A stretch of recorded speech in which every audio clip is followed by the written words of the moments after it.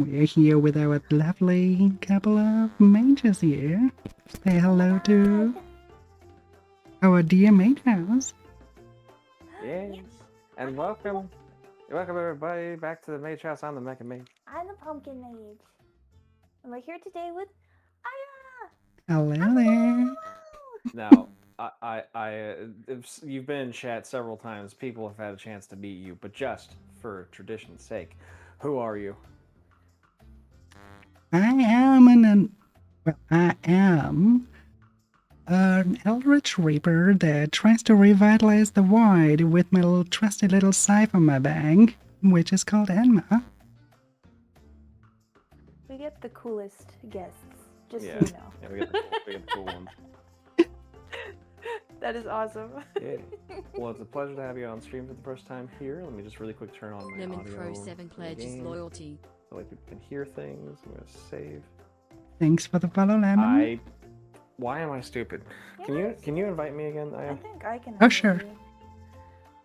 You. Okay. He accidentally exited out. Because every time, every goddamn standardization sometimes is very appreciated. Okay. Rage quit on not another Reaper.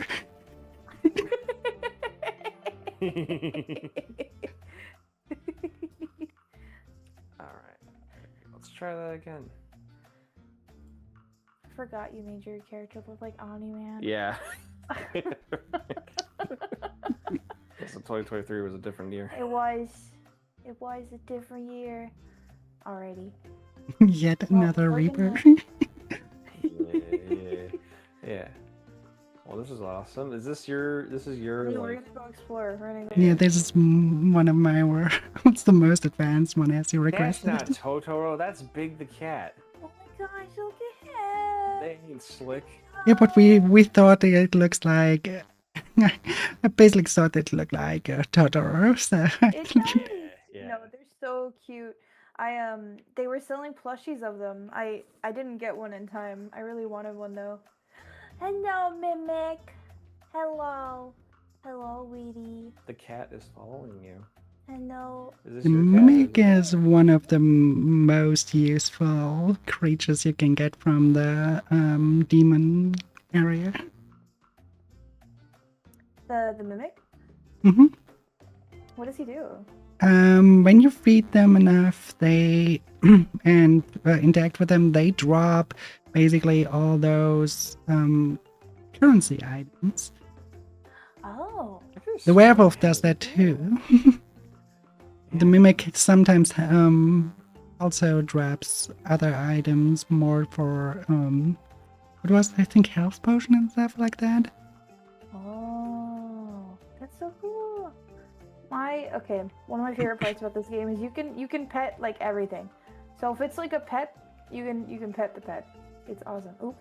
I'm with the Big the Cat theory personally. Yeah, I've always said this because we do a biannual Sonic Adventure stream where we just play through the whole game. Big the Cat is one of the most like chronically misunderstood characters in translation. He's just supposed to be like a country bumpkin kind of guy, but they interpret him as a. Well, I mean, you've seen him. I don't want to say it. Yeah, they make him kind of like a dunce. Yeah. That's a nice way of saying it. And by the way, I think I said it this time by accident to chat. They should probably have like 16k. Yeah, we do. It's okay. I trust. You can do with the money whatever you want. Oh, thank you.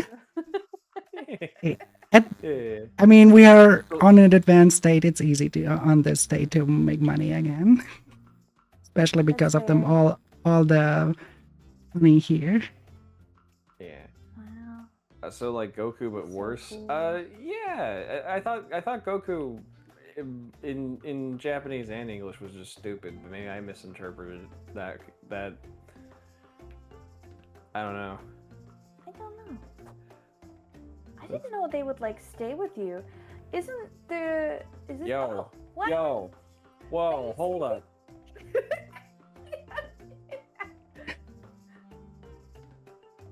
rolling up in the. I know. Do I even have anything? One Jesus. of the above the other That amount. was the If one. you want that, I can give it. I basically can jump into the portal and get it for you. Oh goodness, that's so cool. Hang on. I'm Let just me double enjoying check. Yeah, okay. I know. I'm just wandering around. The It's, mo- like, it's the- like a theme park. the motorcycle. Like honestly, someone out there. I've seen people make custom bikes. Make it happen. That's beautiful. So cool. Fucking Um, someone roll there's up also a and do drive-by car. on me. Someone roll up and do a drive-by on me with that thing. I wouldn't be mad. A cyberpunk car? I can't remember. It's been a while since I've looked at the DLC. Oh, look at the cat. Let's Huh? see. Oh, that's me. You can nowadays jump into the portal. So you can Yeah. see all the DLC stuff inside of there. I don't have heavy DLC, but I have some DLCs. So if something piques your interest there, let me know. I can get it out of there. Okay. Yeah, I really love all of the different themes and stuff. I feel like there's more DLC than whenever we played last. Like, I feel like there's even more now.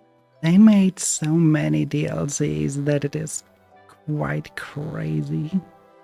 Yeah, little kitty pump. But if you have the chance to look at my screen for a second, this is the car I mentioned. Oh, let me hop over to your screen. What's a pumpkin? Check this shit out. Oh, the piano? Oh my gosh, it's so cool. It's not the Oh, coffin it's- shit. Okay. Right on my end. Okay, then Oh, okay. I see. That make is really that. cool. Huh. I was told that you guys are a little bit quiet, so I make you everything louder in the Oh. game. Sorry. Yeah. No, Oh, it's yeah. probably on Not my end. Because I can hear you perfectly and everything should... Okay. I'm not saying Okay. an accent, I just want to say... I mean, we could just talk louder. Yeah. It's I a... can scream real loud. Nah, I just raised the volume all again. It's a mixing, yeah. I think so too. Mhm. I see. Oh, is it over here? Oh, it's probably over here. Okay. Yeah, yeah, yeah. So, yeah. I so could okay. I'm gonna, also just raise you on Discord as well. Yeah, let us know how audio is on our side too. People on our side. Just let us know. I doubled the output, so now you should be loud and clear. Okay. All right. We're good. Okay. Thank you, Q. Thank you. This is so cool. Okay. So I'm gonna really quick. This is not an interesting story, but it leads to a question. All right. So, all right. So Oh, here, this is what you were talking about. Yeah, this is Yeah. beautiful. yeah, it's got like a coffin and Oh, it's everything. odd stuff. Of course, it's beautiful. Yeah, Okay, yeah. that makes sense. Okay, so here in the States, specifically on the eastern coast, right, there is a town in Georgia called Helen. And basically in the middle of the mountains, right as you start to get into like the Smoky Mountains territory, it's just this little German town. All the buildings are like German stylings and everything. They'll have German restaurants, you know, they do Oktoberfest every year. The thing is, you know, I don't know. It's not a question of how authentic that is, because obviously you have to go there and everything. My question is this: go to a little restaurant, and they sell something called Spezi, right? Ah, Spätzle. Have you ever heard? Yeah, that's It's like a noodles. The type of no, noodle. no. Well, yes, and I love Spatzel. I know I'm saying it wrong. No.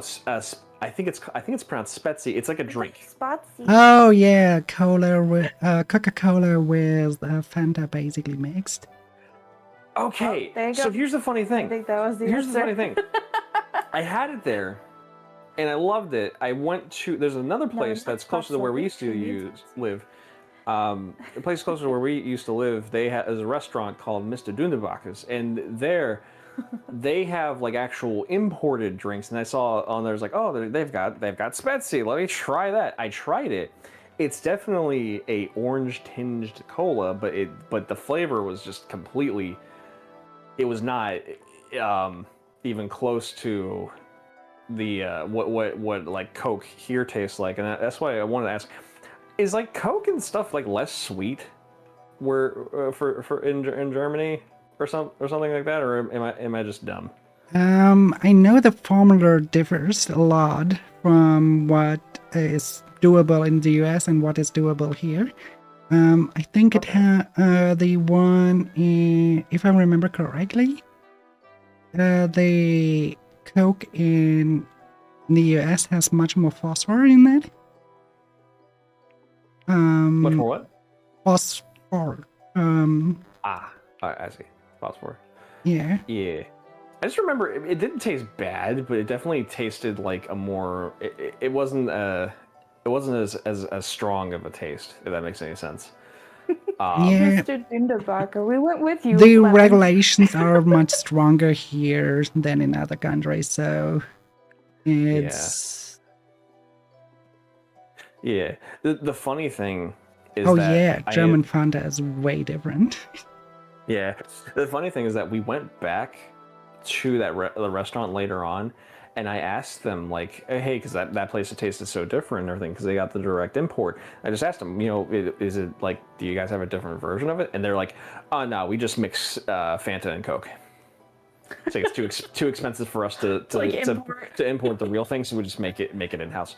So funny. So when you said it was Coke and Fanta, I was like, wow. Yeah, it's basically that, but it quite differs from the US stuff, because I remember when I was in the US, the Fanta there was completely orange, like really bright orange. Yeah, it'll stain your hand. It will. Like, Yeah. the Here unconcentrated it's one. more That's a pure yellowish, Oh, like you would expect okay. from normal orange juice. I see. I feel like it was just a flavor. I could get acclimated to it eventually if I had it long enough. But it was one of those things where just like in the restaurant, just trying it for the first time, I was like, this is different. The first thing that made me laugh when I was the first time in a US store was a drink called Naked. Oh, naked? Hmm? Yeah, it's supposed to be like a juice, like a, I don't want to say like a healthier alternative, but it's supposed to have like more. It's juice for Vegetables? juicers who don't have time to juice. I guess so. Yeah, it's supposed to be like whole juices, I guess, but Yeah, it's yeah. naked. So. Yeah. Oh, we should get out of here and sleep. Just see the clock there. Wait, I think the clock proceeds. We should get out I of thought we here. were in a magical dimension and time didn't exist in the. Oh, I left. Yeah, but I Sorry, think we might be my have fault. to be all in here. Oh, I see. Yeah, I'm going home. I'm running home. I think you might be thinking of like Chia. What Q. was the exit again? Oh, wait, there it is. Oh, Where's the bed? we have to get home. Also, I thought I had a dash. Do I not have a dash anymore? I thought so It's too. jumping twice. Ah, thank you. Thank you. Yeah, texture of the fruit with chia seeds. Yeah. Which place can we sleep in? Is it in this house? Just try found to a bed. get anywhere. There should be a bed in the second house. Okay. In there.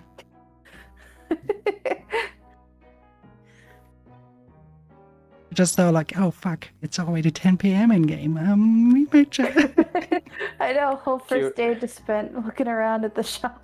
Yeah, I can tell you what one of our friends told another friend that made them not be able to drink Let's maybe boba for a while. maybe not. You say for a while. I don't think they are ever able to drink it. Early morning. I don't drink boba, so go on.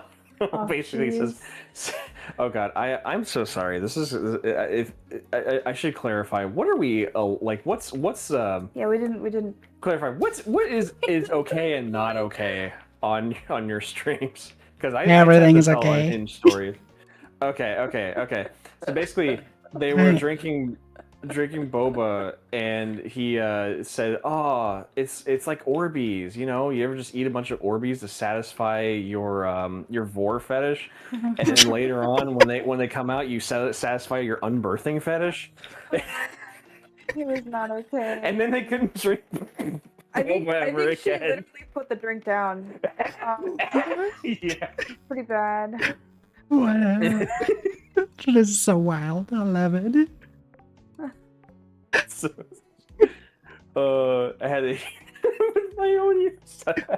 Oh, I'm so sorry. No, you're not. Listen, I just said that. Yeah. Trust me, Uh, worse I- things will have been said in my stream already. I had an idea. I had an idea that might be the case. So, Oh, I still Alright. have. all right, back off to the woods to do what I do best. Oh boy. Yeah, I gotta try to like figure out what I'm doing. It's been so long. I know exactly what I do. I know what you do. I You go in the woods and you fight everything. That's all you do. I just love killing. You do. I have a chance to remember how this game plays. Yes. But yeah, if you want any, there are several chests in the left house, which was mine. You, if you want anything to take out of the chest there, you're free to. There are a few furniture items in there, and I think character dress-up items too. Okay. Yeah, Well, thank you. Yeah, this is a really old save file from when I played with a friend, and poof, that's Oh, wow. Well, you guys did a lot of stuff. Make us more of a roguelike player. feel free Rogue to use Elite. it. There's also like an in-game weekly boss that you can find nowadays. Oh, really? Remember where the mines were? Yes. So on the path to Oh. that is now a staircase up, and then you can then ask to battle Oh. one of the monsters there. Oh, and if you see like golden Adlings apples, are they are invading good the for void you. for 90 seconds. Oh, sorry, I'm in like a little cutscene. Oh, God. I asked about the paint, and now here we are. Oh god.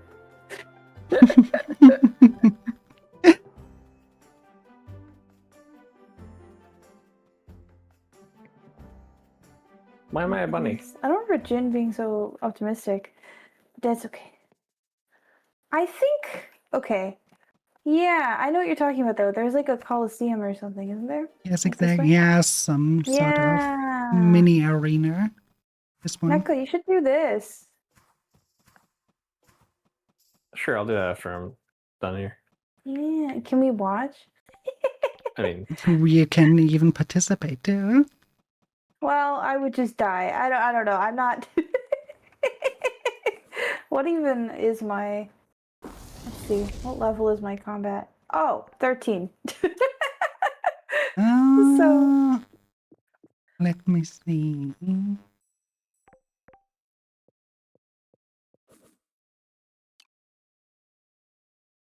My Okay. combat is 52.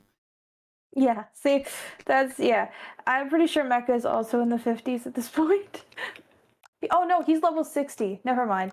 I'm looking at his Even screen. further. to be fair, it is all I have been It's doing. all you do. It's literally all he does.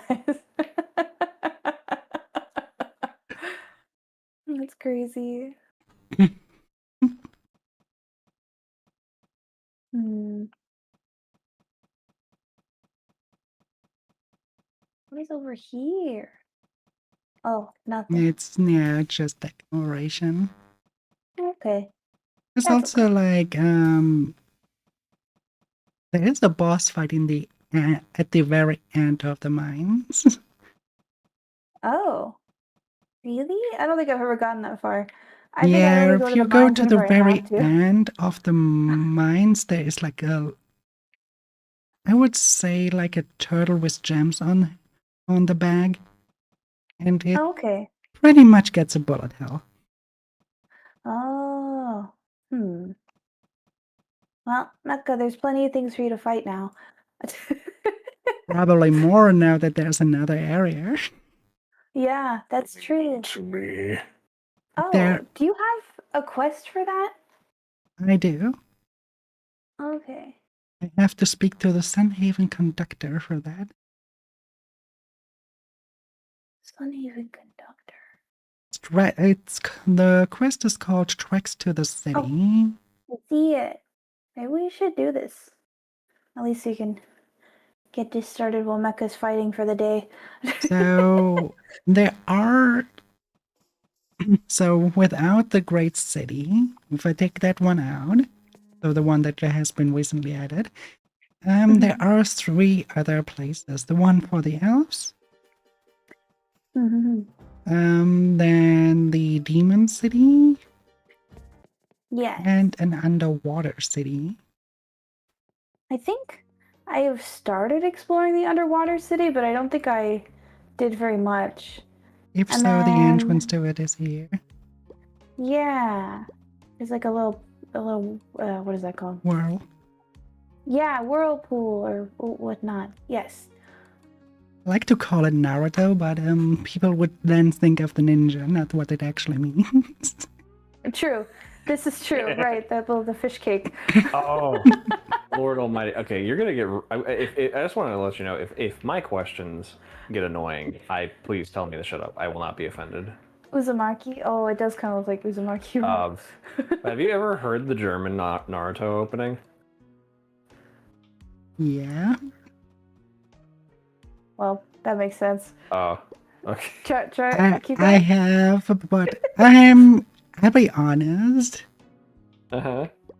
I'm not the biggest fan of the German. Oh, no. Neither am Flap. I. No. It's a. So I don't know if it's like the earliest Naruto opening that they had, but it's like it's bad. It's I would say it's here under the Romanian Ben 10 intro Though in like terms of like just really awful. It's a rap. It's a when it Don't comes like the to Romanian good one. German openings, though, of animes, have you heard of the German opening for Sailor Moon?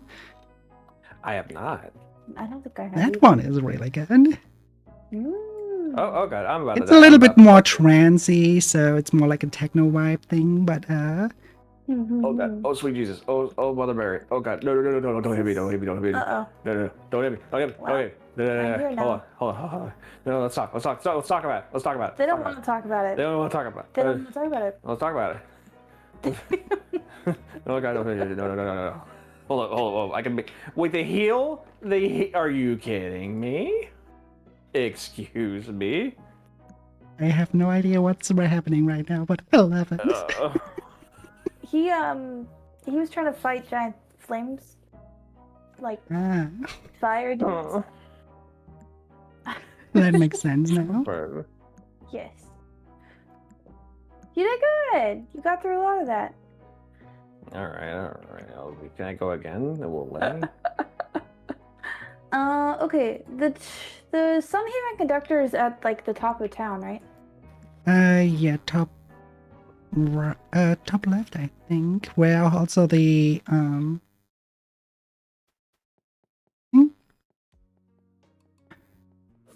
God damn it.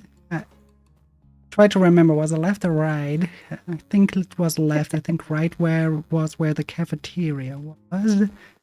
Left from the mayor's office. Mayor's office. Yes. Yep, that looks right.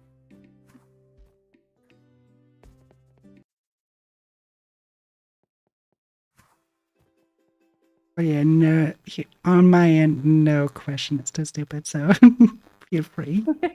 Oh, fair. Okay. I don't know. My only exposure to German culture, other than just shit I pick up on the internet is my grandmother spent, I think, her formative years in Germany. She was French, but went to school in Germany. So I heard stories, but this is like the 50s and 60s, so definitely very different, I would say, from more modern times. But I do remember my because my grandfather met her because he was stationed there back in the what would have been. I don't know the timeline for it exactly. All I know is that it's East and West Germany, that kind of stuff. And I remember the Berlin Wall. Yeah, and I remember they would you tell me stories about how he'd be driving on the Autobahn. He'd be driving what he thought was pretty fast, and then he would get overtaken by like two Beetles, right? Like Volkswagen. Yeah, on some sections of the Autobahn, not everywhere, but most of the Autobahn is without a speed limit. So we actually have tourists that come to Germany just to experience this not having a speed limit. That's fair. I'll be honest, I feel like I'd still only go like 30. Like, I don't think I'd be so afraid to go too quick. I remember he would tell me about how like they would have like stock Beetles, then they would take them and like just soup them up, like the back the trunk where the engine is, there'd be just a lot of extra engine sticking out of that. They'd have the trunk part, like the lid, like tied down. And they just completely souped up their machines. I don't know. It sounds like it'd be a cartoon, like a car guy's paradise, but I had no idea. Probably, yeah. We have a lot of I mean, our automobile sector is quite big, to the point where the biggest tax evasion is happening from the automobile sector. Oh, goodness.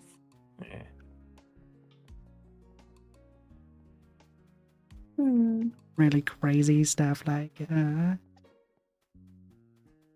we probably could fix a lot of problems if we just would fix that. Let's put it that way. I see. I would assume that it is quite the same for America with Silicon Valley. I'll be honest, I think I didn't quite catch what you said. You're talking about like tax evasion and stuff? Mm-hmm. Yes, exactly. Yeah, especially if you own one of the most profitable companies in the world and you don't take a salary, but you can leverage your stocks. That means that you make all the money that your company makes, but you don't have to pay any taxes because you technically don't make income. So if it's bullshit and stupid, it probably shouldn't happen. But I don't want to get political or anything. Yeah, you wouldn't. It's probably not to surprise. It's the very same here. I think it's the same everybody. It's what did George Carlin say? You don't need a coordinated conspiracy if all of the elites their goals are aligned or something like that. I don't know. It's one of those things where it would be very easy to just, I don't know, put some stipulations here and there. You don't have to completely rewrite the code in order to just have people not cheat. But what do I know? What do I fucking know? Is it still a conspiracy? That's the question, right? Is it still a conspiracy when everyone does it? Well, that's what it's an old clip of I don't know if you're familiar with George Carlin. He was a comedian. It was a clip he was on. I forget what TV show, but basically he was talking about just all the crazy like shit that the rich and powerful are getting away with, and someone's like, "There's no conspiracy for these groups. You're not talking about fact. And he just looks at this guy. He's like, you don't need a coordinated conspiracy when interests align. These people went to the same colleges, the same clubs. They they go to the same parties. They there used to be 8 oil companies. Now there are 3. You know, it's just all this stuff he's saying. It's just Carlin didn't give a fuck, and I love him for it. It's very much correct, right? Yeah. And then there's also other stuff like what's called the Bilderberg meetings. Now that's one where unfortunately it does get into a little bit of. There's a lot of stuff. conspiratorial There's a lot of stuff territory. you And also, can I'm add there to basically predict that they are all working together as a single unity. It's not that. Yeah. I don't know. I think it's kind of maybe a little silly, maybe a little optimistic, but I think especially with the way things are now, it's a lot of it's not the whole idea of running everything that way. It's just not sustainable. And what I'm hoping happens for the future is just that, you know, essentially the world between the rich and powerful and basically everybody else just becomes so separate that suddenly it's like two completely different economies and everything, and nothing, you know, basically people just decide, oh, you know, maybe we don't need to acknowledge the control that these people have and everything. Maybe we can go do our own thing. I don't know. It's very simple, and I'm not smart enough to really, you know, go into it. Could always just eat them. See, there you go, Lemon. There you go, Lemon. But yeah. But I will say, this is the last I'll say on the whole thing. Hi, Crouton. How are you? The one thing that the one thing that I hear a lot is like, oh, if you do such and such in this city, put in this kind of policy, all the. You're gonna die. Oh, sorry. Sorry. You know, if you do such and such policy, all the rich people are going to move out of the city. It's like, oh no, oh no, the rich people are going to leave. What? No! Oh, I don't want that to happen. Fuck. Like, it's the dumbest argument anyone ever has about anything, and I hate it every time I hear it. It's like, oh, you mean the rich assholes who own half of the property and pay almost none of the taxes are gonna leave? Oh shit! I didn't. Oh, better not piss them off. That would suck. That would be awful. Fuck. Oh damn. But it is a very international statement. So people are at least united in something. Yeah. I think wonderful. Great job. Someone mentioned taxes earlier. Someone who deals in numbers. It's a great year to skip paying taxes. There you go. I would say. Yeah, you know, again, I will say that a big rule on our channel, at least, is just we try to avoid politics and stuff like that. But how can I say this without directly addressing the thing I'm talking about? When someone says, "Hey, you know that really big thing that I'm gonna release, and everybody's gonna know the truth," and then half of it is just inked out pages, you know. I know. Yeah. I mean, like this that's awesome. lantern I'm carrying with me. What's that? You mean like that lantern I'm carrying with me? That really big thing? Yeah. Yeah, you know, just, you know, no, you're right. No, I agree with you, Kurto. I mean, it's a great year skipping paying taxes. When did I start being able to pay taxes? Okay, I don't pay. Well, there you go.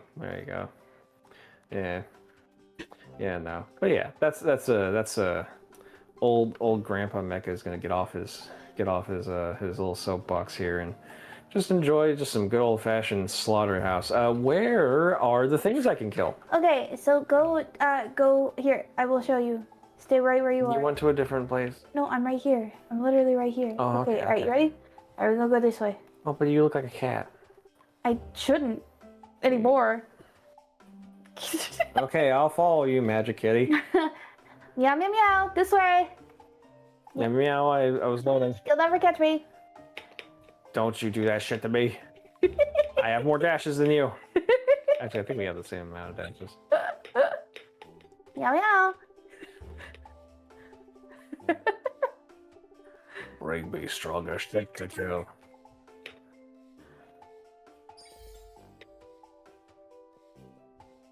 Oh, I think. I fucking hate it here. What do you mean you hate it here? What's wrong? Tuesdays and Saturdays is when fighting happens. Oh. We So are I currently am- on a Wednesday. God damn it. All right, it's fine. I'll just go back to the. To the That's so tower. interesting. For one for disability and the other for my ma file for guardianship. Oh, I found out yesterday I'm going to need hire two lawyers to get disability.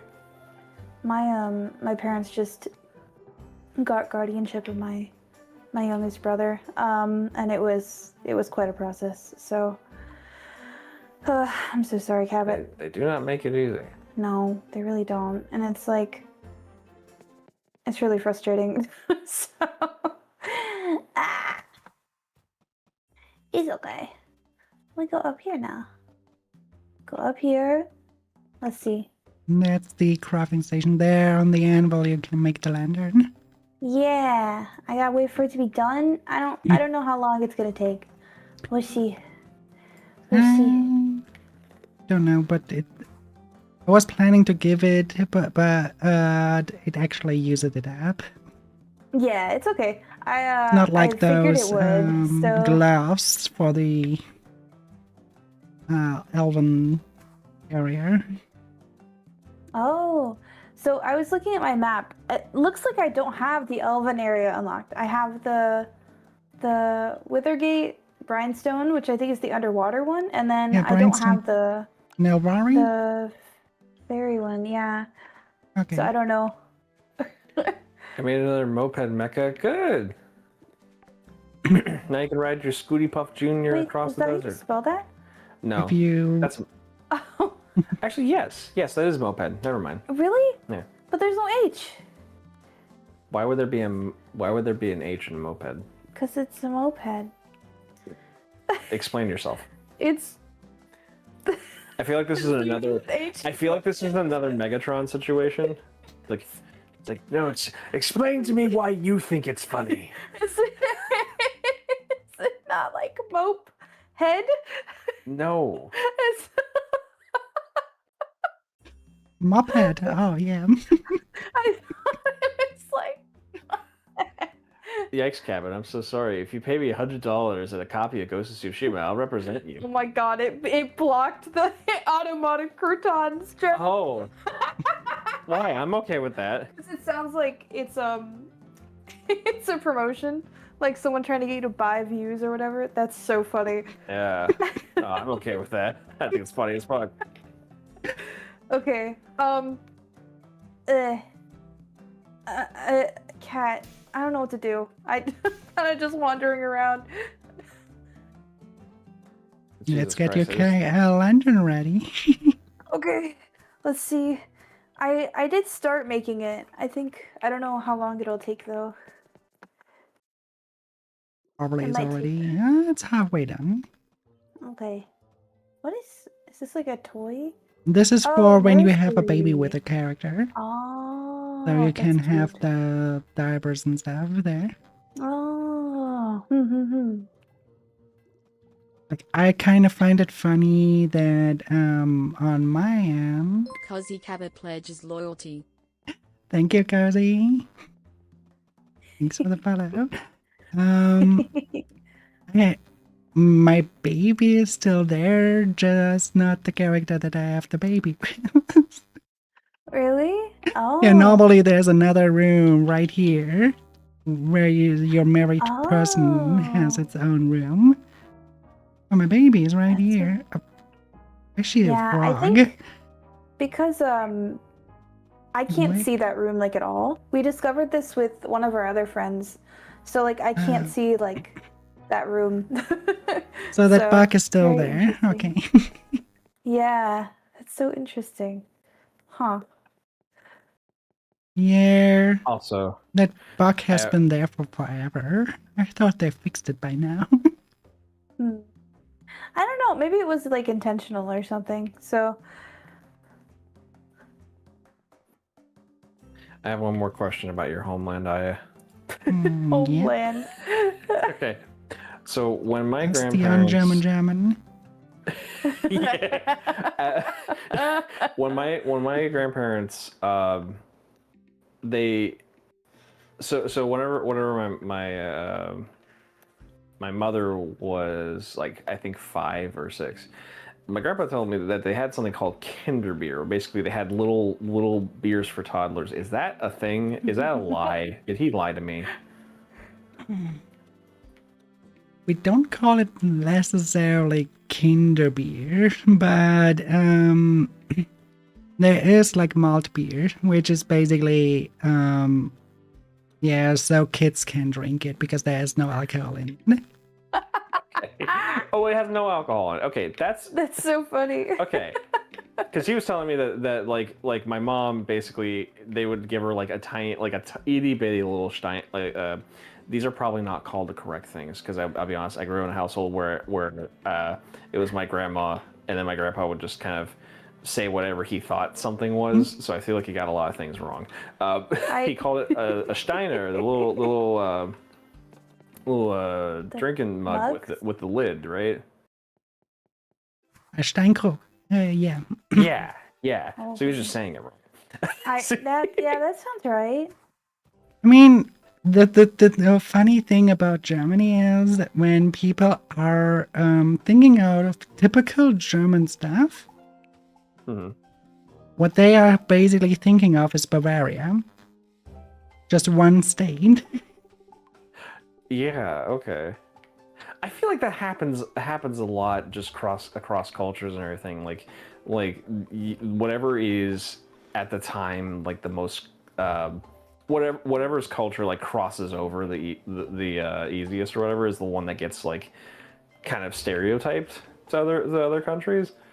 Because like in anime, at least up until like the mid 2000s, Americans were hot dogs and football and cowboys and stuff. So I feel Oh like God, this reminds me of what I don't know where what localization studio it was, but I know that there was an American localization studio that basically switched all the onigiri with burgers. oh yeah, that's 4 Kids TV. Yeah, they would do that to Yeah. like rice balls were now jelly donuts. And the funniest thing for me was that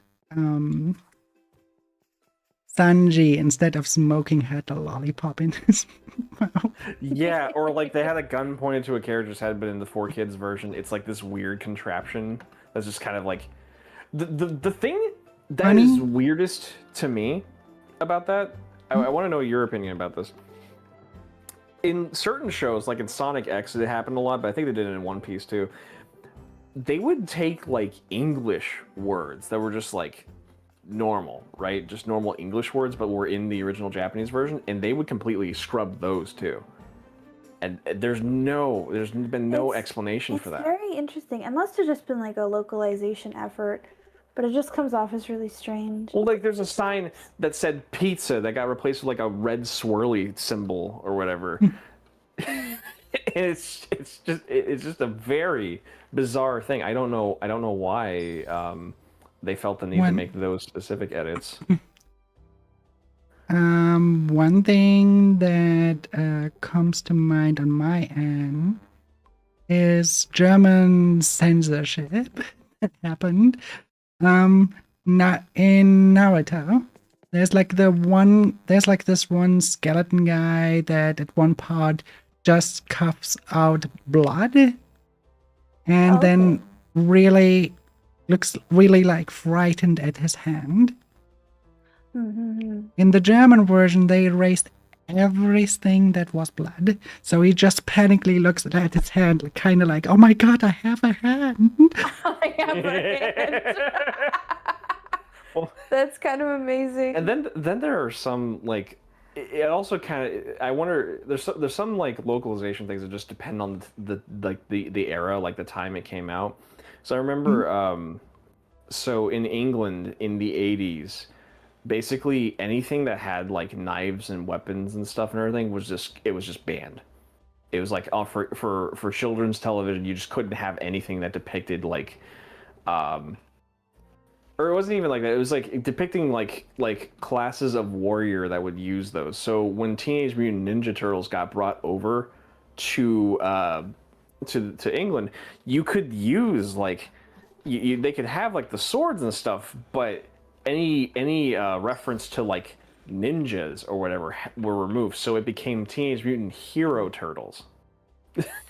Doomed to answer your question because I am Eldritch.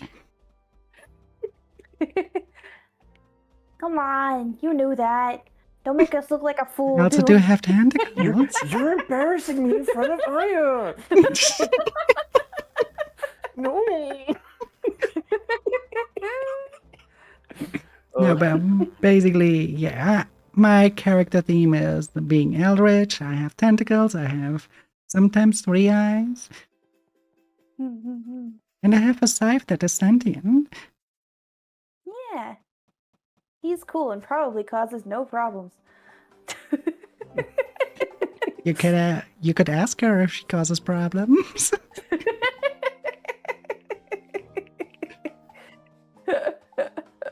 Yeah, boy. If you ever go for redeeming the head petting redeem or the hydrate redeem, then you will see my tentacle. I did speak to Bernard at Town Hall. Yeah, But- you just go up those stairs and then it automatically happens. Oh. Huh? Well, Feel free to use okay. the money. Now it did. Now it did. Okay.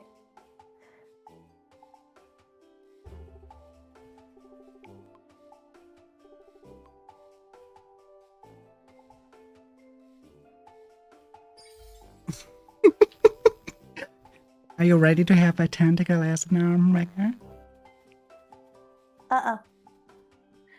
Dude wants to replace your arm again with something else.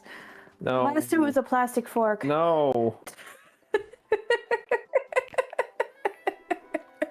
Adlings are invading the void for 90 seconds.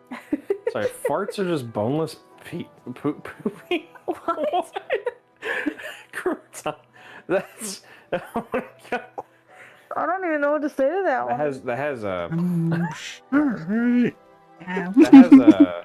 that has the energy of like cheese is just a loaf of milk. That is exactly the kind of vibe it is.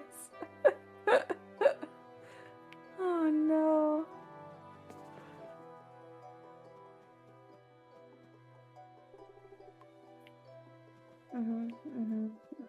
Yeah, wrist power. Yep, awesome. Yep. Can I have it? Something. Oh, it's money. That's what you said. Are you sure? It's like Yeah, use it. okay. Thank you. Thank you. Tentacles have more uses than arms. So the thing about Mecha's arm, though, is it's like a Swiss Army knife. Like Yeah, there's the so much, multi-tool. there's so much stuff that the arm can do. We have a whole character sheet just about the arm. Like, Do you actually, it's really two. want to go Yeah. down that Mecha's suddenly Doc Ock? Well, in an alternate timeline, maybe it happens. Okay. I will say. Oh, sorry. I had the I want bunny that thing to be a on. playable. Aww, bunny. Bunny can't survive. Bunny can't survive here. Bunny's in danger. How do I turn back? Oh, you're a little bunny. Stop it. No.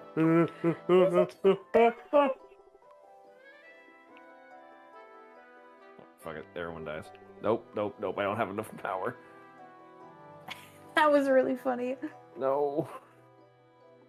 Well, I'm glad you are having a I am great time over there. Meanwhile, Mecha's in danger. fine. Look at you. You're doing fine. I messed up, hon. I messed up big time. Thank God these guys get stuck on level geometry so easily. How did Cruise get blocked for sounding like your promotion, but actual ad blocks don't? Ad block? They do. They get what's it called? Withheld. So a lot of like bots comments get withheld. So I don't know if they should show up for you, Lemon, because you're a mod, but so I think it's very similar.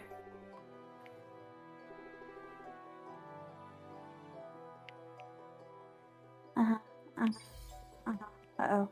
So we're dropping a large chunk of thing into Lantern. You want to run that by again? It sounds like Nope. you're. Nope. I'm not saying it again. I know what I said, and no one else has to know. It's fine. I never see them get withheld. Yeah, that's really weird. You should though, but.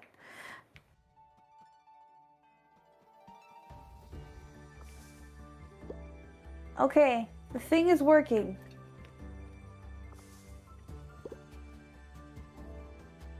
Do I get free rides forever? No, you're just gonna ignore me? That's fine. I mean, he didn't say anything. He was like, sure. Whatever you say. I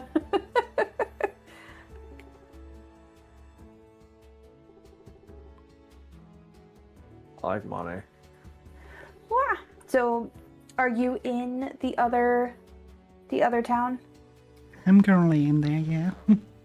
Okay, I will also go. Here we go. Oh, I thought we were gonna get a little cinematic. Okay, that's fine. I got really excited. When you go down the elevator. Oh, okay. That's right. That's right, you stupid balls of fire. I- You may think you could defeat me, but I have an ancient technique. Focus fire.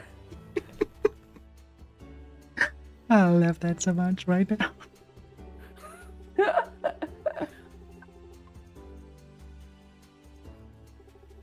Here we go. Elevator time.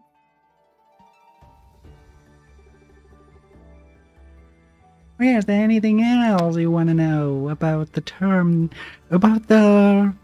unsanitary place, about the unsanitary sounding place that is called a germ? Any? Germ. I'm sure others will come to my. I'm about to get killed by these bats. Don't get killed Well, by yeah, bats. the reason get I killed by call bats. myself the most un-German German is because I'm not so much interested into cars, I'm not drinking beer, and I'm not the biggest fan of Weißwurst. That's okay. I think that's fine. I don't think you have to be like. into All those everything. German stigmatas. I can only say one German stigmata is applying to me. And that's being a workaholic. Yeah. Yeah, I feel like, honestly, I feel like it also just, it depends on the person too and everything, because like, we spend way too, like, our idea of fun is she's sitting working on something and I'm sitting working on something and we're in the same. Yeah, we're next to each other. We don't necessarily interact, but we're. You touch my shoulder all the time. I That's true. yeah, you'll hold my hand and stuff, and everything. It's quality time. In the background, you hear the song, "Ooh, you touch my tra-la-la." Exactly. I had to introduce her to that one. Ooh, you touch my so tra-la-la. Oh my god. Oh man, it's been a while since that one.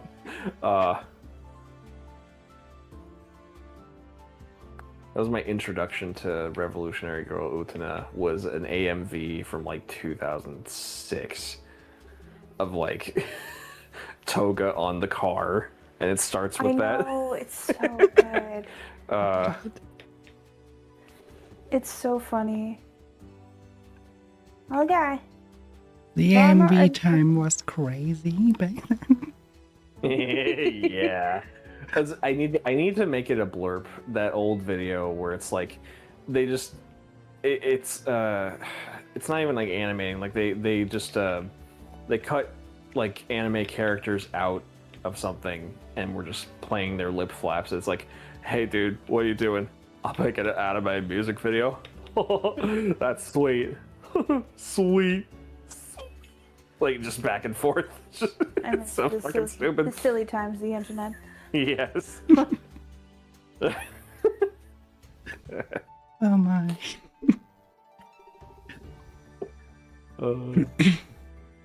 What are the times where they made basically an what's called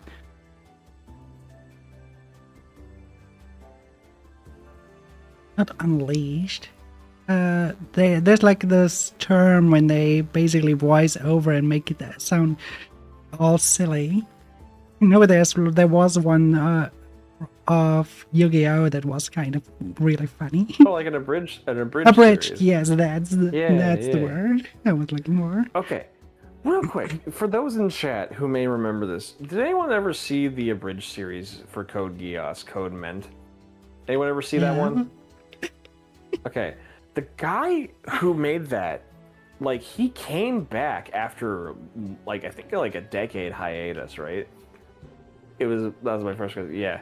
So, he came back after like a decade hiatus. He put out another great episode, and then for some reason that I don't understand, he nuked everything. It's gone.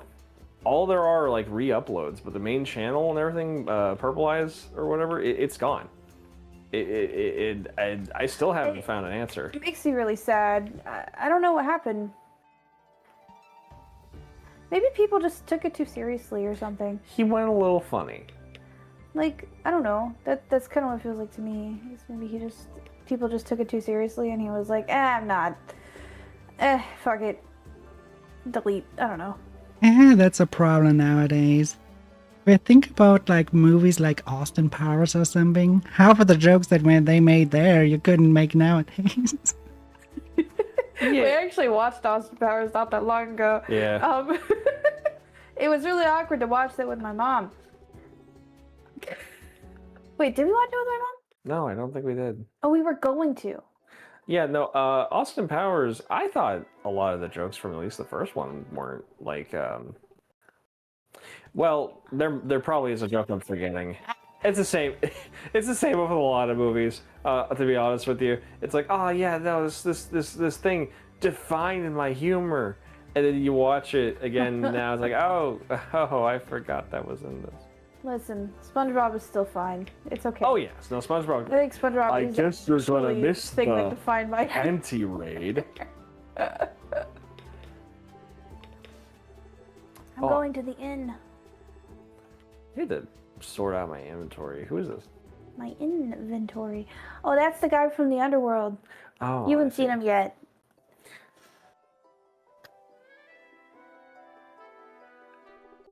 We're working for the Order of the Mages, which is super funny. Ah.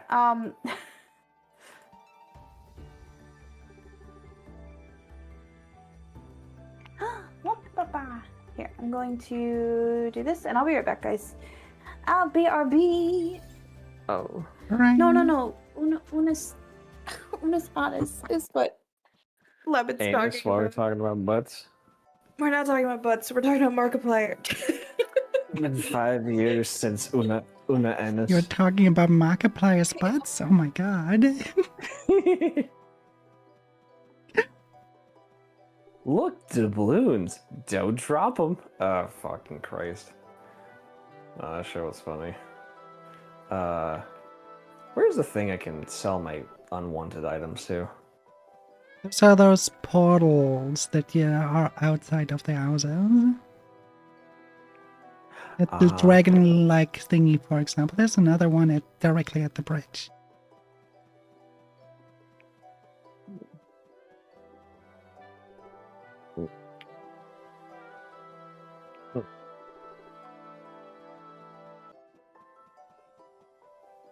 We're back to today's episode of Mecha tries to do a simple task. I see no portals. Can I get back? It was good. I mean, I could find it in the morning. It's fine. It's all good.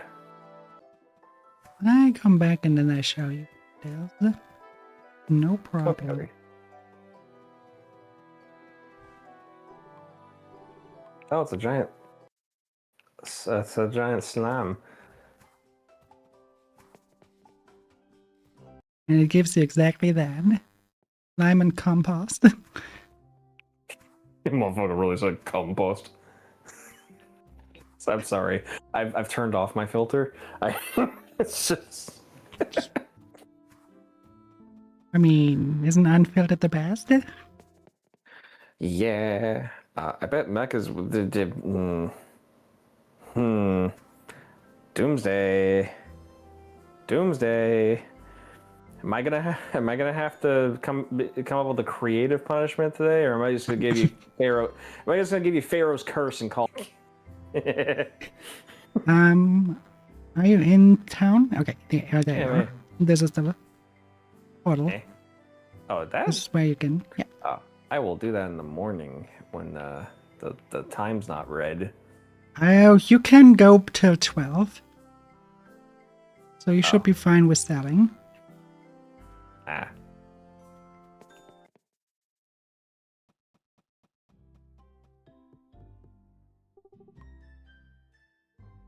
And now my spouse is showing up. What the fuck?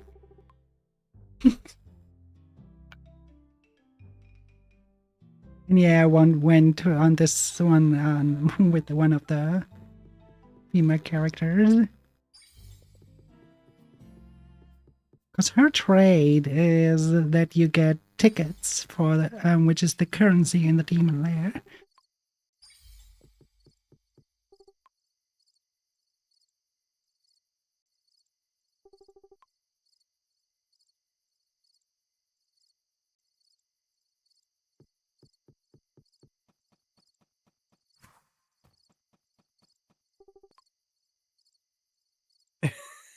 Mods invert his balls. That's great.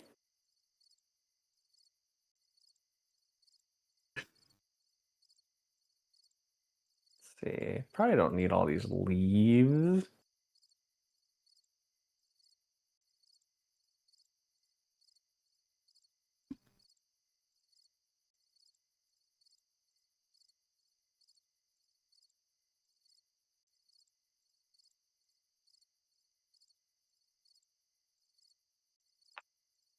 Just noticed. At the right house. It's actually the one where I am. Not the left one. Hey. Okay. Oh, kind of close. Oh, sweet Jesus. Wait, no. Hold up.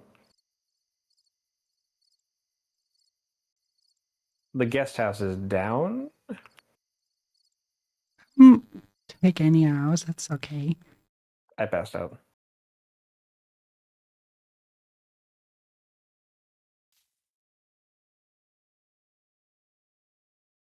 First they drop, now make them rise. And if you want, I can buy another house and just put it somewhere and you can call it your own. Or you just Oh, take the no. one that is there, the one on the left, which is from a I didn't former know there was setup. a bed in there. I done goofed. It's all good. Ooh. The one that is kind of gothy looking, that used to be mine. Weedle is there. Weedle is raging again.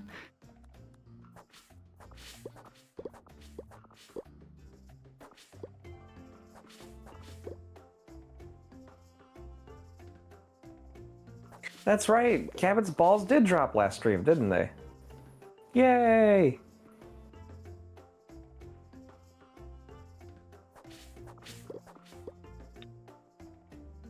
Ah, this fucker.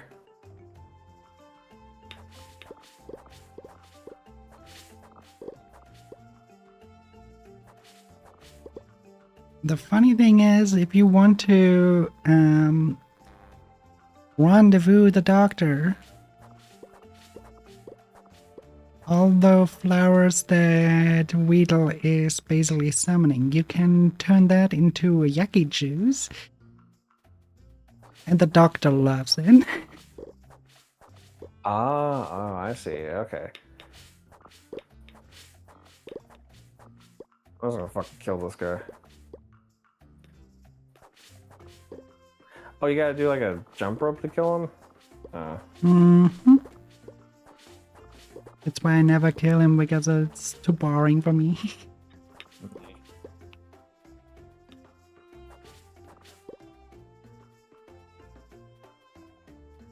I said I was sorry. God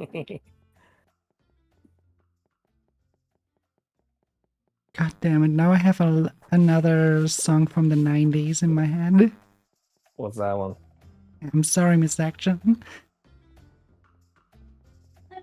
Oh, Pumpkin's back. What song was that? The one that goes, I'm sorry, Miss Jackson. I don't think I've ever heard that one. It's a really early 90s. And then there's like one with a really high-pitched voice saying, then I am for real. Like a raw hip-hop song. Have you? I don't know, Pumpkin. Have you ever heard songs like I'm sorry, Miss Jackson? Yeah. What song is that? What the fuck? Because now I feel like I'm crazy. For you? Yeah, do that. Get us copyright struck. Yes. I'm not gonna get a copyright strike.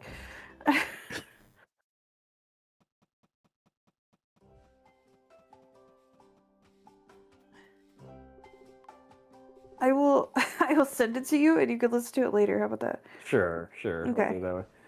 It's Outcast, right? Is that the one you're thinking of? I think, yeah. Okay. Proof that I'm old.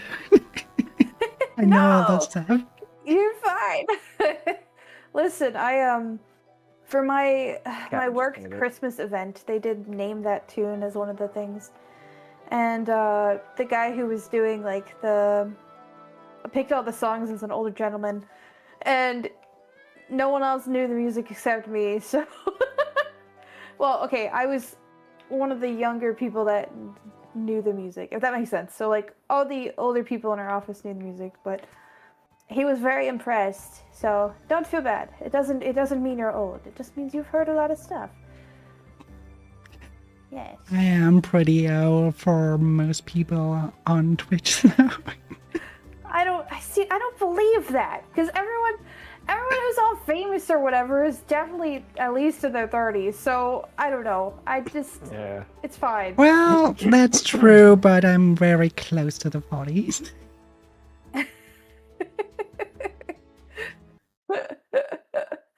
It's fine. It's fine. Oh, sorry. I'm not reading. Ernie the Time Elf visits the great city. Ernie the Time Elf. Yeah, one Did I day. name this character? One day, Ernie the Time Elf was visiting the great city. It had amazing shops and buildings as far as Ernie's eyes could see. Wow, Ernie thought. I wonder what the great city looked like in the past. So, Ernie the Time Elf used his powers, listen, to explore the great city on the day of its founding. Ernie the Time Elf was standing on top of a great empty mountain. He saw a group of powerful-looking humans who were speaking in a language Ernie had never heard before. Ernie was very confused. Huh? The secret is that this is actually being read by Ernie. Like, this is from Ernie's perspective, and he's like Dracula from Billy and Mandy. He just says everything in third person. Absolutely. Absolutely. The humans had decided to build their city at the top of a mountain in order to be close to a large lake that Ernie knew they would name the Font. Why the Font? The fuck? The Font. Alright, that's a website. Okay. The first humans built a large system of wooden docks and platforms on the lake using magic and tools that were brand new to the land. After that, Ernie watched as the humans laid down stones to create the... Are we really going through how they built this? Like Bob the Builder style? Okay. Laid down stones to create the roads and foundations for an entire city. Strong humans in shining metal armor protected the other humans from enemies as the city was built. Finally, the oldest version of the Great City was complete. It was big, but not nearly as large as the Great City in Ernie's time. Ernie knew it would be hundreds and hundreds of years before the Great City would be as great as it is today. This is propaganda. It is still a great start, Ernie said, as he appreciated how skilled and incredible the humans were. Ernie can travel through time to see all the eras of the Great City's history. And you can too, through the power of history books. All right, we're not reading anymore. We're not reading anymore. I'm not reading. I was fooled. I thought it was going to have pictures. It does not. Is this just Santa? Are you Ernie? Oh no, you're Nicholas. This is Santa. Oh, he sells toys. That's cute. Hey, do you want a Robo Hero action figure? Yes. Give me 8 of them. I can't. No, it's okay. You have to give me all 8 or I won't have the whole team. Oh my god. No. No, they're all the same. No, one's blue, one's red. They only have the blue one in stock. Oh Forgive my me, Mother, for I'm about to kick and scream. They have a deluxe model train set. Ooh, not fucking. That's the one.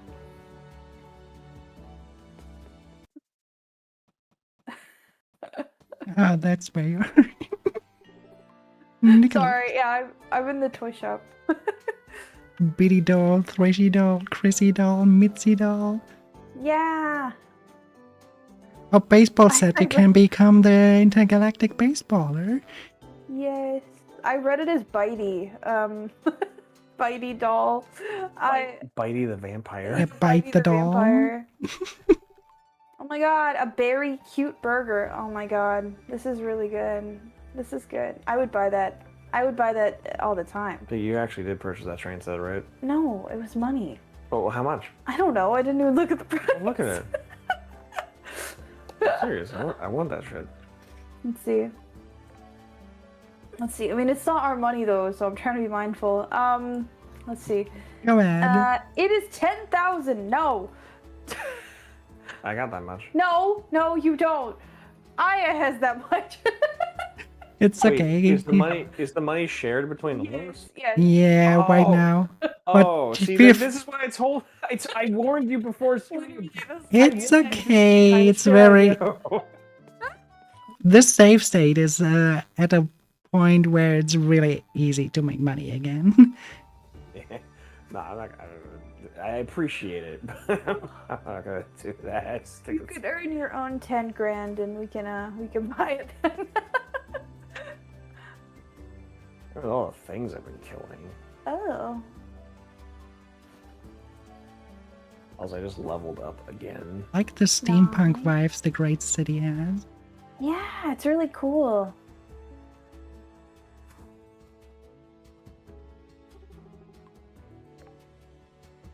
It's yeah, I wasn't sure what vibe they'd go with for the next area, but I'm kind of glad it's this. This is pretty cool. There's apparently I think it's a pet called the Butterbod. Huh. Those are all mechanical insects and a mechanical cat. Oh no, it's not a mechanical cat. It's a cat with glasses on. Aw. That's cute. Like those flying glasses. Those goggles.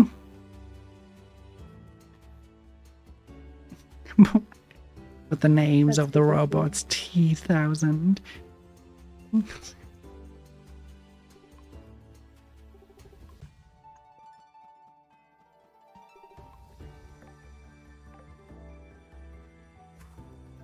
I think I'm here.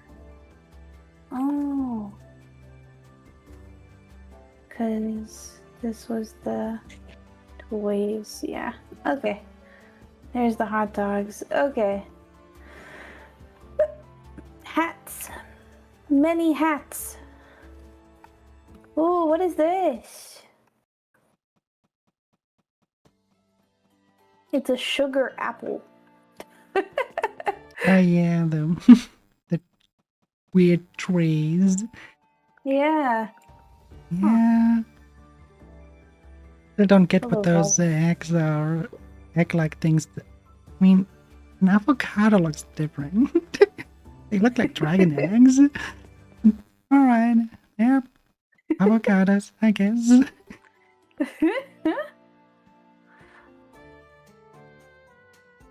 Oh, Look, the Gouda crepe. those are a Gouda. lot of flower items for dressing up the area. Interesting. Hmm.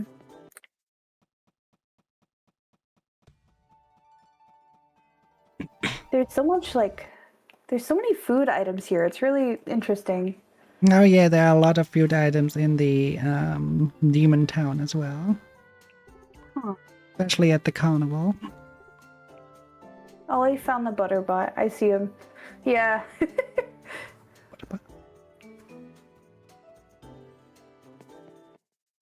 Hmm.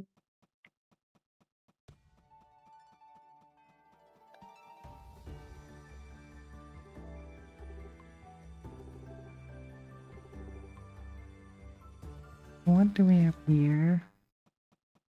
Finest gloves? Oh, I see what you mean. Yeah, they definitely look like avocados or something. Or like eggs. Yeah. I see.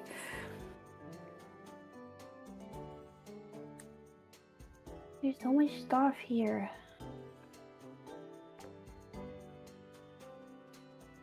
The Great Bookery. Hello, Martha. I'm aimlessly running around trying to find the Great Smithery. Oh. Huh. Butterbot, he got the butter.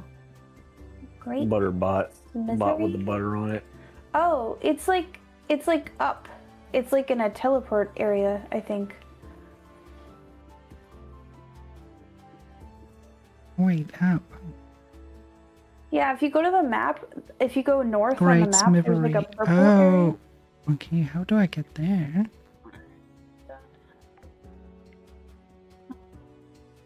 Oh, Oh, teleporter. I see it. that the Okay, town so- teleporter that we have to use? It's the teleporter in the bottom. It's like the southwest corner of the map. Yeah, it's I think probably it's where the you one. start. Grand City teleporter. Mage District. Adlings are invading the Ah, void for there 90 we go. seconds. Ooh. Ooh, I love it here. Butterbot. Put the butter on him. Butterbot. He got the butter on him. Yeah. Exactly. This is pretty. Exactly. Almost everything is purple in here. Oh, Quite Okay. pretty. I'm on my way. It's Ah. if you go to the train station where you had the first cutscene, Yeah. the thing in the middle. I wonder what it does. Why can't I go into it?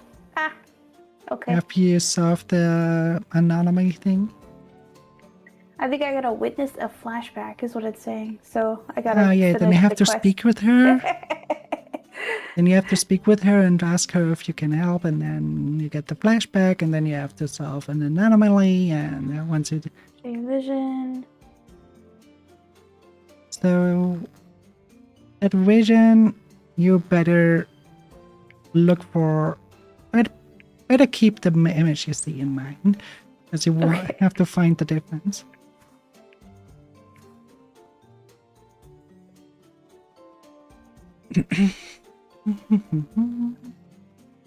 Why? Oh. Oh goodness. Okay.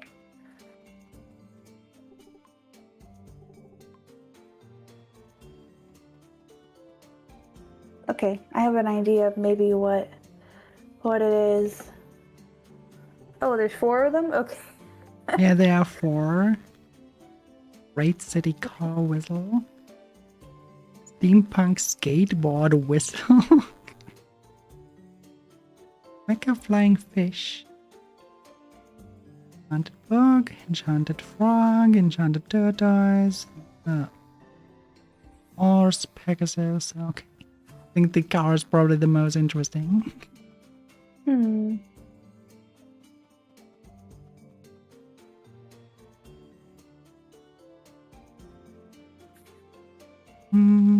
Maybe not after now what I see. Hmm.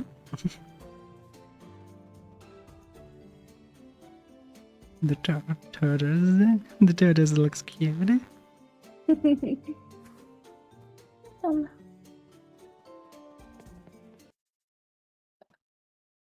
Oh, there we go. Great river.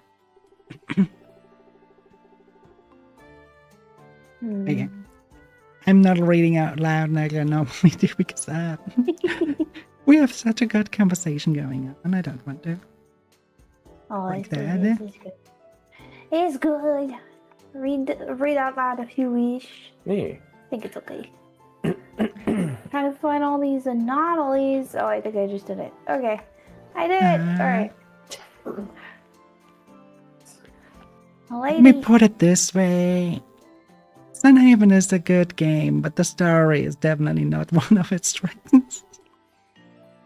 I mean, let's be real. I've interacted. I've played this game for hours. Yeah, like a really long. And I couldn't tell you anything about what actually happens in this game. I just enjoy playing it with friends and just spending all of my time murdering. So. Yeah, you literally spend all your time in the forest killing stuff. Yep. Okay, now I can go to the great smithery. I see what happened.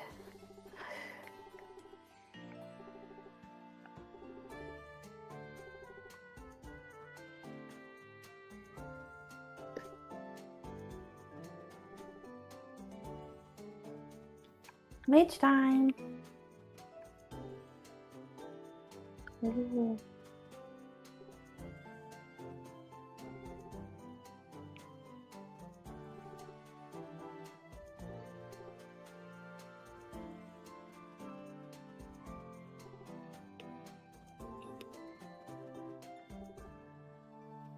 Let's see. Gonna go back here, sell all my shit.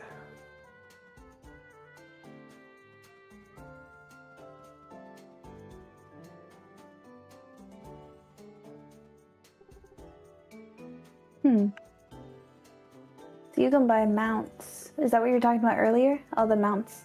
Yeah. Oh. Huh. I think the tortoise is the one that looks the most interesting. Yeah.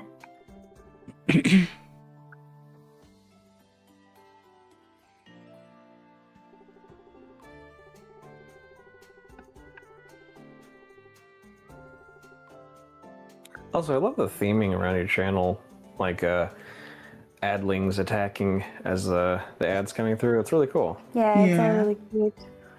I was like, how can I make it more interesting so it's not just, oh yeah, ads are coming. How can I put it more into a theme or lore piece? So I was like, what if they are little creatures?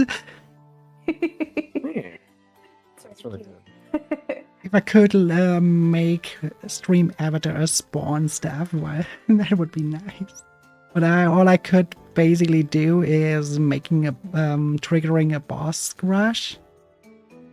Fine. So, but the problem with that is people have to type in text what class they want to be, and that doesn't work when the majority of people are just lurkers. Yeah, I got you.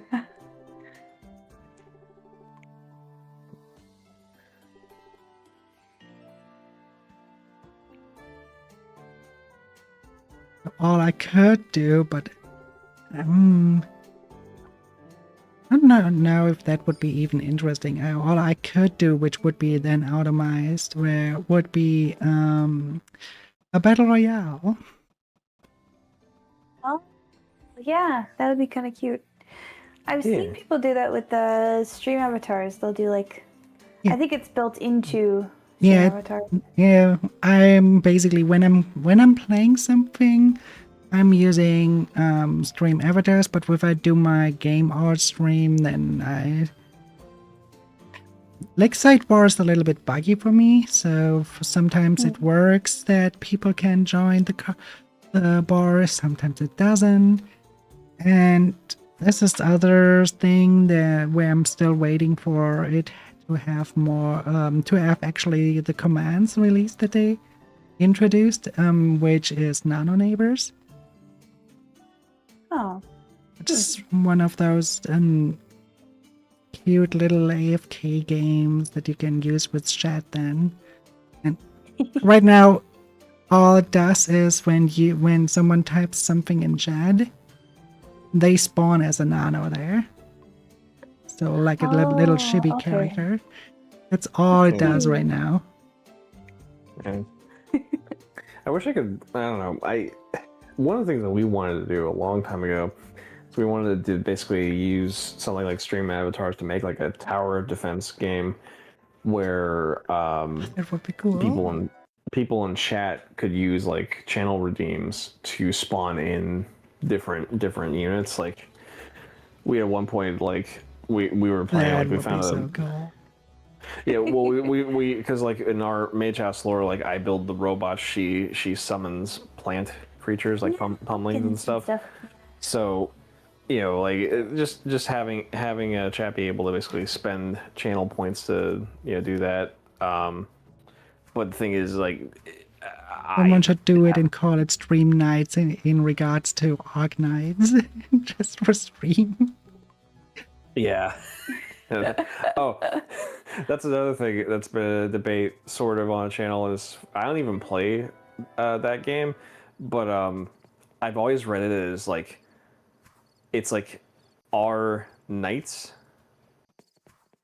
like AR Nights. AR and so like that. I've always said R Knight, just my knee jerk reading of it. You just said Arc Knight, and didn't someone say like a third one, if I remember that correctly, hon? I don't. Maybe Arch Knight or something. Well, that's most wrong. people, There's no CH in there. most people just call it Arc Nights, so that the K is just doubled. Well, it's like, are they AR Knights, like knights, or is it the Arc and it's nighttime in the Arc? I don't know because I never played. It's basically that the K is a combinatory thing. So it basically fuses those two words together. Yeah, like a portmanteau. So it's Arc Knights. Actually, they are you're the commander of the Arc, and you have your knights fighting for you. I see. And it's a tower defense game, but I think the one that comes out next year in I think the end of January, the Arc Knights Endfield. That one is, as far as I saw it at least, more of a hack and slay.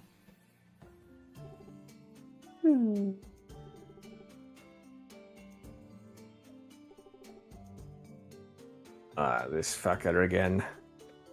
There's one Oh, is he gacha game back? I'm looking forward to, but I'm not certain that it is. I'm not sure if it's getting out on 2026 or 2027.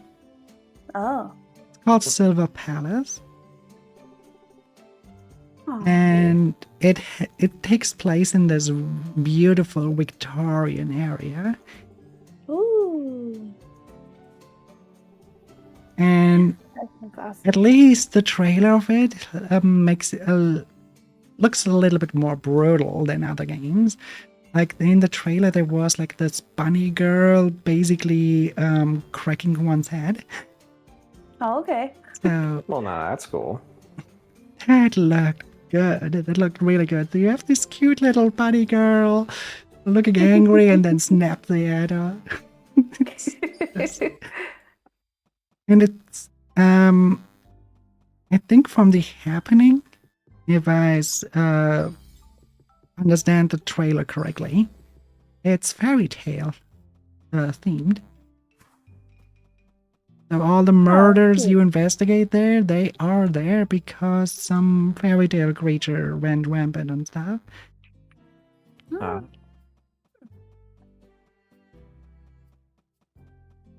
that's really cool. I think because the only gacha that I play is Nikkei currently. Although chat was very happy when I played Cookie Run. Yeah, they really loved it. They really liked Cookie Run Kingdom. I did not realize how many people really like that game. So, Yeah, my my love of game is the oldest 3D game of the Horyuk titles, which is Honkai Impact 3. I love that to death. Right now, it's kind of on a slow path where not much is happening, and if something is happening, it's mostly slice of life. What that is happening, I don't know what will happen with the content in January. And the other one that I really like, which technically still a gacha, but there's no character gacha in it anymore, and that is Do It Night Abyss. They are both more of a darker themed, I would say darker themed narrative. Because in both games, people die, which you don't have in games like Genshin. I see. I mean, technically Furina died, but you don't see them die. Yeah. Yeah, no. The only one, and I'll be real. I don't keep up with the story that much. I will. I tend to skip through it in the game, and then I'll watch like there's this one YouTube channel that does a really good job of recapping the story. And that's for Nikkei. It's just there's a lot that happens in that fucking game. Yeah. My thing is that in Nikkei, as far as like the actual play, obviously it's a gacha game, so you can't kill the characters in it. But like for some of them, I'd argue maybe kind of a fate worse than death. Because like, god damn it, I don't know if you've ever had any interest in these games or play them at all or anything, but like, there's just one fucking company who they make two. They're ladies, but they're robots, right? And they made two of them. They're like robots, like it's kind of like a fucking Signalis. I don't know if you played that one or not. But it's like a. Oh, go ahead. It rings a bell, but very vaguely. Yeah. Well, if you haven't played Signalis, have I got a game and a Christmas present, early Christmas present for you? Because I'll buy that shit for you right now. That stuff, that game's, I fucking love that game. But yeah, it's like the robot or cyborg or whatever you want to call it is like based on a formerly existing person's like brain pattern or whatever. That opening fucked me up, Mecha. Okay, yes, she dies, but not really, kinda. See, and that's not even a spoiler. That's early game shit. But no, like, oh, go ahead. I mean, when I say Himeko dies in Honkai Impact 3, that's also early shit because it's chapter 9 where it happens. Yeah.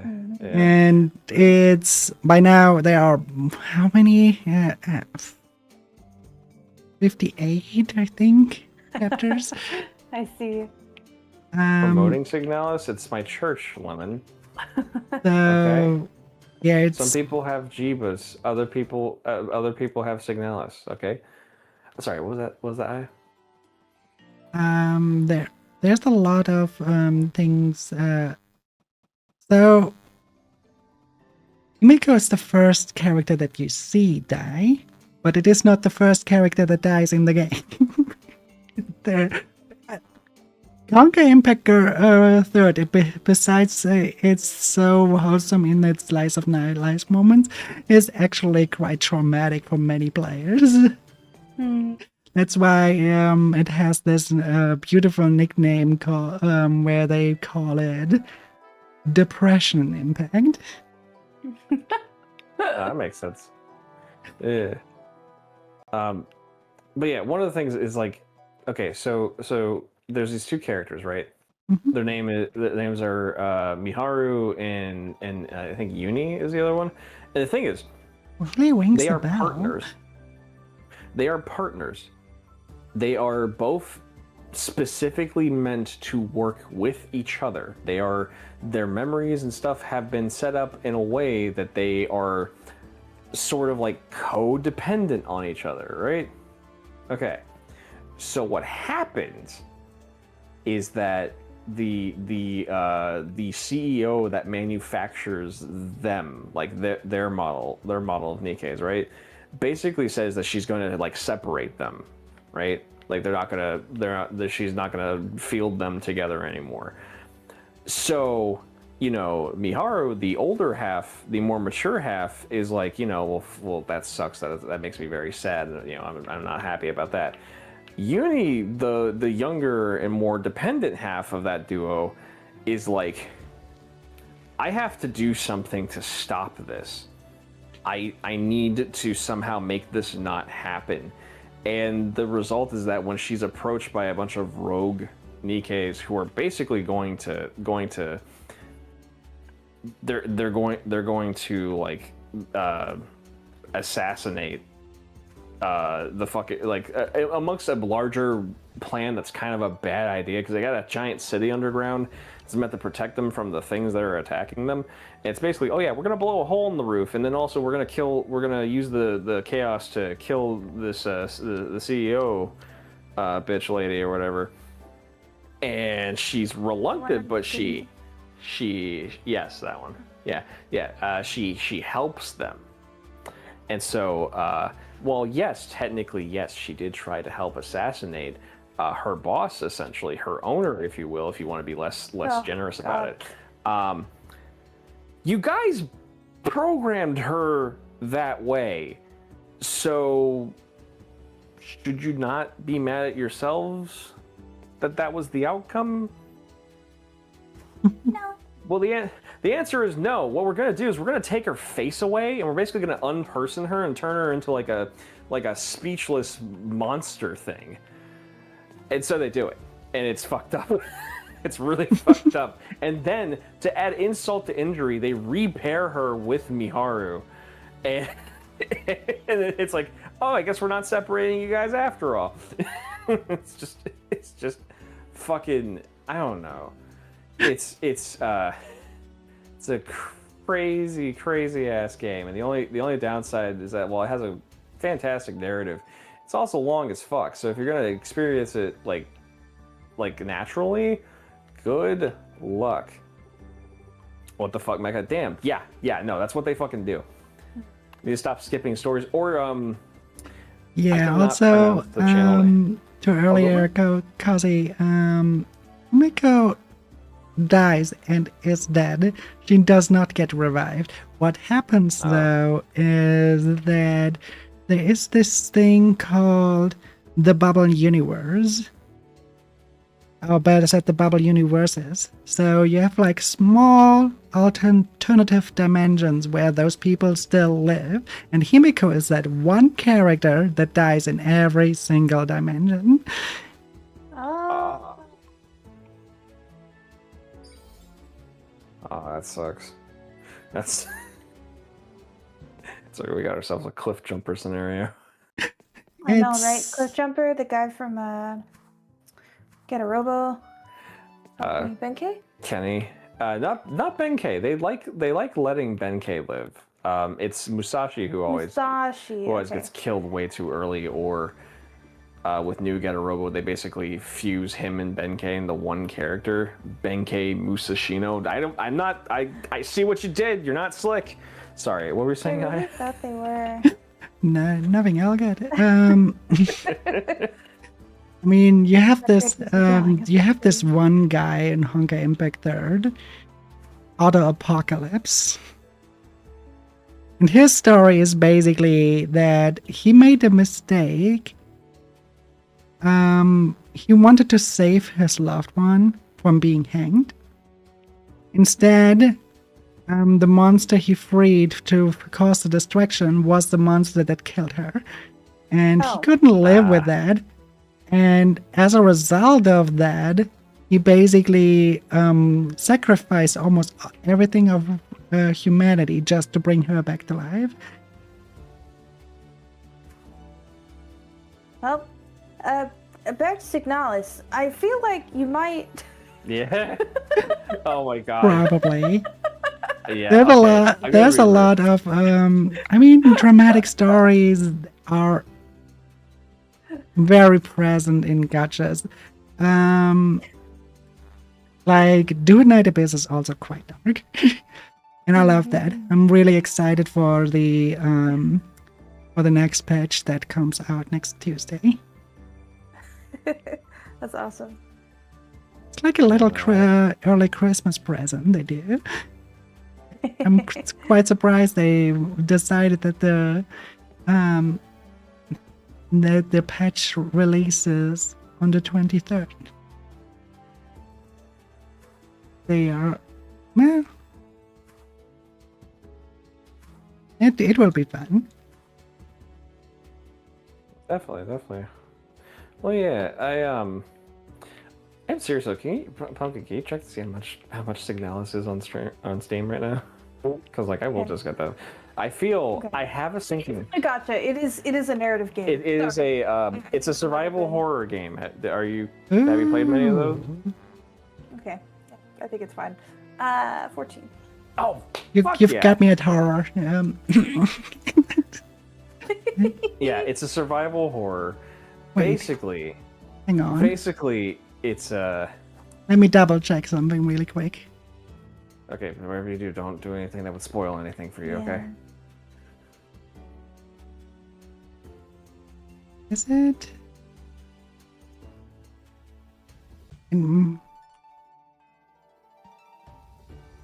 Okay, it's a different one. I thought it was something that I have on my wish list. Oh no. Nah. Yeah. Funny Oh, enough, it's one though, of the top-down shooters things. Okay. Yeah. Funny enough, though. It says due to regional price differences, the gift you're trying to send cannot be sent. What do you mean? I don't know. I've never done that. It's never done that before. Maybe because it's on sale. Try buying it without buying your thing as well. Yeah. Yeah, just buy the one game by itself and see. Yeah, see? What's the verbiage exactly? Due to regional price differences, the gift you are trying to send cannot be sent to the recipient's region. What the fuck do Okay. you mean? Which is really weird. It means that it's probably either cheaper or more expensive here. But then just let me pay that price then, Steam. That's what I'm. I'm just sitting here like. Yeah, it's a okay. Texas thing. That's why they don't allow it. It's stupid. They just sometimes have that. Oh, that sucks. It's okay. I can get it. Okay, Okay. well then I'll just say I'm gonna say it with my reputation on the line. I highly recommend this game. Signalis is probably one of my favorite survival horror games. Yeah, we played it more than once, so. And it is a game that number one, it's funny enough, it is also a it was made by a two-person developer team. The developers are also from Germany. They're from Germany. Yeah. Oh, okay. Yeah, for once something with a bunch of German shit in the fucking Well, I stuff thought- I thought they were Swedish. Okay. wasn't Which just there for is kind of aesthetic. funny because the game development scene here is not Mm-hmm. quite big. It's actually game development in itself is quite the niche here. Yeah. Though there's recent attempts of the government to fund entertainment stuff. Mm. Though you have to basically already have a working demo in order to apply for those. Oh. Yeah. What I'll say is that it basically put Signalis has a very it's a very intricate narrative that it establishes.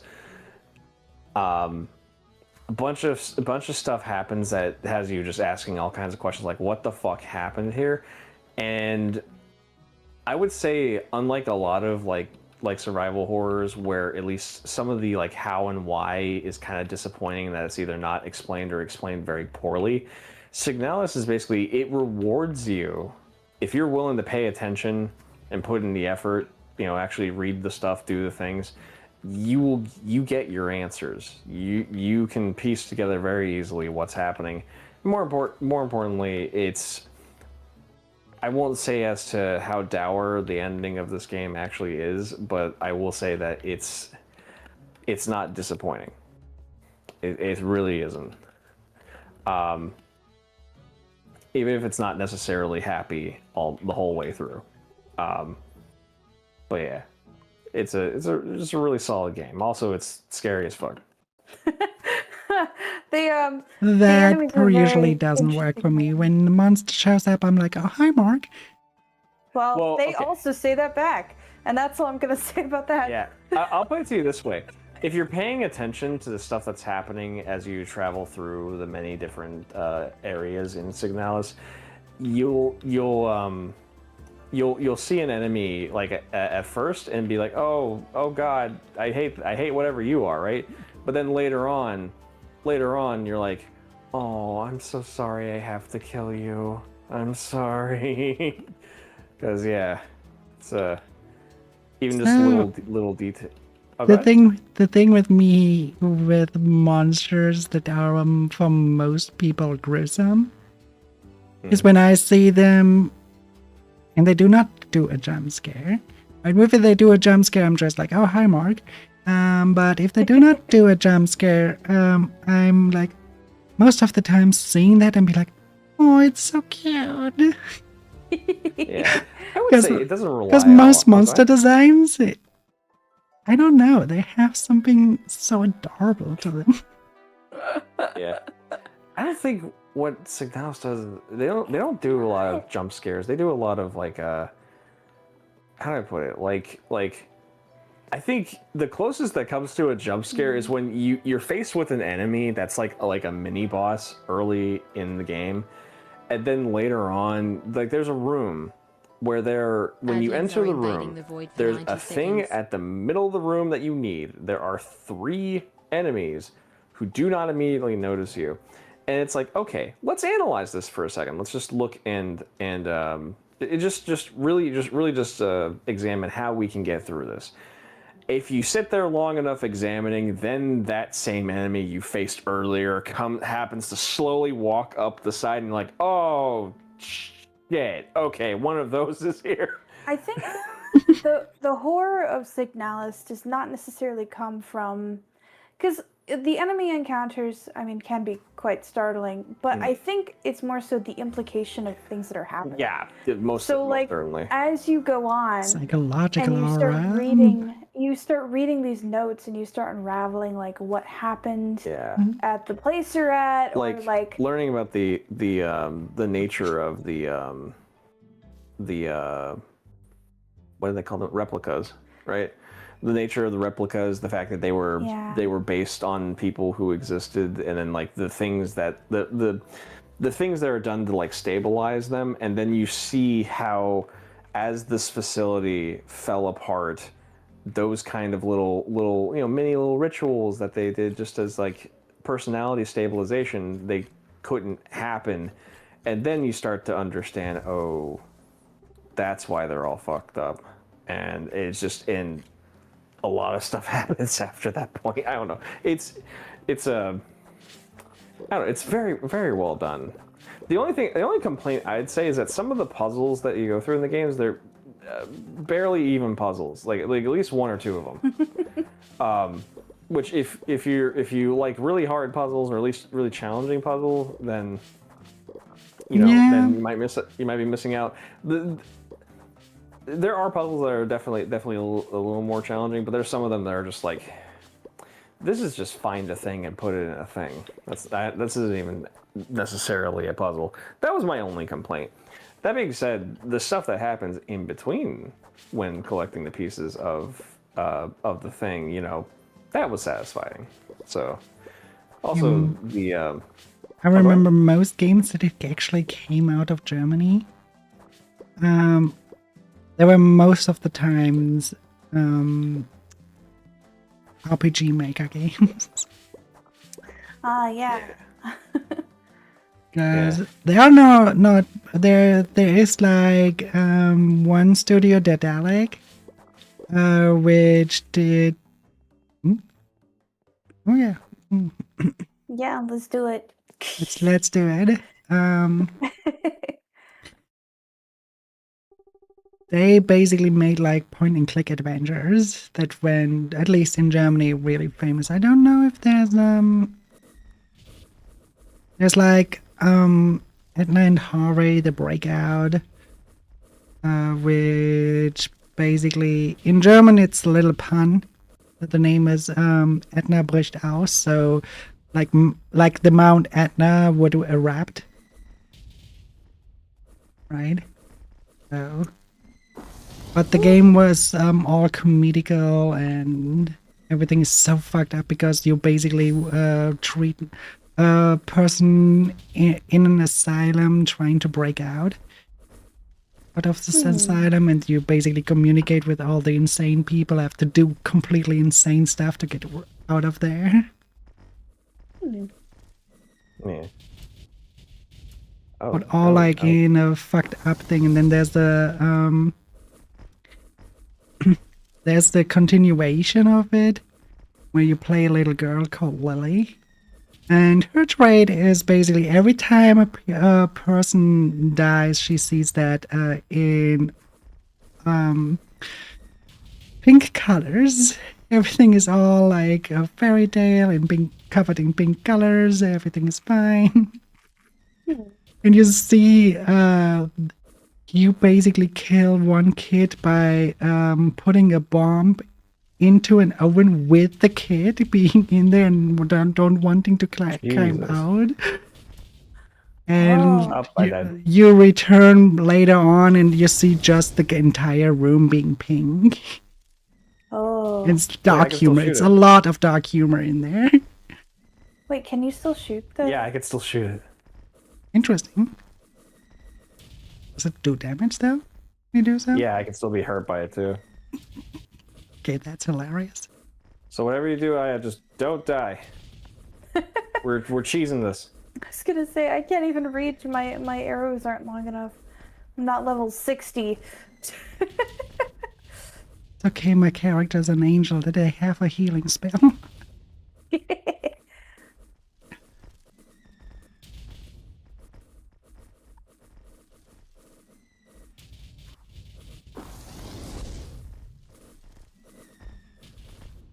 Oh god. Oh, it's almost dead.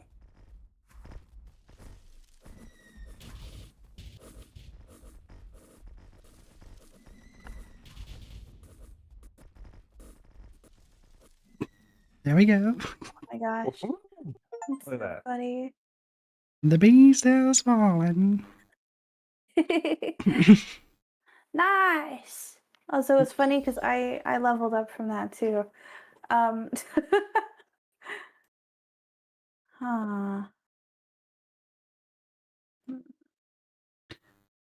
That's the funny thing about language. Kindergarten here is actually more like preschool for you guys. Yeah. No, it is. It's basically like before you're in school. Yeah. So, yep.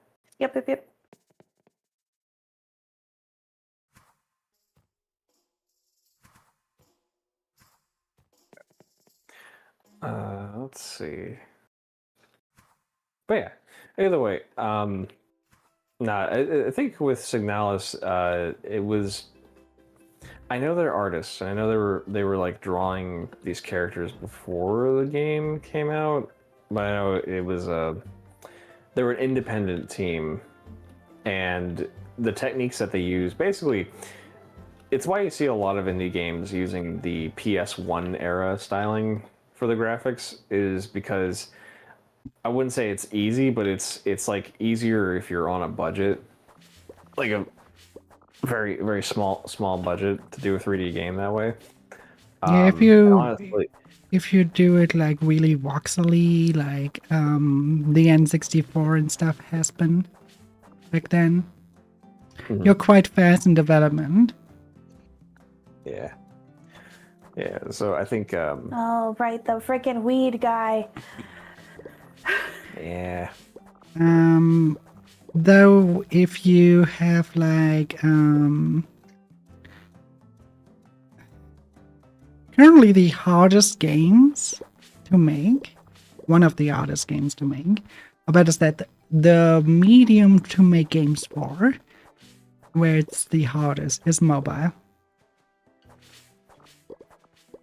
Because nowadays it's easy to make a high poly mesh that looks good and stuff, but it is really hard to make the same mesh, almost looking looking the same, but it is low poly, like really low poly, and you have to apply a lot of tricks in order to get that done. Even though I'm making a PC only game, I am applying all those kind of stuff on my end. Because I personally think it's so much greatness to learn from all those mobile games, because they have topology figured out. They basically apply all those tricks to make with the littlest of information, all those deformation work. And that's quite an achievement. It's really hard. Each time you hear, when you look at, for example, I know Unreal does Unreal Fests. I have never seen something similar happening with Unity. So they have the talks, like their little TED Talks about creating games and finding hitches and all those stuff, where they help each other basically by holding all those talks. And one thing there is basically that they talk also about what kind of games are hard to make, and how they basically at Epic try to develop tools to make it a little bit easier for those people.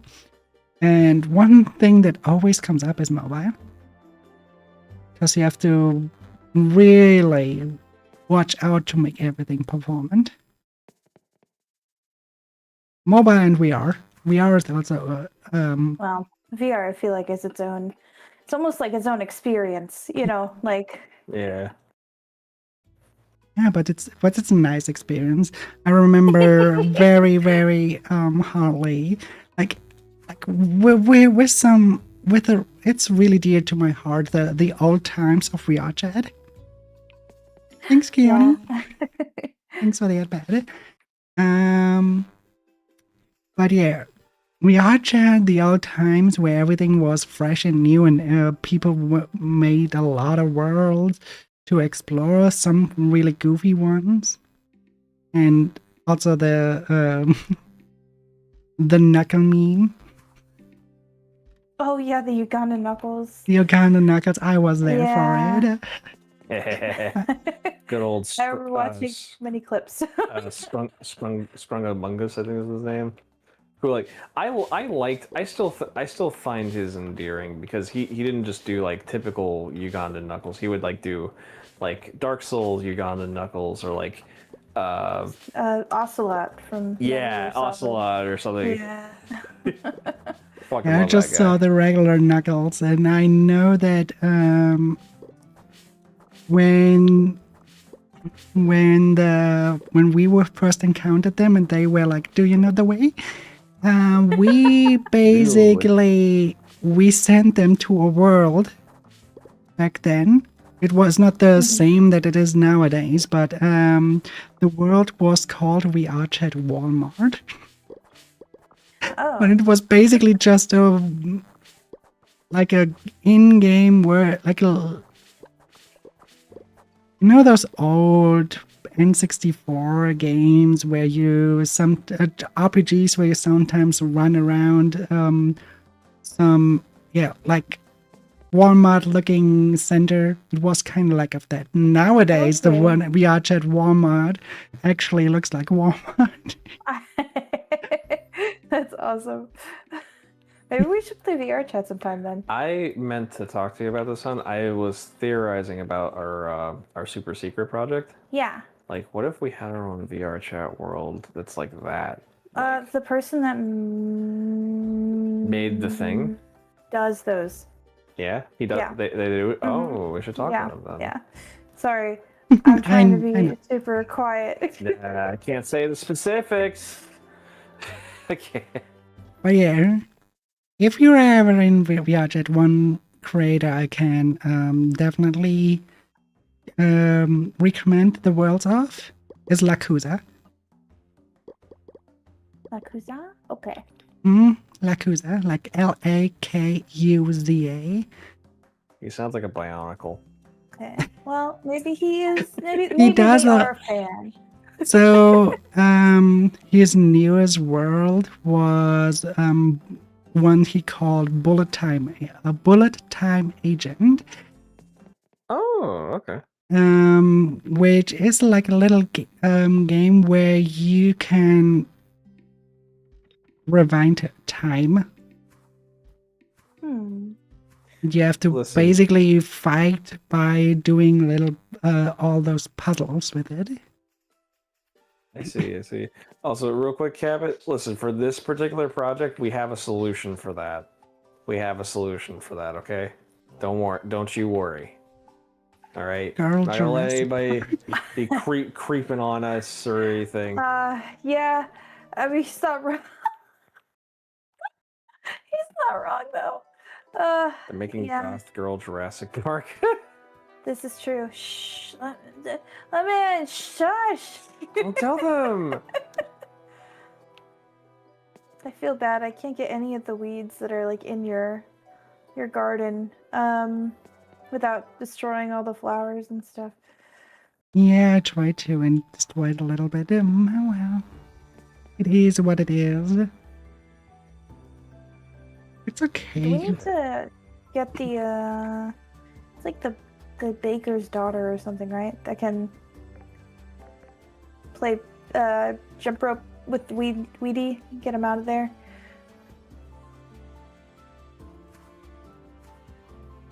I think so. It's been a Virtual hot minute, though. Theraptors? What the fuck is that? What the fuck is a Virtual Theraptor? I have to look that up now. Virgo is like a sign, right? Zodiac sign. So is it something to do with that? I think it's an actual thing, but it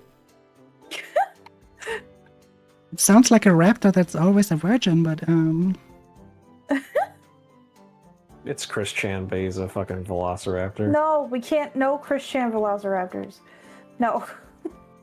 You don't want to give him that kind of power. oh, No, it's I those don't. flying ones, right?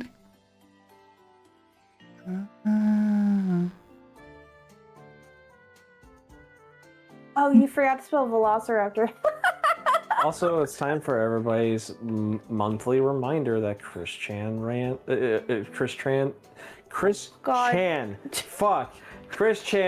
allowed to go free. Sorry. There we go.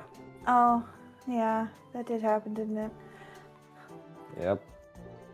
That is the world we currently live in. It's gonna be okay. I remember that I had to ask who the fuck that is, and now that I know, I wish I have never asked. Yeah, that's the normal reaction. Yeah. That's the normal reaction. I do feel I'm a sorry for it. Virgo.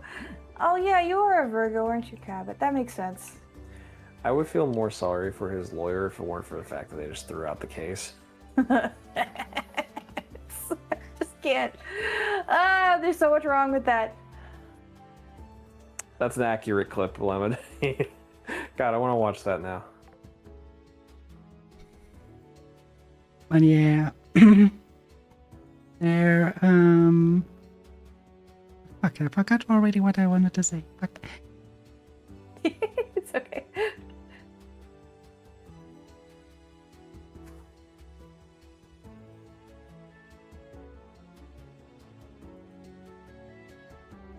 You start publicly shaming creeps more or kicking their ass.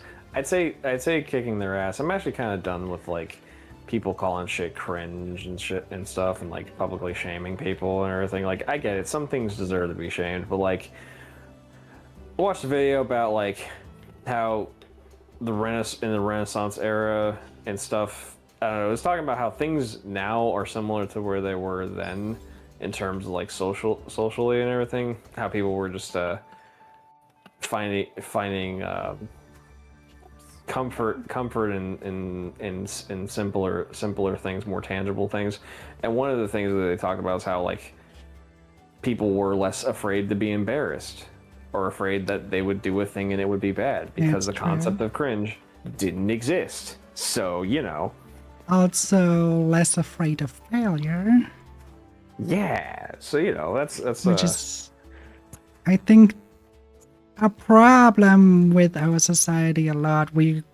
Or better said, with our upbringing, because we basically get punished for failure, and that way we get indoctrinated that failures are bad, and not that failures are a means to progress. and I feel like that's fairly fairly universal, like even across cultures and stuff. I feel like there's a lot of emphasis on like, oh, you don't want to fuck it up, like you start bopping hoes in their mouth. I think resorting to violence for most of your problems is not necessarily kind of what I'm vibing with, but I will say like I definitely don't treat assholes like how I want to be treated. I treat them like they're assholes. Oh, too Because they're bad. I put the nail ripper back, okay?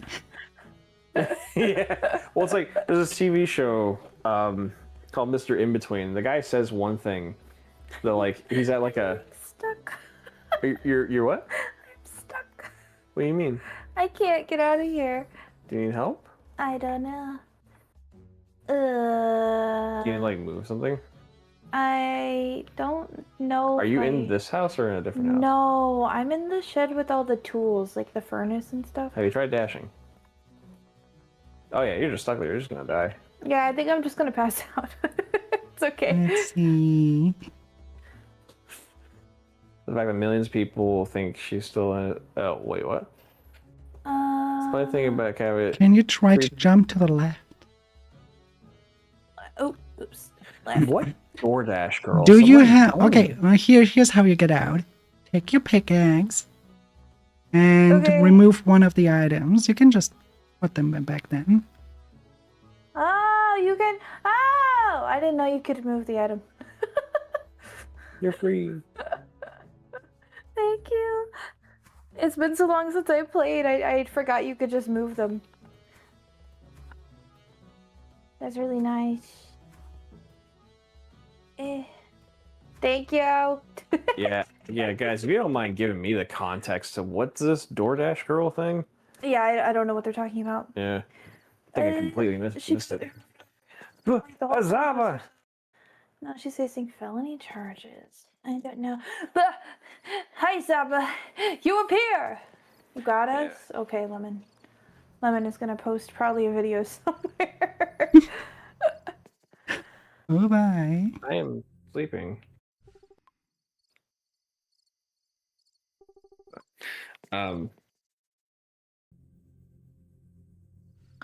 But yeah, there's a show called Mr. In Between, and there's like a scene in that there's I liked the verbiage of it, and it's because basically two guys were swearing in front of his daughter, and they knocked her ice cream cone out, and they wouldn't apologize, and they kept swearing at him, right? So the next time he saw them, he kicked their asses and broke one of their arms. Is this the Australian guy? Yeah, Yeah. and so I mean, they're the Florida man of the world, so. Florida Don't give man them of the world. They are. until They are. until they stop their quest for censorship. Oh, okay. They're not Florida man anymore. They don't get that anymore. Fine. They're back to being literally the most useless country currently existing. Okay, alright. So, Listen. I can't hate the Australians. I'm sorry. oh no, I don't hate them. I'm just not gonna pretend that they're doing anything. That's all. They're just sitting there just doing nothing.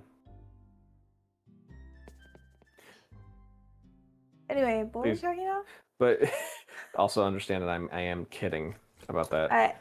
But yeah. basically, what happens is he has to go to like an anger management meeting about that, and they're trying to get him to like admit his faults and everything, and he's like, I'm not sorry for it. They had it coming, and he's like they're assholes, and the guy's like, well, do you think that's the right response to someone being an asshole? He's like, the only reason that they're assholes is because good people like you and me let them be. And while I don't think you should beat the shit out of everybody who slights you or anything like that, No, but we should Yeah. show them the ropes. I'll put it to you this way: on the interstate, people have this idea that the left lane, no matter where you are on the interstate for us is like the autobahn for you guys. Basically, they have this idea that the left lane is the fast lane and the right lane is the go slow lane. That's not a thing unless it's specifically like there's a signage for it. So if I'm going like 5 above the speed limit and there's some asshole flashing their lights and honking behind me, they're gonna keep flashing and honking. And there was a YouTube short about this, and I basically posted that just saying, don't capitulate to assholes. Like, yeah, well, what if that asshole decides to kill you? And I quoted fucking VeggieTales facts. Just, I'd rather die standing than live kneeling. So, have you ever heard of the Twitter account VeggieTales facts? No, but it sounds fun now. Yeah, well, he'll be like, the first post on the account is VeggieTales facts, or like, we're VeggieTales facts, ready to learn some facts about your favorite vegetable characters, and then the first post after that is fuck my big vegetable ass, and they'll just post shit like about like they'll post random shit like, who the fuck is JoJo Adventure? Like just shit like that. It's one day they post like, I wish they're referring to maps as in minor attracted person, that term. Oh, yeah. Like I wish that all maps would just all incinerate at the same time. And they're like VeggieTales, like someone posted VeggieTales facts. Why would aren't you worried you're gonna get banned for posting that? I'd rather die standing than live kneeling. That's what they said to that. This reminds me of legend. It reminds me of a Twitter account called Effenbirds. Really? So what Effenbirds does is basically you get like drawn pictures of birds. They're looking really well, less looking good, well drawn. And then there's like always like some offensive title to it. So it's like, oh, shut the fuck up, or go off yourself, and stuff like that. So the entire theme is having cute little birds as a picture, and then some mean text to it. Oh, it's kind of like the thing that your friend had for a while, Pumpkin, where it was like her wallpaper, where it was this beautiful little unicorn, fancy cursive. It just said, "Stop breathing my air." Yeah, that was her. I don't remember It's what something like website that. was for, but yes. Yeah. That's Some great. people on her phone, I Yeah. believe. Yeah. Also, really quick, it was not official VeggieTales. They were not an official VeggieTales account. Also, let me give us the story. Did you want to recount it real quick? Regale the tale. Regale the tale, my love. So, some DoorDash driver made a delivery to a guy's home, and you can clearly hear him say, "Leave it outside the door." She then opens the door and walks inside. He's all natural. And she keeps recording, then posting everything online, saying he was harassing her. Oh. He's all like he was naked? Yeah, he was. Yeah. Oh. He was freeballing. I see. Well, that's so weird. Aww. Yeah, I found one of the Evan Bird stuff that I have saved locally that because I found it so good. It's kind of always like that. So John, fucking nope. That's awesome. I see now. I see. Yeah. That's awesome. The entire account is like they posting stuff like that almost daily. That's awesome. She posted his wiener on TikTok? That has to be illegal, right? To do that? I would hope. That feels like that should be illegal.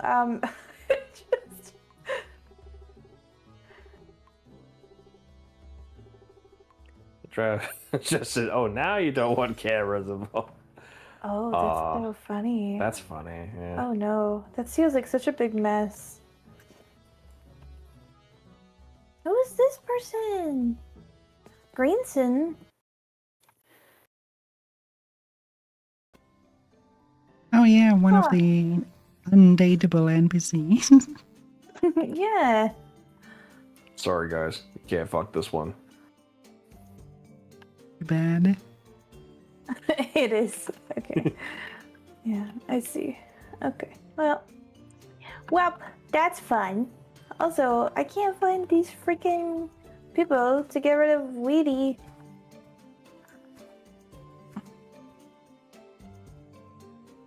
Now the kids. They should show up on the map. They should be visible. do Admins they? are invading the void for 90 Oh, seconds. I forgot NPCs showed up on the map. Okay,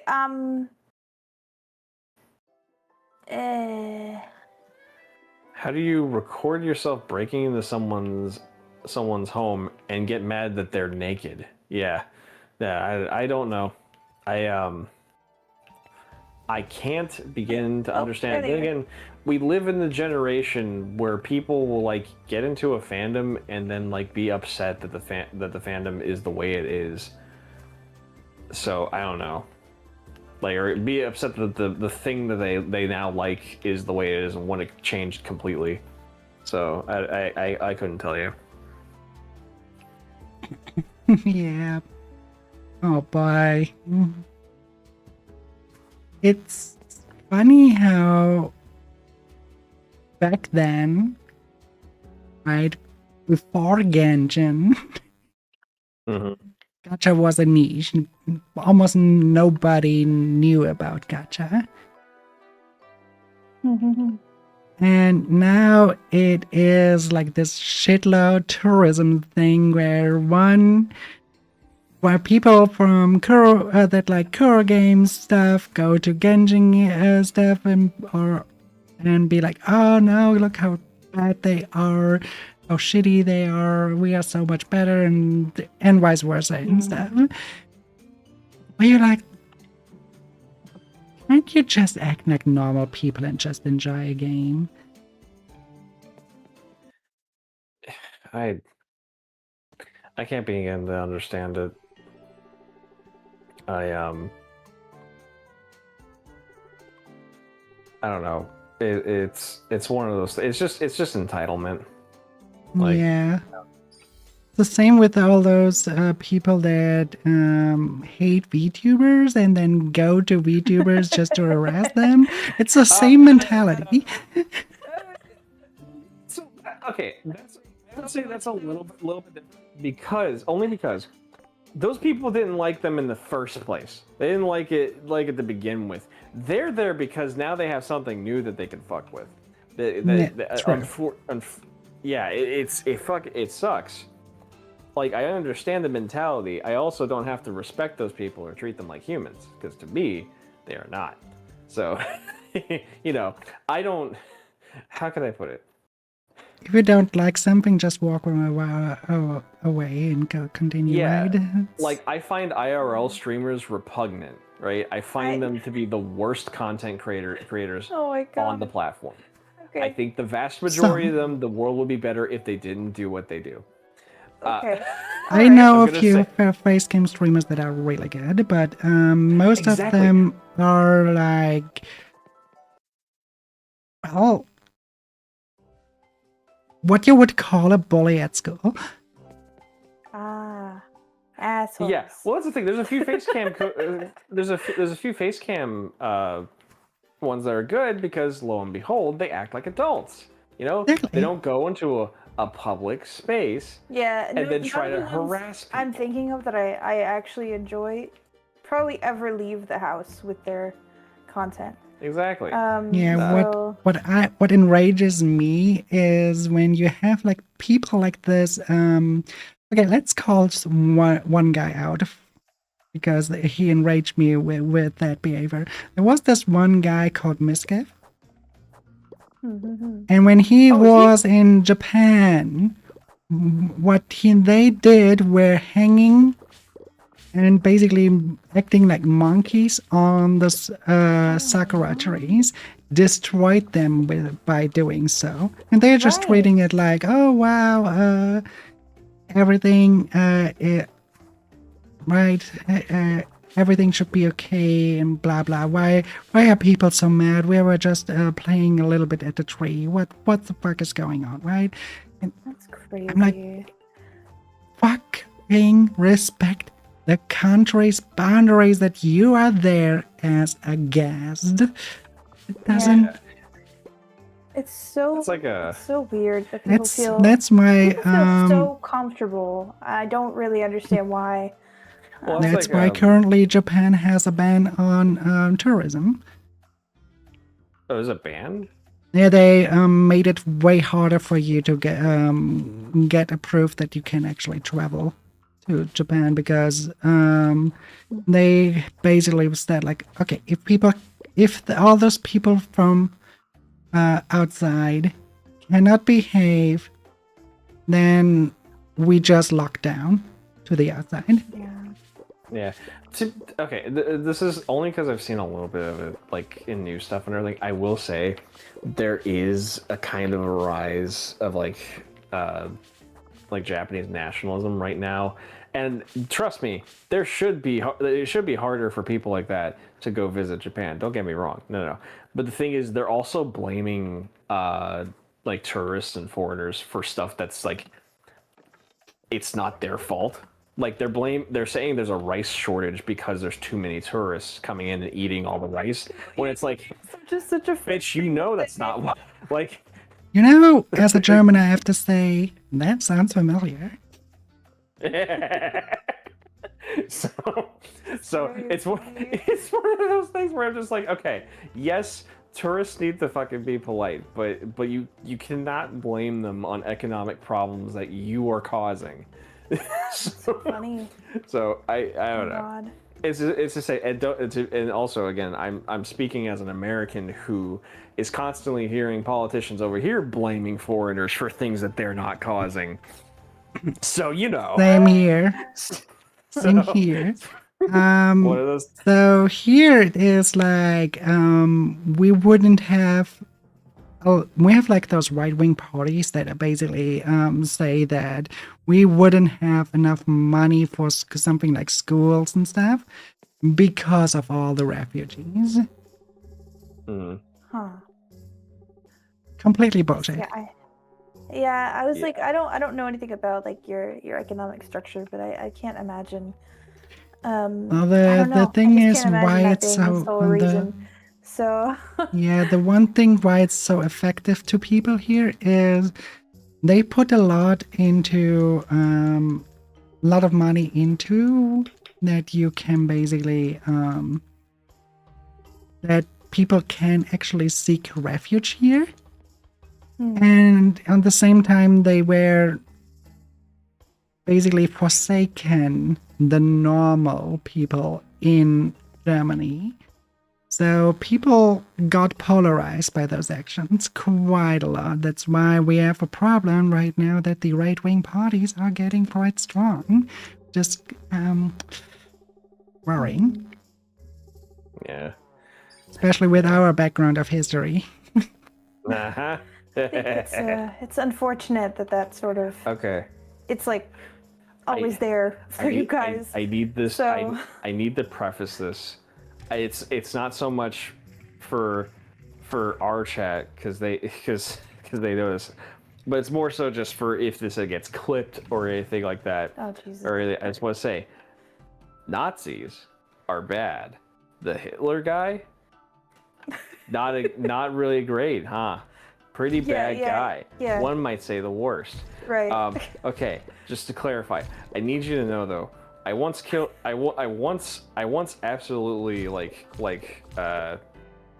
absolutely absolutely killed stream when I referred to the Nazi symbol as a windmill of friendship. How does that term make you feel? I have to say that the swastika is actually coming from it's basically a mirrored symbol from China. Yeah, it's a Yeah, it's the sun wheel. And I don't know if you are aware, but the Nazis were super into the occult. That is fascinating. Yeah, I know that I don't know the exact. I don't know to what extent that was. I know that they were into like some really whack ass like military concepts, like a fucking tank the size of a city block.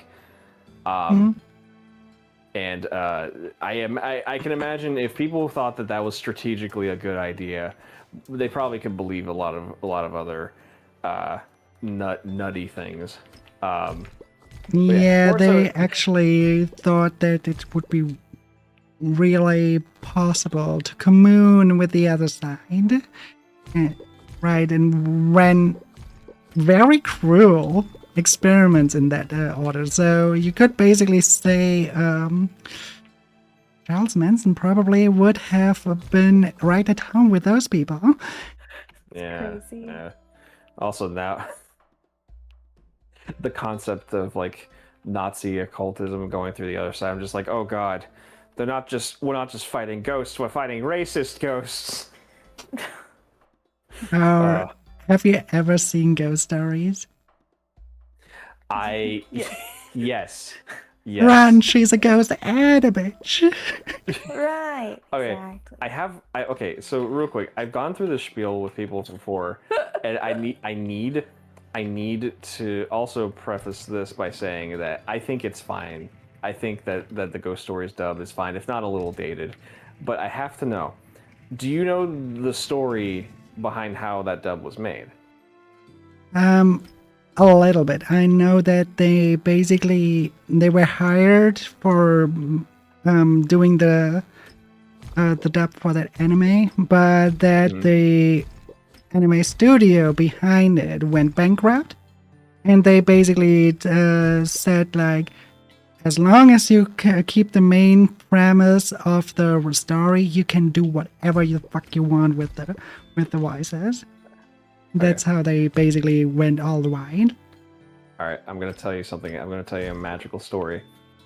What if I told you that entire premise is a complete fabrication? I had an assumption that is the case because it sounded too funny to be real. So okay, I'm gonna give you the lowdown. All right. First of all, I'm gonna get murdered by these guys again, aren't I? Okay, so here's what happens. Number one, this is just a thing, just in general. Um, Dubbing distribution. I'm not educating you. I would say I'm just. This is just more for the record. I like these are things I assume that you either know, or if you didn't, well, now you know. So, but when you for distribution, when they purchase the dubbing rights, it's also distribution rights, meaning that they can kind of do whatever they want with the thing that they're dubbing, right? So this idea that like there's guidelines and stuff from the original rights holder and stuff that yeah they usually set those and they have to stay by them, but they're usually very like very lenient, because usually you're buying the show, like the anime, as a product, right? So it's kind of like you want to you're bringing it because there's an interest in seeing this and seeing it in at least an authentic way. That being said, there's no obligation to actually do that. And in the case of ADV in the late 90s, early 2000s, basically, most of the ADR directors would kind of stick to the dub and stuff. But there were a few where they were like, you know what? Let's make this a little funny. Let's be a little silly. Let's be just a little goofy with it, right? And the result is the guy who did who actually like wrote the script for the Ghost Stories dubs, he was already kind of doing stuff like that in other dubs that were like just traditional dubs, just like direct things of the original product. But he would like add in a line or two that would just be done kind of ad-libbed, just to make just like a little goof in the gaff here and there, right? When he got Ghost Stories, basically he just did it the way, like he just did the dub the way that he wanted to, and got no pushback for it. The thing about Ghost Stories, the show, it didn't do poorly. It was an adaptation of a very popular series of like it's like the Japanese equivalent of like Goosebumps, right? Just kind of a young like kids horror, that kind of thing, right? Creepypasta things, yeah. Yeah, well, not even that. Just like a, just horror media meant specifically for children, and it did really well. If you compare ratings to shows that came out at the time and everything, it was doing about as good as you could expect a show in its slot. It also kind of got helped that I think at the time that it was airing, it also aired. It was the show before One Piece on its network. So that would also help its ratings a little bit. But the idea of it being like so poorly received, it actually did well enough. There's an entire episode that was made as like a like an encore, if you will. Mm-hmm. So there's like an extra episode of the show. To say that it was a huge failure, where I think OVA you normally call those. Yeah. To say it was a failure is just not realistic, and you could say it didn't do well in like other Asian markets where it did show, because fun fact, most anime actually have an English dub that you're probably not aware of, because a lot of them will air in like the Philippines, and they contract like smaller dubbing studios to do those. So like, for instance, a show like Double Zeta Gundam that has no English translation, it actually does have an English dub. Now it's done by voice actors in the Philippines, and the quality varies a lot, as in a lot of them don't sound particularly great, just because they're Probably it's not still even, better like, than Polish ones.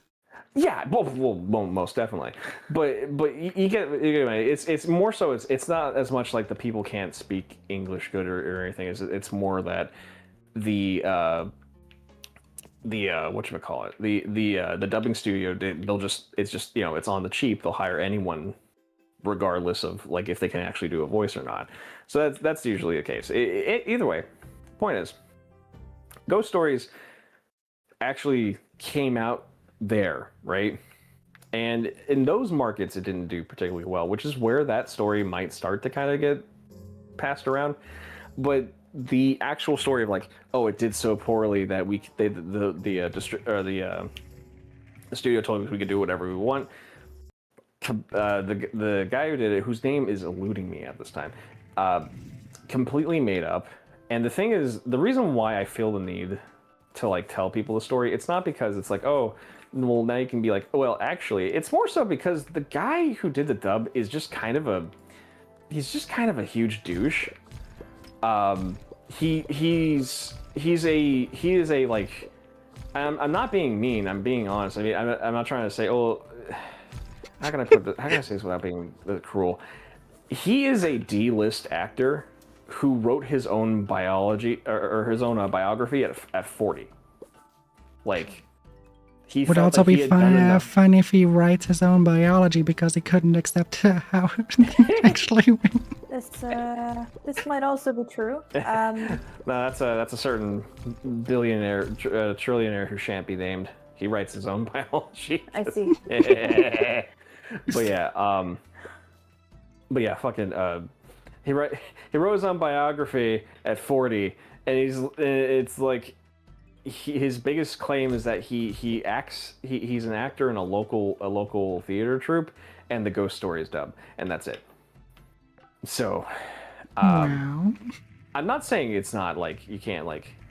I'll be back later, Zama. You're in charge. Okay, Lemon, I love you. Oh boy. But yeah, so that's the only reason I feel compelled to tell people, and because it's just so prevalent. Like everybody who knows about the ghost story dub, that's the story that they get. When it's like the reality is that they bought an anime on the cheap, and they just decided that they were gonna do and was essentially a very early abridged series of it. And honestly, it's, you know, that's fine. I tried watching it again. I think a lot of it's pretty funny, but I think definitely the quotes that people like, or like the clips that people play, they're definitely handpicked because for every like she's a ghost and a bitch, there's Chris Patton saying giggity giggity. Like it's very of its time. Like the jokes about George Bush and stuff and everything. It's very. Yeah. It's very dated. It's going to be flossing. It to me is what flossing will be in like 5 years.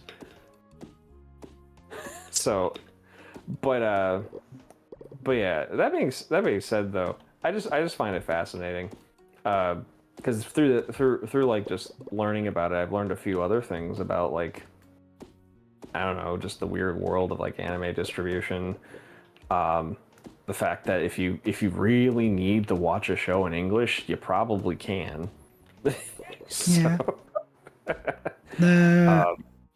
I know more about actually the Japanese side, how things go there, yeah, how brutal anime production is.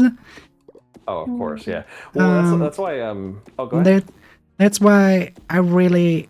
So there's less one studio of the one that did the Apothecary series, the Diaries. The Oh, Apothecary Diaries. Yeah, Gotcha. that one.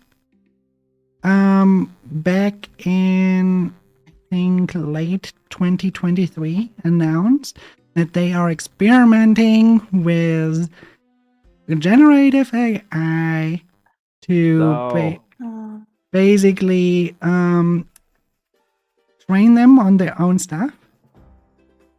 That's fucked up.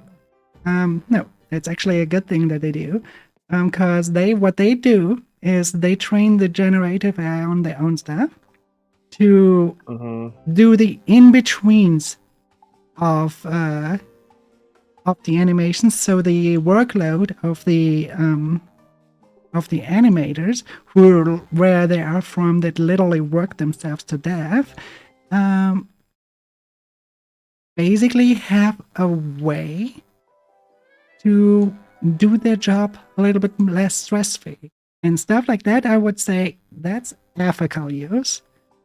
It's ethical in a sense that like it's like, yeah, it makes their job easier. I would also say that I think okay. This is a stance that I'll take on it. I understand that the animation industry it's brutal. It's beyond brutal and everything. And to see shows Especially in Japan. come through. It's like it's a miracle that anything reaches production. However, I would also say, I put it this way: as far as it goes, I feel like we're gonna have a fundamental disagreement on this, and honestly, that's okay. I'm on a side where I'm basically the enemy of anti-AI guys and AI guys. I'll put it to you this way: the in betweens, in betweens can suck and everything, but like also I've seen so many great animators, even as far back as like before digital software and everything for it, where they pour their soul into something and produce like something that it's inspiring to me. It's something, incredible work. Definitely, If yes. I would take a show taking longer to come out if for them to just give good working hours and good wages to people over having a program do the work for them, because The it's sad not gonna, reality it's, is that you literally can't do that because people would not buy. People would not buy Well- licenses. They would because if it takes longer and stuff, Mhm. prices are also rise. Well, Because you have yeah, to but have our buy. Then the licensing and everything becomes way higher in pricing, and those streaming distributions and anything linked to it, they would just not buy the license anymore. So we are in a fucked up situation where you just cannot have that anymore. It should have been like that right from the beginning, but since it's a problem with humanity in general. You can always give stuff to humanity, but if you take stuff suddenly away, which would be the case in here, you have a right. Right, so it's really complicated of a situation. It's not as easy as, oh, just let them take longer and everything is fine. well, I wish it think would be. I wish. I think there's a limit to that though, because like for instance, and maybe this goes into the realm of like just the fact that I watch different content than the average like anime consumer and stuff. Like for instance, was it the Gundam Hathaway movies, right? Those are some fucking incredible movies. They look fantastic. Even if I don't understand a goddamn thing that's happening in them, right? Those are taking years to come out. That now the joke is like whenever Sunrise comes out with a product that's like something that no one wants, they're like, man, they will literally do anything than release Hathaway. But we know the reality is that it's just they are putting in absolutely every effort to make these movies as beautiful as possible. I'm okay with that stuff taking longer because I'm used to waiting longer for those things to come out. Yeah, but you need the baking for it. So there's probably some sort of institution or something baking them in order that they can do so. Because the problem in the Japanese market for animation is that it is that brutal that if you don't work yourself to death, you get not a single penny. Not even as a studio. They can just close down. And there needs to be a solution for that, though. Japanese market is complicated, especially for us Westerners, because it's so vastly different. Well, yeah, there's that. But then you have like studios like Kyoto Animation. They treat their people very well, and they give them reasonable deadlines. And just this year, City of the Animation came out. I think the difference is just changing some standards around so that these people don't have to, they're not forced to work this kind of way. People can wait for a piece of art to come out. I think especially now that, well, hell, I don't know. I think the thing is also the thing when you are an animator, You want to do the cool stuff.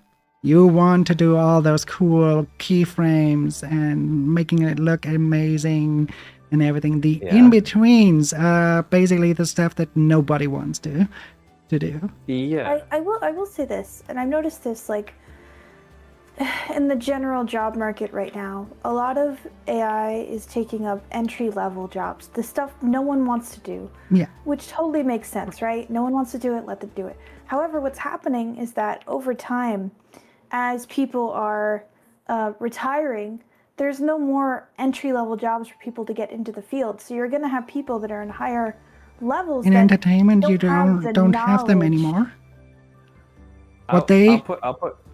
You already have that being the case right now as we speak. When you look at, for example, I'm a 3D generalist, right? As you know. Mm-hmm. If I would look at entry-level jobs, they name it entry-level jobs, but what is actually in there when you look at the description is like, oh yeah, you have to have 5+ years in the industry already. That's not That's not an entry level. Right. So that stuff is already happening, and it's a real problem. And that actually did not even start with AI being a thing. It started way earlier than that. There's a lot of problematic stuff. Yeah, the paradox of employment, exactly. There's just so much fucked up stuff going on right now in the industry, and only half of it is because of the cause of AI, and the more crucial players because why everything is going downhill right now is because all the investors pulled out. There's no baking anymore happening. Yeah. Though I give you the right. I totally agree that it's a little bit of a cause that this situation is amplified by that. I'll put it to you this way. Again, I remember whenever AI wasn't. This is like a year ago or anything, right? I remember there was an artist on Twitter who I don't remember how popular they were, but they were popular enough that they had like a pretty decent sized following, and it was found out that they were actually training an AI model on their own art to produce pieces. Oh, that sounds like Ross. Yeah, and people were angry. People were really angry about it. Adlings are invading the void for 90 seconds. I think a lot of the anger came from the fact that some of the commissions that they did were like, people were upset that they were getting AI stuff, and they weren't. No, they he were does not paying do them for it. commissions. What's that? Okay, it's not Ross then, because he doesn't do commissions. He just basically he does art tutorials, and he has basically his own storybook. Yeah, the thing is, like, people were upset about that, and the main thing is that is just, even if it's ethical, if it's trained off your own stuff, it's still lazy. It's still something that it takes the one thing that makes it your art, which is you. Even if it's trained off of your own work. If you use it as the end product, yes, I totally agree. Yeah, well, and that's the thing where it's like, okay, we're having this AI do in betweens based off of training it off of employees' work. Number one, is the employee allowed to object to their work being used that way? Are they allowed to? Okay, well, if they're, it's one of those things where, actually, better question: if they object to it, do they lose their job? Like, because no, it's like, no, they are basically just so. From that article, the lead producer basically said that there is an objection right, The objection right would just mean if they are against it, they have to do the in-betweens by hand then. Yeah, then my personal hope is that they'll do the in-betweens every time, because to be honest, if I find out they're doing, like, if it's a series that I'm watching and I find out that they're using AI to do all the work, or at least, sorry, not all the work, the in-betweens, you know what I mean, for that Yeah. stuff, then I'm not gonna watch it, because if they won't bother to animate their own stuff, I'm not gonna bother to pay my money for it. Or, in my case, most of the stuff I watch is pirated anyway, so it's like, eh. But Okay, yeah. I'm not really offended by that kind of stuff because I think like on that end it's still ethical use. It's like in the end it's just a tool. The malicious stuff comes and how you use it. well, yeah, and I can agree with you on that. My thing is just, again, the stuff It's that empowers. I enjoy. I can tell the people who made it, like, that's distinctly their work. When The thing is, we cannot forbid AI. It's the cat is out of the bag. It's there to stay. All we can do is regulate it. And when we then have positive examples to where it's used in, well, for in-betweens in that case, or as gray boxing tool or anything just like a placeholder. Gray box, you know what gray boxing is, right? Gray or white boxing. Yeah. There are three terms for it: white boxing, gray boxing, or blockout. Oh, blocking. I know that one. Yeah. So you basically with simple shapes do stuff to get a feeling of the area you want to create. There are studios that use AI for that and that only. I don't have a problem with that.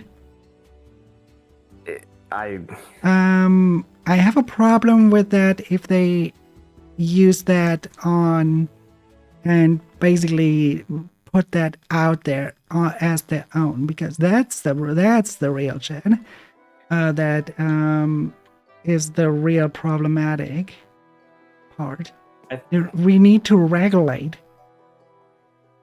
We need to regulate the shit out of AI, because we cannot prevent that people are using it. Well, okay, so the one thing I'll say is, like, Regulation is really difficult because in order to properly regulate something, you need to actually understand what it is. And I feel like most people that don't literally create the model aren't going to know what it is. So that happens a lot with my particular profession, where we have people that try to regulate things that don't have any idea what they're talking about. So I do worry that would cause issues in like a different way. Oh, okay, It's a Pandora's box situation. Well, definitely. Well, we cannot get a situation where everything is just fine for everyone. Yeah, definitely. But again, the person, based on their individual feelings on it. But I guess my point is that like, I don't have a problem with you not having a problem with it, right? So like it's same way as I don't have a problem with people having a problem.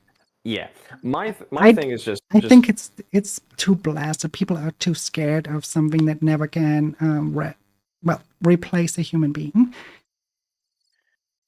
I think that most of the people, if you want my honest take on this, it's just, I'm specifically referring to Gen AI, but I guess it kind of applies to, like, certain, like, language learning models outside of that and the way that they're being used and stuff. Yeah. My thing is that I look at, when I can't find enough reason in terms of, like, ethics and stuff, I look at the people, right? I look at the people who are pushing it, okay?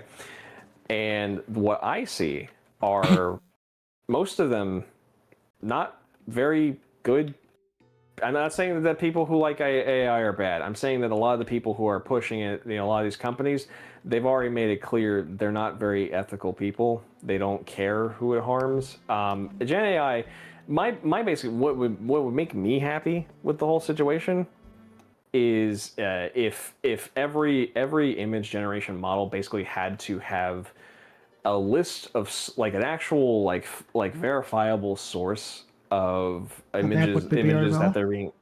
Exactly, it wouldn't. And if it again, I would be happy with that because as far as like Yeah. image generation goes, if The basically ideal verify. the ideal What? for me would be What if is it? someone makes money out of generative AI, that there would be a system that automatically gives a portion of the money automatically to the artist that the generative AI took from. Yeah, I would like to finish my point on it if I may, because my like vision of it is a little unfair because I think the fact that this is kind of thrusted onto society and the world's not fair. I get that. It's kind of a very Yeah. idealist way of looking at it. But my perfect scenario is that every single company that has every generative AI model that is being used commercially that people are paying to use, that they have to have a verifiable like a verifiable database of images that they're sampling from, and Yes. each person who created those images, they have to have it on file that they have the written consent of that person that they're allowed to use it. Yes. And I understand that would never happen, and that's why I want it because to be real, all the people who are using that stuff, they're using it without people's consent, and I don't it's care again that it goes it doesn't. It probably will never happen. It has to happen. This is yeah exact I stuff would that has to happen. exactly I would prefer it that way because you know what that would do? That would basically make generative AI unprofitable, and therefore it would go away. So that's just how I feel about it. The other thing, this is going Not back to entirely, because I think stuff like Stable Diffusion that you can just host locally. yeah, I think recreationally people still do that. will stick around. They will Yeah. just stick under your shoe like gum. But But yeah, but all those models like ChatGPT, drawing the Ghibli style and stuff, yeah, those would be go. And I think, yeah, yes, this is exactly what needs to happen. yes. Now the thing is, this goes back to the whole thing about the AI conversation in general, right? So the people who are pushing for it, right? It's all for reasons that just either fall flat on their face, like this whole like, oh well, in particular with the U.S., it's like, oh, we don't want to fall behind China. It's like, fall behind China in what exactly? Yeah. It's ridiculous reasons like that. But here's the big thing, right? It's not just the fact that the people who are pushing for it are just on record as like showing their blatant uninterest in like any of this being set up in an ethical way. It's the fact that like literally, you hear people talk about like the environmental harm that data centers do. The thing that's only starting to be discussed widely is the fact that it's not just the environmental damage, it's the fact that the people who live around these things, they're the ones who get to fit the bill for the operational cost because, and this is something that's real. Anyone who lives in a city where these data centers are being set up, really pay attention to who's on your utilities board. Like I think it's the public services board or something like that, because for instance, like in Atlanta, Can I say something really quick? Oh, sure. I'm sorry. Cause what you're talking about right now has been a really strong problem, even before, because of Google, because of all the Google servers the entire lakes, they have to basically have there to just run the search engine itself without all the AI stuff on top of it has been so big that it ruined entire ecosystems. So Yeah. it's much bigger than just AI. It's big companies being big things. Yeah, and my thing is like, instead of making everyone else fit the cost for them, I think that they should pay into, you know, everyone else. Because like when a company causes an oil spill, who pays for that, right? Who's paying for the cleanup?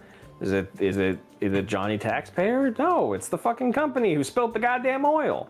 It's you know, one of those things where it's like, you know, it's just like I don't know if because it's either that or like there's a guy, I don't watch a lot of his stuff. It's Drew Gooden. He's the road work ahead guy for that meme. Sure hope it does. Yeah. Okay.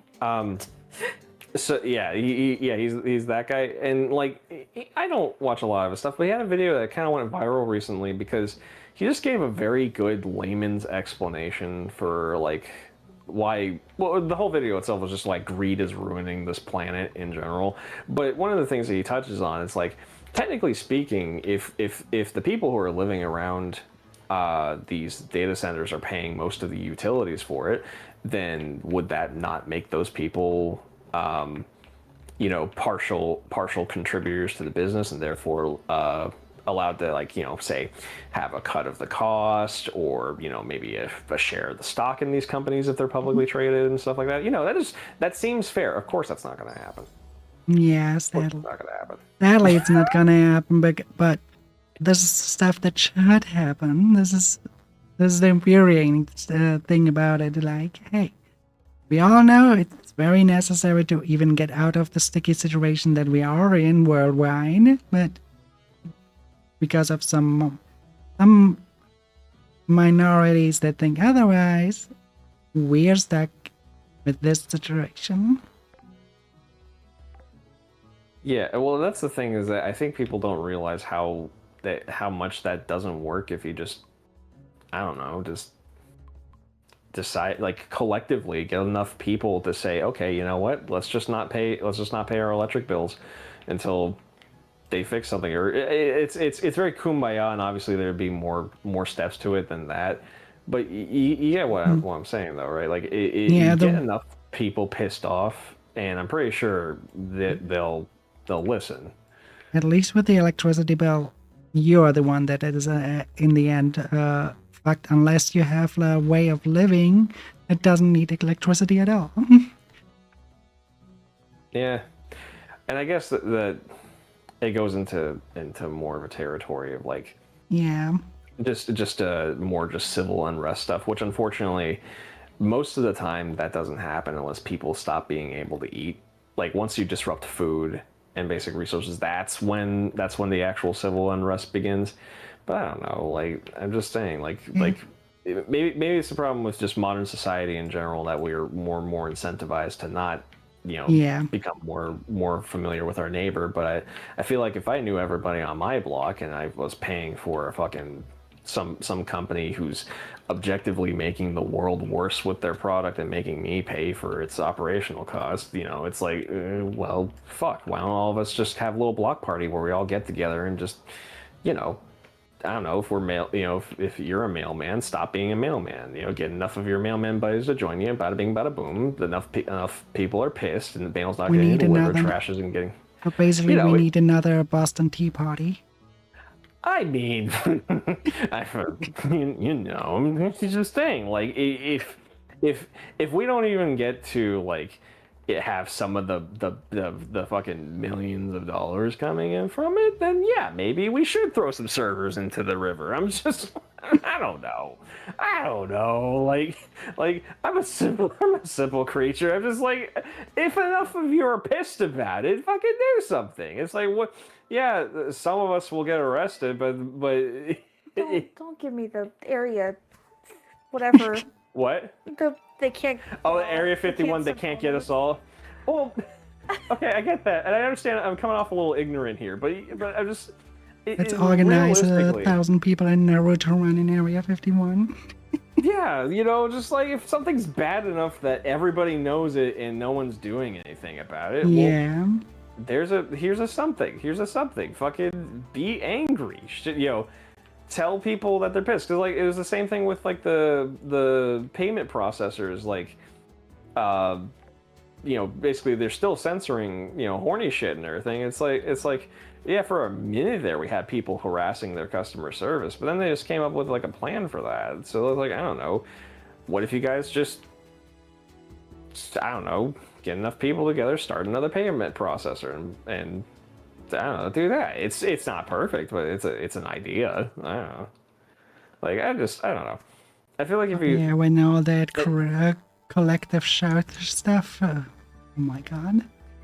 yeah, no, I'm not a I the government and other people's interests don't belong in your bedroom. That's all I gotta say about that. It's just like Yeah. that's between me, my partner, and lefty and righty. I don't think Oh my god. I don't think I need like pearl clutching Australians to tell me I can't look at anime titty. All right. Exactly. I don't think and again that's why Australia is currently not they've lost their Florida man title. By the way, I have a conspiracy theory that the only reason why Florida has become the joke state is because New Jersey was sick of it, so they came up with a social media plan to change that. I don't know if that's gonna make sense to someone outside of America, but It does for me, so don't worry. I have a lot of American friends. That's probably why I understand. I was gonna say, I don't know if that's gonna make sense. It does to me, at least. I don't know about the others, but it Well, you know does what? to me. On a lighter subject, you said you visited America. Where'd you visit? So my first visit was to Pottsboro, which is in Washington State. Okay. Okay. And my second visit was in Logan, Utah. All Okay, just okay. to visit friends. I was gonna say those are definitely not like the touristy states. I don't Yeah. think. Yeah, Honestly, you probably got better Americana than what you would get in the touristy spots. I would say, hell, if you ever just besides Helen, because that would be That'd be so- hilarious. Probably be like, what the fuck is this? Yeah, because it's what America thinks you for the that water Germany bottle. is. Oh, hi, Torrent. Thank you for the alert, Torrent. Have a Thank good you. But I mean, listen, Florida's great, but I wouldn't say for the touristy stuff. Like I would honestly say Orlando's not worth it at all. I mean, there are places in Florida to go to. Yeah, well, that's what I was gonna say. Tourist. I would say the Keys. The Keys are touristy, but they're touristy in a very Florida way. I think St. Augustine. Oh yeah. Oh fuck Oh, yeah. so yeah, there's St. Augustine. so you say that there is an attraction where you can ride alligators. Where you can ride them? Ride them? I don't know I about don't that. know. No, You might be able to there's find, a like, joke of petting zoo. Florida man that they would ride alligators in Florida. Well, but you have to be like Florida born, like flow grown. You can't just like hop on one. You know what's funny? When I was coming up with concepts for Mage House, I was looking up the Lesser Key of Solomon, like the demonology of that, and I found a figure called Saleos, and I'm probably pronouncing that wrong, but he's a dude who rides a two-headed alligator. It's That's like his pretty much perfect. Yeah, and it's like, yes, I love him. He's going to be somewhere in here. I love that. I love because he's a Florida man. Here's But, the thing about me. I'm super into mythology, and therefore I looked into that kind of stuff and occult mythology as well. yeah. And Yeah, super interesting. when you go for like the Lesser Key of Solomon stuff, that's not like a regional thing. It's more like a cultural thing. Not like a cultural thing. It's like a sector thing, right? But when you go for like cultural stuff, the mythology that I find the most fascinating because it's kind of like little kids horror stories most of the times. It's the Shinto mythology. Oh yeah, well they got some.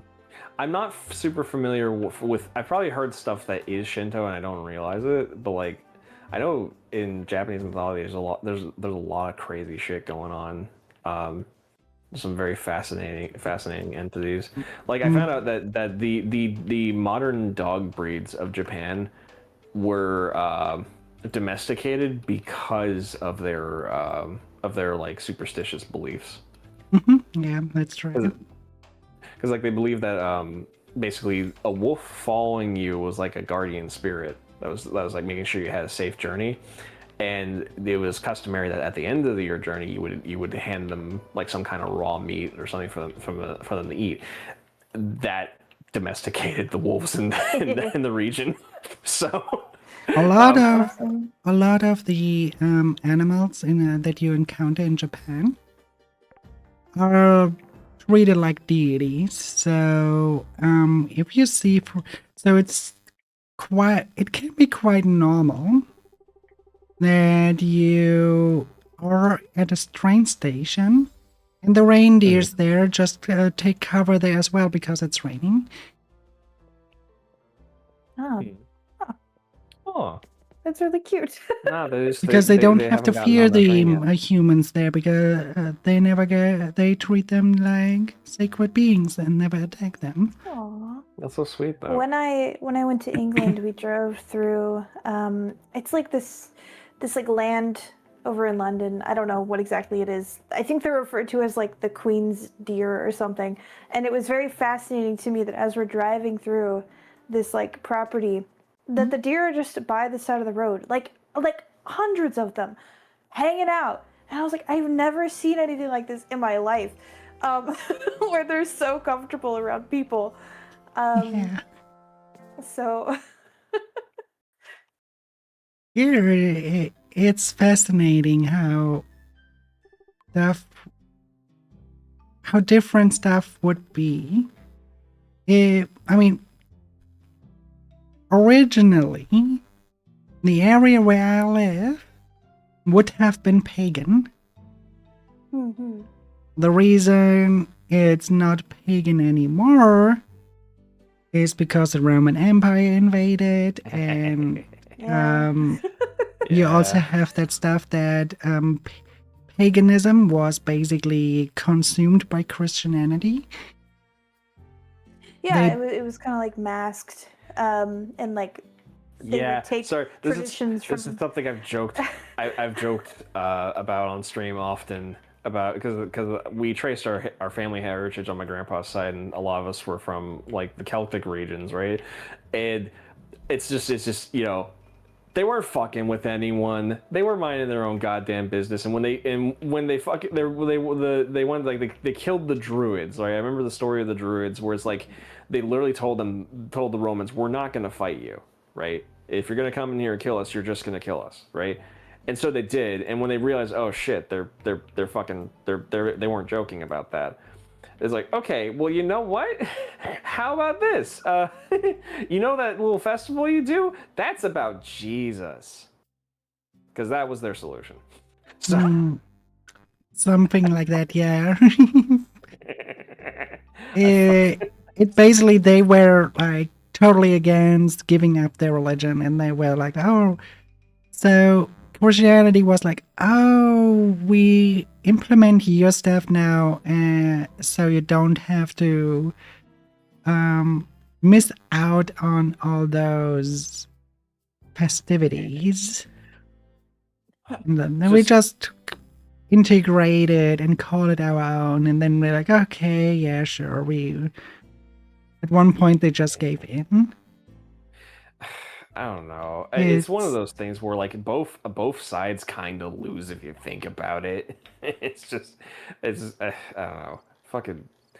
I'm not a fan of Christianity as a whole. I think it's okay if someone's a Christian. I just personally, growing up with them, not a fan. Run back. I'm running. You're gonna die.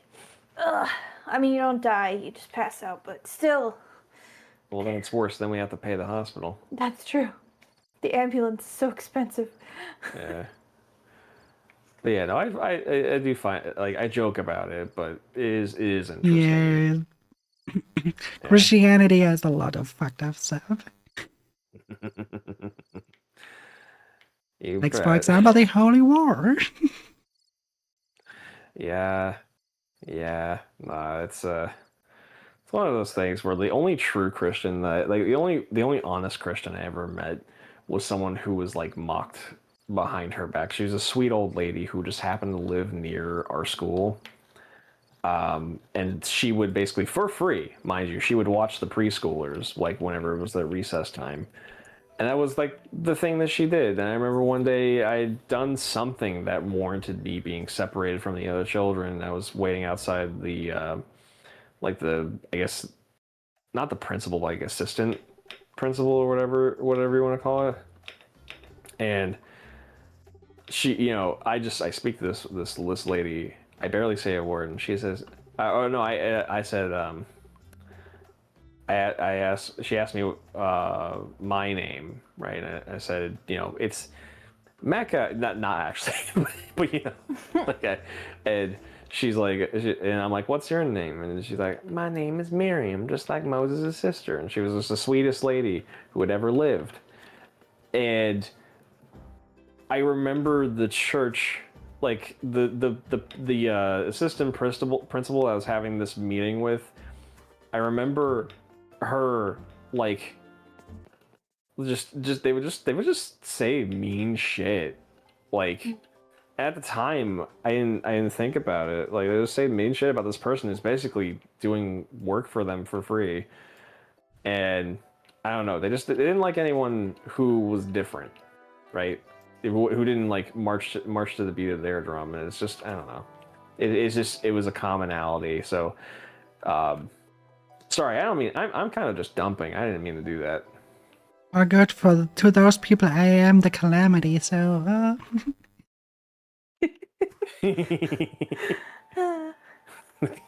Yeah. I don't know. I don't know. It's one of those things where like, if your religion makes you a better person, then by all means, have fun. Do whatever you want. But I'm not interested. yeah. It's actually quite simple. You're a nice person, you're a nice person. If you're an asshole, you're an asshole. Yeah. Any background doesn't change anything about that fact. It really doesn't. It's really just that simple. But some people think in stigmata, so. It's true. Wait, hold up. No, but only because never mind. I'm good. I'm thinking about something else. Never mind. Well, no. Okay, hold up. This isn't. I'm correcting you. I need to because I've heard this joke before. Stigmata. Maybe I've had this wrong for a while. Which, if so, I'm learning something today. What the word means? Okay, no, it's just two different interpretations of it. Okay, sorry, because the only context I've ever heard the Admins word are invading the stigmata void for said 90 is seconds. referred in reference to like the biblical meaning, which is basically like marks on the body to symbolize the crucifixion. Hi, Q. Hi, Q.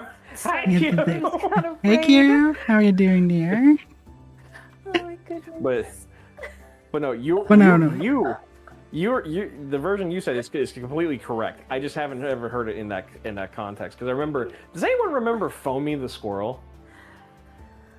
Tell me if anybody Must be an chat, American thing because I cannot. Is it? Probably. How was Dispatch, Q? Did you like it? Yeah, don't It's like- spoil it. But did you like it? Is it good? Great stream. I have What am I that. kidding? Just haven't played it yet. Yeah. Actually, what am I kidding? I've already spoiled most of the game myself just through YouTube shorts. I was gonna say, you basically played the game, just not actually. Squirrel Song is still great. Man, this guy's an asshole. Are you fighting it, dude? I'm trying. I'm sucking. but no, it was Use your the Q character- here. I think range is better against levies. Oh, okay. yeah. Okay, I will try. Doing 2 episodes each time. Hell yeah, that sounds good. We were talking about religion.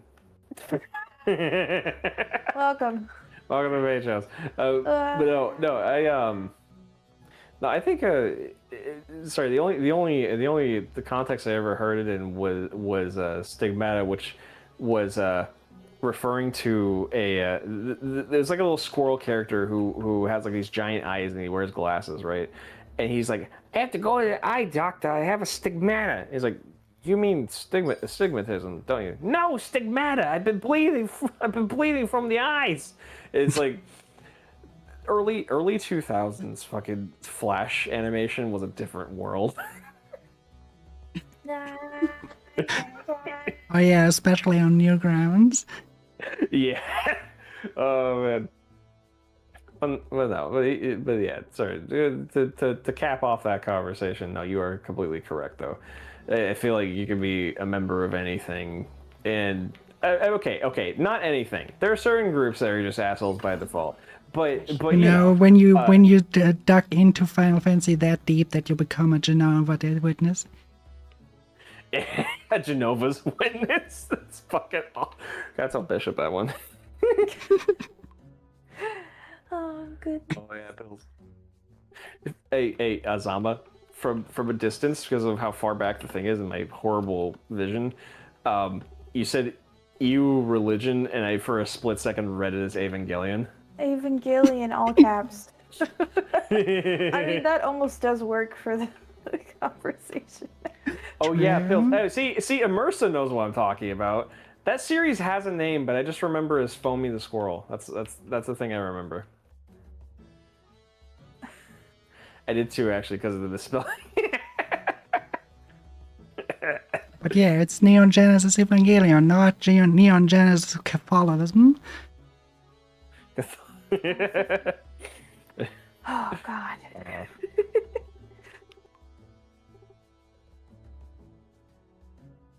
Let's see. Where is We'll press. anything? Ill Will Press comes to mind, I think. It's like Neurotically Yours or something. It had like a name like that. I don't remember what it is though. But yeah, God, things were different back then. Humor was just it was just random shit. Like I remember those old like Newgrounds games like beat up George Bush and stuff. Like it was just it wasn't even like saying, it wasn't even like a political statement. It was just, hey, look, here's a famous person. Let's beat the shit out of them. And that's all the joke was. That's all the joke was just neurotically. Yeah. So I guessed it right. Fuck. That is the antithesis That's such a great name. It is. It sounds like a fucking. It sounds like an emo band from that era. Or did emo exist at that point? What year? Probably. What year? Let's guess and say 2003. Yes. Okay. Should have. Pretty sure. 2003, yeah, emo existed. Yeah. That's the thing. Like, So here's the thing. Goth came originated out of something that is called the emo punk.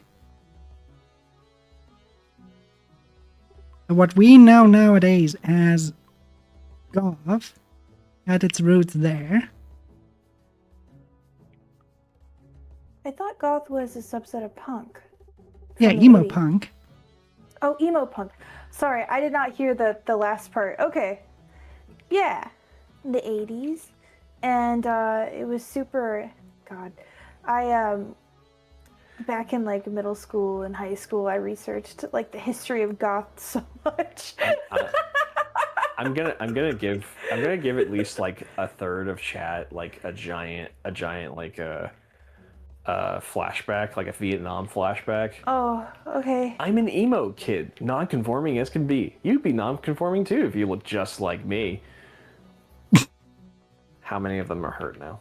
How many of them are currently having their brain probed with a? What is it from? It's emo kid. It was like a really early YouTube video. Oh. I do not know. I think that was Ryan Higa. I might be wrong. I don't know what you're referencing. It's okay. But it's probably unsurprising that I am goth. Not, yeah. Unsurprising, Yeah. yes. it might shock you to know that the pumpkin is very goth. It's hard for me to be like, oh, I'm goth, cause like, do I listen to that much goth music anymore? Not really. No, me But neither. But I I love the still have dress. such a great appreciation I for was gonna it. say you're not. So- It's the fashion, honey. It's the Yeah, The fashion, how it's dare the fashion you? for me It as certainly well. is the fashion. I mean, But, I mean, there are those that are just dressing up like in the goth way, and then those that do listen occasionally to goth music and dress up that way, and then there are those people that are like, oh, this is an entire sect now. If you listen to anything but goth, you're not a real goth. those are the purists. Mix up The purist, I'll yeah. I'll say it's kind of not going back into religion or anything, but it's kind of I feel similarly to subcultures that I do about like faith and stuff, which is that if something that you're into requires you to like change your personality, it's probably not cool. So I never accepted the idea that you in order to be goth you have to act goth. It's like Yeah, I don't know. when I it think comes to there's a lot that, of then my interesting things. subculture is called indifferent. Yeah. Because I just do the fuck what I think is into my taste, and I like extravagant stuff like you have in the goth. I mean, it's on my end. Most stuff I wear is either goth or grunge. Mhm. Mhm. Yeah. Also, do you mind reading that one from Immersive? Yeah, the group I do cosplays with, we have 1 year coming up for conventions where the little goth girl is a Pokemon trainer, and the rest of us get to be her ghost Pokemon team. Oh, look at that. That's adorable. That's adorable. Who's Gengar? That's a ghost Pokemon. I'm not literally who. No, I'm saying, is someone? dressing up as okay. Wait, who gets to be Gothitelle and has to like wear the hot dog suit underneath? That's a It would fun. be me, bro. about goth. Oh, you mean like who? Like Who who's going to do who the of cosplay? the people around Yeah. us would be Gengar? Okay. That'd be pop. Yeah, because that's a fun fact. According to the Pokemon show, right? Gothitelle is like her anatomy is that it's like a dress on top. Underneath, she's like a hot dog person. Like she's literally a tube with tiny little legs at the bottom. Okay. I know. Okay. I knew Pokemon was weird, but that's those are new heights. Yeah. I don't know much about Pokemon. but I Not know that much fact. into Pokemon. To be honest, I catch stuff from other people. I've enjoyed Pokemon vicariously. I was a Digimon kid, okay, and even barely at that. I didn't even like the good seasons of it. So like, here's my thing. When it comes to games, I was a Shin Megami Tensei girl. Ah, well, that's because you live in you live in the PAL region. No. The Digimon and Pokemon is way bigger than Shin Megami Tensei here. Oh, By okay, far. So you just had good taste. That's the other thing. One of the best jokes I ever heard. Just in Yeah, general, but is like, but really, fuck Shin Megami Tensei 5 Vengeance. yeah.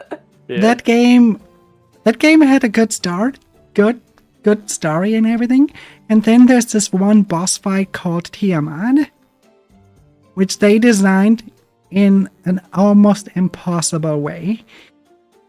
Oh. That's why I'm like, yeah, Shin Megami Tensei is great, But that specific title, I quit. I quit even though I see. knew I was so close to put it, because in order to beat it, I would have to max out everything. And for me, that's not casual gameplay anymore. Yeah. It was it's like that true. in If any you do have to difficulty. max everything out, it's kind of. Yeah, it was kind of like they forgot to have the difficult settings suddenly at that end. Oh yeah, like just a really wicked difficulty curve at the end. Yeah. Yeah, you have I like know that. normal fights. I mean, Shin Megami Tensei is a game where you have hardcore fights all the time. Even if you play on the lowest difficulty, you have like challenging fights the entire time. However, this was different. This was a way different. It counter healed almost everything you did, Oh. and Yeah, you just couldn't beat it unless you would do it very specifically, like looking up a guide and do everything what they do. Yeah, I remember Final Fantasy X, like 3/4 of the way through the game, you would just be doing everything normal, you know, handling the side stuff while you're at it, and then just suddenly there's like this giant wall where it's like, hey, the enemies, we're doing about as much damage as piss-filled water balloons. What is happening? And it's like, oh yeah, no, you need to go grind, my friend. You need to go, you know the characters you've been doing absolutely nothing to and everything. You need to go fix them real quick before you can finish this baby, okay? So you go do that now. Yeah. I was lucky back then because I already was at the level back then that I could do enough damage, but I heard a lot of other stories where like people are like, oh my god. Yeah, I feel bad because my favorite character in that game, honestly, was Kimari, and Kimari is one of those characters where it's like, oh, you love his lore, but he ain't worth it. He ain't. You're gonna be. I mean, other than like Oren, Titus, you know, the obvious characters, right, and everything. Like, it's basically a pick between whether or not you're actually going to give a shit about leveling Waka or Kimari, but you're not gonna do both. Kimari was one of my favorites too. The other one that I really liked was Riku. Yeah, well, her whole item mix thing, that was fucking cool. I remember my brother had like the poster that was like also a cheat sheet for that, but it was just, yeah, he was Kimari was fucking cool. But even if you God, I can't remember if it was my brother or me who did the math on it, where like we figured out if you really tried to max out his stuff, he was not doing nearly the numbers of like, hell, even like Lulu, which, mind you, Lulu is a fantastic character in that game. But Lulu was just the in terms doll of like stats and lady, shit, right? yeah. Yeah, Like, she has a great backstory. yeah. But this is just in terms of like the playability of it and everything. It's like I want to level up Kimari. This game has given me no incentive to do it other than I like him, and I want to beat the game.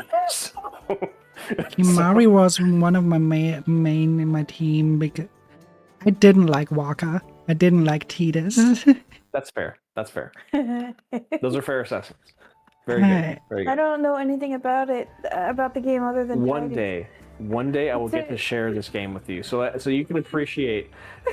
I want to play this game with you so that you can appreciate not only the story, but just the moments where suddenly we go to PS3 graphics on a PS2 whenever the pre-rendered cutscenes come in. Because oh my god, the game looks beautiful. Even the non-HD version, it really holds up. Before I got into sticking with 3D anime, making that for my own art style, Final Fantasy was basically what always were like, oh, I want to do that. So that's basically when I have to make compromises into realism with my art, would probably go into that direction. That's really cool. One game that one of my favorite JRPGs is getting a remake next year here. I don't think I don't think it needs a remake because it's actually quite young to get a remake. But Tales of Berseria. I have not heard of that one. Do you know the Tales of series in general? I know that I remember seeing Tales of Symphonia on the shelf at EB Games for anyone who wants to feel old. I remember seeing that, but I never. I don't know what EB Games is, but I know how old it must have been. It's okay. I'll play it through this way. Have you heard of GameStop? Yes. Okay, GameStop is EB Games was basically what GameStop would become. Just a general game store, but they fucking died. They died like in the, I think EB Games stopped being a thing in like the late 2000s. So it's just for me, it was a really weird experience because that was the only place where we would actually buy games, and then GameStop came along and basically killed them. So it's like this weird childhood staple, like if you know, you know. But yeah, I remember seeing Tales of Symphonia for the PS2, I think. It's not. Yeah, there are a lot of Tales of series right now. But Tales of Berseria it has such great characters. They're just really lovable characters. Oh boy. Yeah. It's just I just saw Pumpkin's hair basically slicing her in half. Yeah, Yeah, that it happens. likes to do that. Yeah. It's Also, okay. I think I just now understood Immersa's comment. I don't know if it's just the way that my brother would play it, but I remember like To adjust everything because I am in front of you. oh yeah. Like so in front of you. Yeah, let me get It's out of the collision. Like get out of. Let me just get back to the house and then But yeah, for some reason the hair likes to slide between the colliders and my torso. yeah. So it gets. I mean, there are stuck. two 3D models being very close to each other. If it collides then with Mecha's model, it's just ignores your own collision setup and just goes through it because basically the collision says it's enough. Yeah. It's powerful enough to get through it. We use Wardo for our 3D models, so they are like in the same 3D space. But for some reason, I think it's just because I'm moving, the camera readjusts every time to accommodate my movements, and whenever over time it gets to the point where the camera swings in a way where my character's in front of Mecha, so so we have to reset every once in a while. Yeah. It's an interesting dilemma of two 3D models. Yeah. So Yeah, stuff you cannot really prevent from happening. no, it's okay. I'm not upset about it. If you ever wondered why in games characters are never being really close to each other, that's the reason why. Because of stuff like that. Yeah. No, it makes sense. Yeah.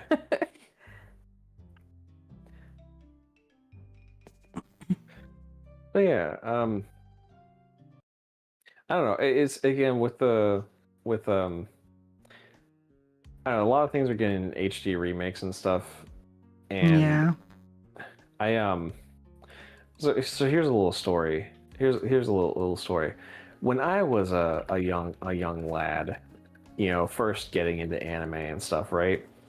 I remember, and I now know why this is the way it is, but back in the day, we would get a lot of anime based on video games, but not the actual video games they're based on. So like the Sakura Wars series, we got basically all of the animes from that, but I hadn't known until I started learning, or basically until I used the internet and learned that these things actually had like games attached to them. I'm like, oh, there's more stuff here going on, and I really wanted to play these series, and the thing is, now you can at least play the first 2 games. You can emulate them and use a English patch, and it's really well done. Actually, if you want to support projects like translating stuff, I would. Oh, what's that? This reminds me that I feel sad for you guys. Because one of the greatest games that had been coming out for the Super Nintendo back then, it only came out in Japan and Europe. Oh, yeah. But it was such a good action JRPG for the Super Nintendo back then. What game was that? Terranigma. Why does it sound familiar? Probably because it's talked about as a really great game that we don't have access to. Probably. That's there's an English version for it because it came out in since it came out in Europe, there is a version for Great Britain. So there is English. It just never made its way into America. But that game is really good. It basically starts with you opening Pandora's box. That's really sick. And that causes the souls of the people in town leaving the body. And your task is then to get those souls back by climbing into those towers and defeating enemies that are guarding those souls, that are basically trying to consume those souls. Mm-hmm. You claim those back, and while you do so, you also create continents. Oh, that's really cool. Yeah, I really like that. I'll look at it. It says Terra what now? Terranigma, like Terra, and then it's like it's like Terra and Enigma together. Like you just take the Enigma part of Enigma and put it onto Terra. Yeah, I got you. Terra I Enigma. see it. Yeah. Huh. See, here's the thing though, because I have a little story. So, very brief history lesson. Sakura Wars is a game that comes out for, I think, the Sega Saturn, which was one of the Sega's not very good consoles comparatively to like the run of the Genesis and stuff. Although, to be honest, Genesis had like the Saturn had some pretty whack ass games, really cool stuff. But the thing is, this game comes out, and at least in Japan, it's really popular. Like all of the voice cast of the game, they do like basically they did like live shows as their characters for like 20 years almost, I think. Like just because those alone were so well received. But the thing is, the series comes out. Its second title does really well. It's like, I mean, it's to be honest, it's not a very complicated story. It's the 1920s. There are demons. We have steam-powered mechs, and only women can pilot them because they have stronger spiritual energy than men do. But also, you're the one guy who actually has strong enough spiritual energy to pilot one. So henceforth, you are now the one guy who's been tasked with the times. This kind of brings me, what you describe already brings me back to, do you know the anime called Visions of Escaflowne? Yes, as a matter of fact, I do. That was one of the okay, really okay. I'm sorry, I keep going on rabbit trails. We got a raid. Oh, Woo. Axel. Well, yeah. Hello, Axel. Oh. And you got the rare sound bite. Hello. Hi, everybody. We were just talking about stuff from the past, and I had mentioned Vision of Escaflowne. So here's a weird thing, right? So remember how we were talking about 4Kids before, like all the weird, like kind of censorship in the dubs for that? There was a similar thing for here it's a TV station called Fox, right?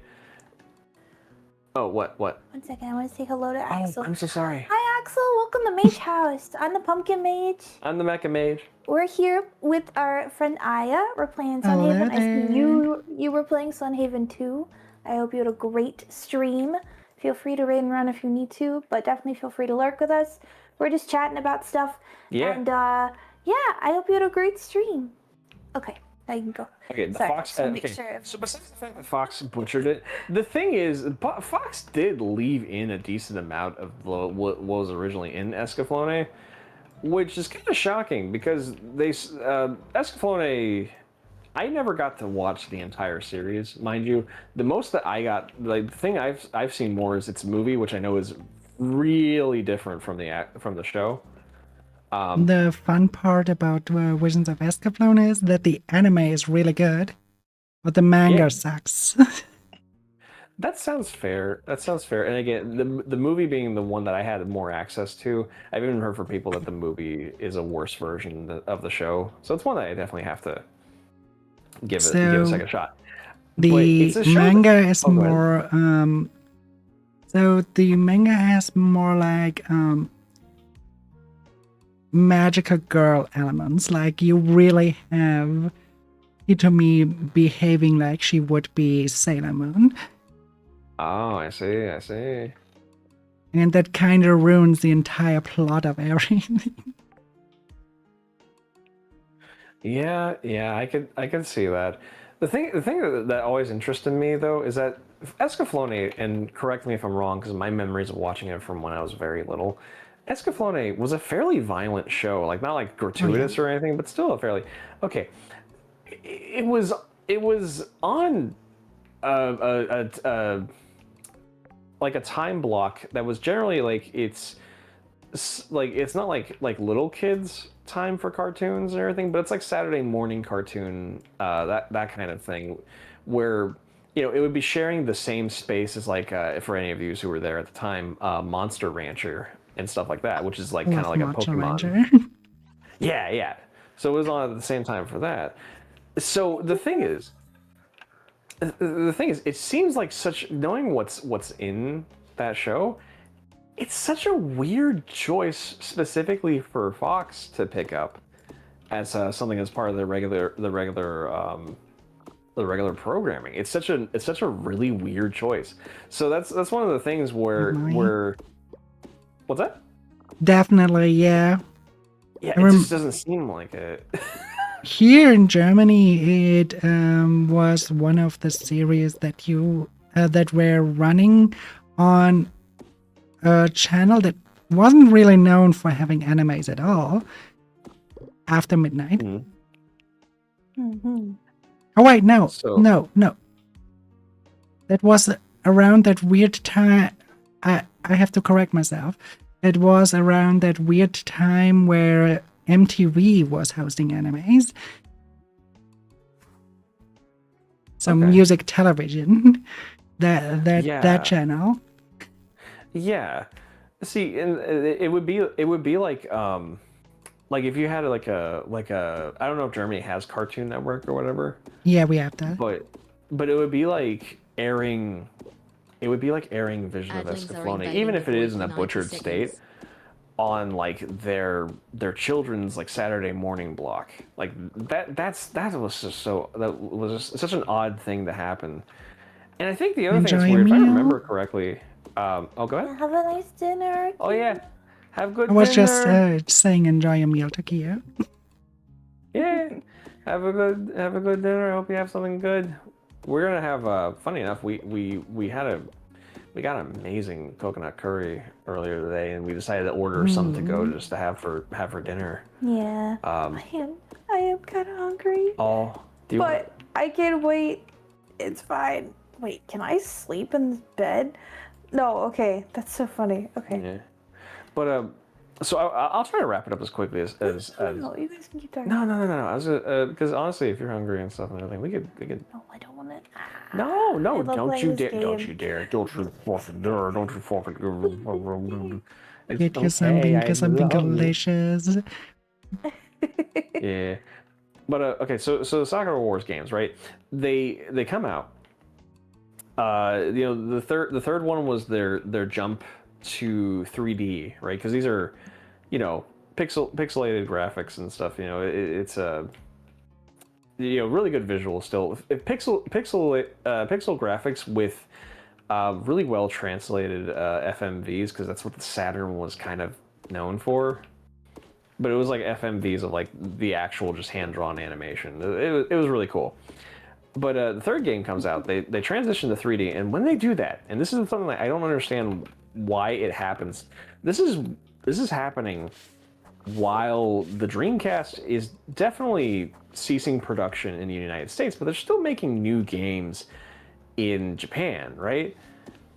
For some reason, they did what would be the modern equivalent of like HD remakes of the first two games, but they only came out for the PS2, not the Dreamcast. Don't know why that happened. But either way, maybe it's because they couldn't implement some of the functionality the games had with the Dreamcast or something. I don't know. But the third one comes out. It does really well, just like the last two. Maybe not as good as the second one. But at this point, Sega's going through a bit of a crisis of faith, right? The Dreamcast is failing. They know that they're going to stop making Dreamcast games. So when you're on a series that's seen most of its major releases on Sega consoles, what do you do at this point, right? Well, the answer is that you go out with a bang. And so Sakura Wars 4 is basically, it was meant to be the series end. It's like this huge finale.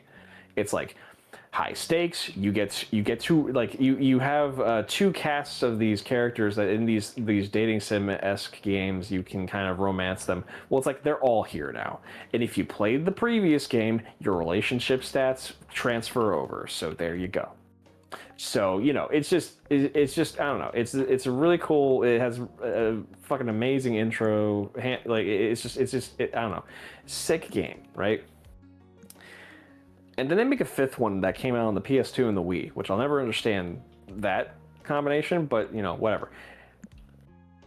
That is the first game that we got here from this series in the States, and I think it released in other countries too, but it's just such a bizarro release because I bought it on the PlayStation 2, and it came with two CDs, not because it needed them. Because one CD has the English dub and the other one has the original Japanese voices. They are both in English. So the way that I bought it is that me and my friend basically split it so that he got to keep the Japanese one and I got to keep the English one. It was just interesting decision. Well, because I think he paid a little bit more than me, so he got to choose which one he kept first. No, Yeah. I mean to make make it like two CDs and then Was essentially two copies of the same game. yeah. So yeah, so and it's the thing is, Sakura Wars 5 is not a bad game. It's fun. It does what it does, but it's just a very odd choice because if you're just a Westerner, now granted, we got all the anime. So if you were like me, who watched a lot of anime wherever you could get it from like bargain bins and stuff before you discovered how the internet works, you got to see all these characters in these shows and everything. Even the shows are all different than the games. But the thing is, that game comes out, and in the West it does okay. It's not like it doesn't do like amazing numbers sales wise, but it sells. It sells enough, right? It does fine. Nothing to write home about. So what happens then? I shit you not. A literal decade passes. And my enjoyment of the Sakura Wars series is just reminiscing about all the animes that I got to watching playthroughs of the actual game, and eventually hearing news about like people making English patches and stuff, right? Which again, you can play the first 2 games in English, and if you want to support localization, like independent localization projects, please check out Taisho Romanization. They are currently working on an English patch for Sakura Wars 3, which if that gets finished, I will be playing all 3 of those games because it gives me hope that 4 will also be translated, which would be awesome. I would be very happy for that. Yeah, I know. So That would be so cool. So yeah, they're a really cool account. They don't post very often, but I mean, Because they're working. yeah, you can imagine. That's the thing. I feel like it's really hard to be like making something and also posting about it all the time. Yeah, Because how much progress are you really making if you have to post about it all the time? yeah, I don't know. Yeah, that's the Yeah, I get problem with all those advices about consistency. Right, as not as Right. if you are producing stuff for your own stuff like working on a game or something, Right. or just you have to limit yourself to twice a year or something like that. Like a, Right. Just like an update. Maybe, every 6 months, Yeah, Yeah. yeah. or you So, take one day per month where you do nothing but social work, and there you do it. Mm-hmm. yeah, I think it's I'll say this much. I think even just like putting up some small updates here and there is fine. Just don't do what fucking Yandere did and pretend like it takes so much time out of your busy schedule to like. Well, it's really weird because I don't know what else he was doing. But anyway. A few of the things he was Well, doing. okay, but I meant like busy wise. Anyway. Yeah. I don't Yandere, know. the Yandere game was. Let me put it this way: I can do the stuff most of the, like probably still to nowadays. I probably can do the entire game without the models, of course. But from the game logic on, I can probably make the entire game in 1 week. Yeah, I mean, There's not much to it. Yeah. it's very. It's just Interesting. it was very much. That this guy- Fortunately, it was like one of my first looks into game development from like an indie perspective. Yeah. So real quick, not a good example, real I quick, suppose. just because I want to cap it out because I was kind of meandering a little bit, but okay. Here's my thing, Aya. All right. Mhm. So a decade passes. Sakura Wars is just a thing from my youth, right? Then I find out for the PS4 in 2018, a brand new game, a whole new title in the Sakura Wars series. All right, and it's gonna have a new cast of characters, and the character designer is Tite Kubo. It's the guy who makes Bleach. Which I can't say I care much about Bleach because I never tried to watch it, but I do like his character design. I like how his characters look. So there's that. It's a great name to have behind the project. Yeah. Okay. First trailer comes out. All right. A text crawl at the beginning says, there was a big demon war. All of the previous cast is dead.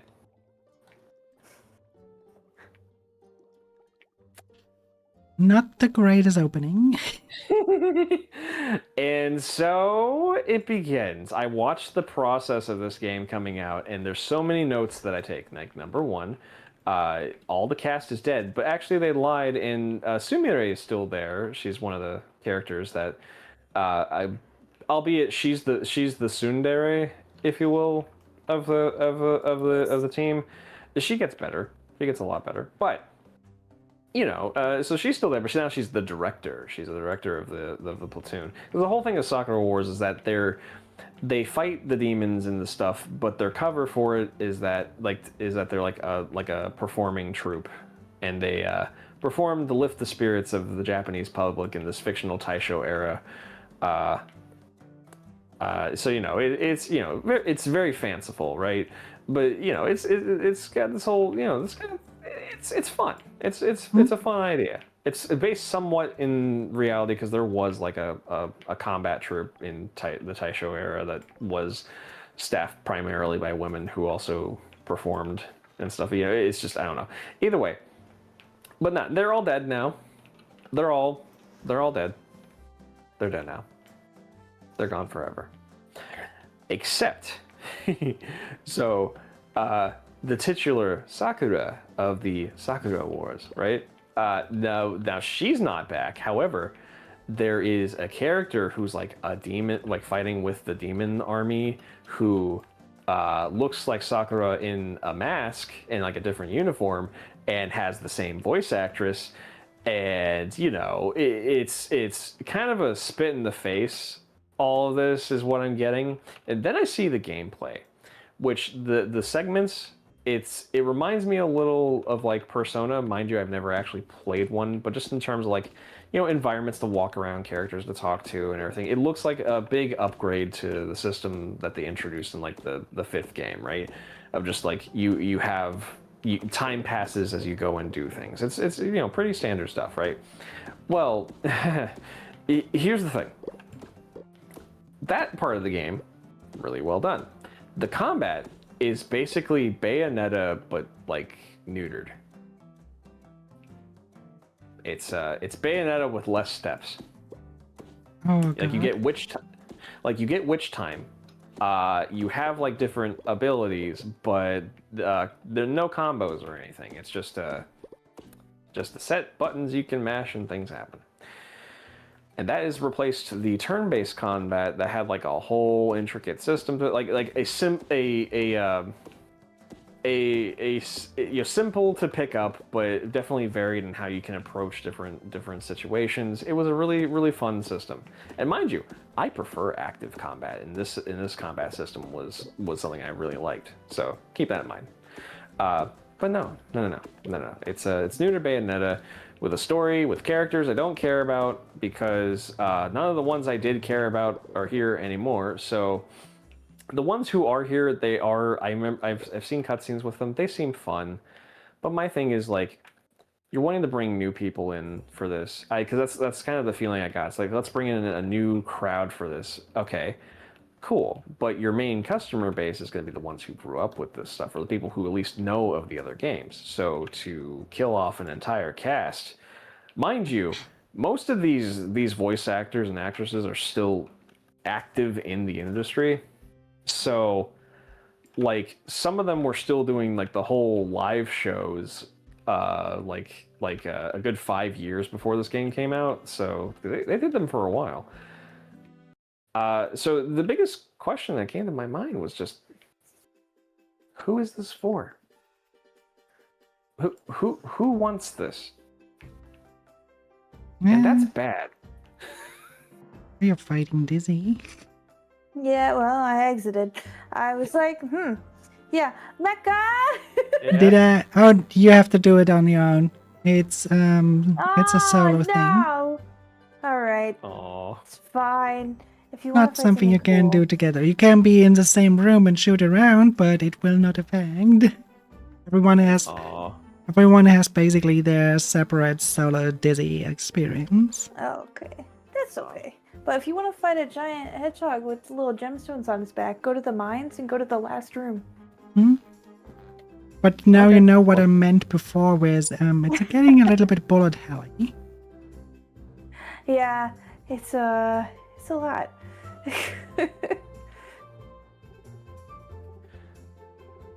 But yeah, that was my experience with Shin Sakura Wars, and I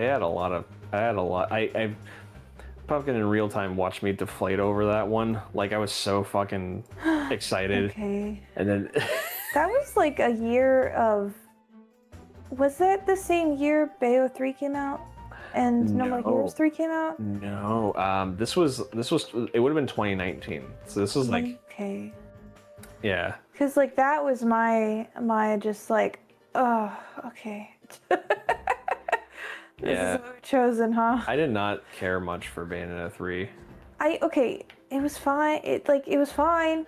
I understand Bayonetta 3 is not like narratively amazing. However, I really think they made a poor choice That's all I'm gonna say. So, it's fine. Some games just stick around because of the visual. But they made a choice that would make some of those visuals no longer be there. Does that make sense? I don't know. I'm Yeah. trying not to spoil it. So, I should ask. Have you played Bayonetta 3, Aya? No, but I never even planned to, so. That's fair. Okay. That's fair. That's fine. Then yeah, the scenery. You explain it better than I do. No, I'm not talking about that. are I'm you talking about the fact that they killed Bayonetta at the end of Bayo 3 and are like, oh, by the way, off screen she had a kid. Here's her kid, and now she's going by Bayonetta. So this is your new Bayonetta. Have fun. And it's like, what are you talking You know about? what's the thing that really hurts me the most about Bayonetta 3? You know what's the thing that fucking bugs me the most about Bayonetta 3? Let's hear it. Okay. This lackluster story, this absolute bastardization, the ruining of the lineage of these games, if you will, happens in the game where you can also like beat a demon half to death and then turn into a choo-choo train and run them over. So like it hurts. It's so many gimmicks. It hurts two parts of my brain. The part that's like, yes, I like to have story and conflict and resolution and satisfaction from these things, and the other part of my brain's like, yeah, and then he turned into a giant dragon and bit the skyscraper. You know, these are the two parts of my brain that are fighting for dominance at all times when playing a game. Okay, I'm not a hard creature to please. Just tell a functioning story that has a even if it's not happy, has a satisfying conclusion. But you know, also do cool shit, do funny shit, be stupid. It's okay to be stupid. Do a dumb thing, but not that dumb. Don't do it as dumb as you did though, because you went for train Bayonetta, but then you're like, what if we killed her? I feel like maybe the writers felt like it was a fine conclusion to her story. Didn't Luca But also die? they just didn't. I'll be so real. It's kind of a big fucking mess. Yeah, no. Technically, no. How does Bayonetta and Luca die, but somehow Enzo is okay? I don't know. I'm kidding. I love Enzo. I feel like, does Enzo even show up in the third game? I did. I don't even remember. Who else do they have to torture at the beginning? You can't have a Bayonetta game without Enzo. We got the game even start. Yacht.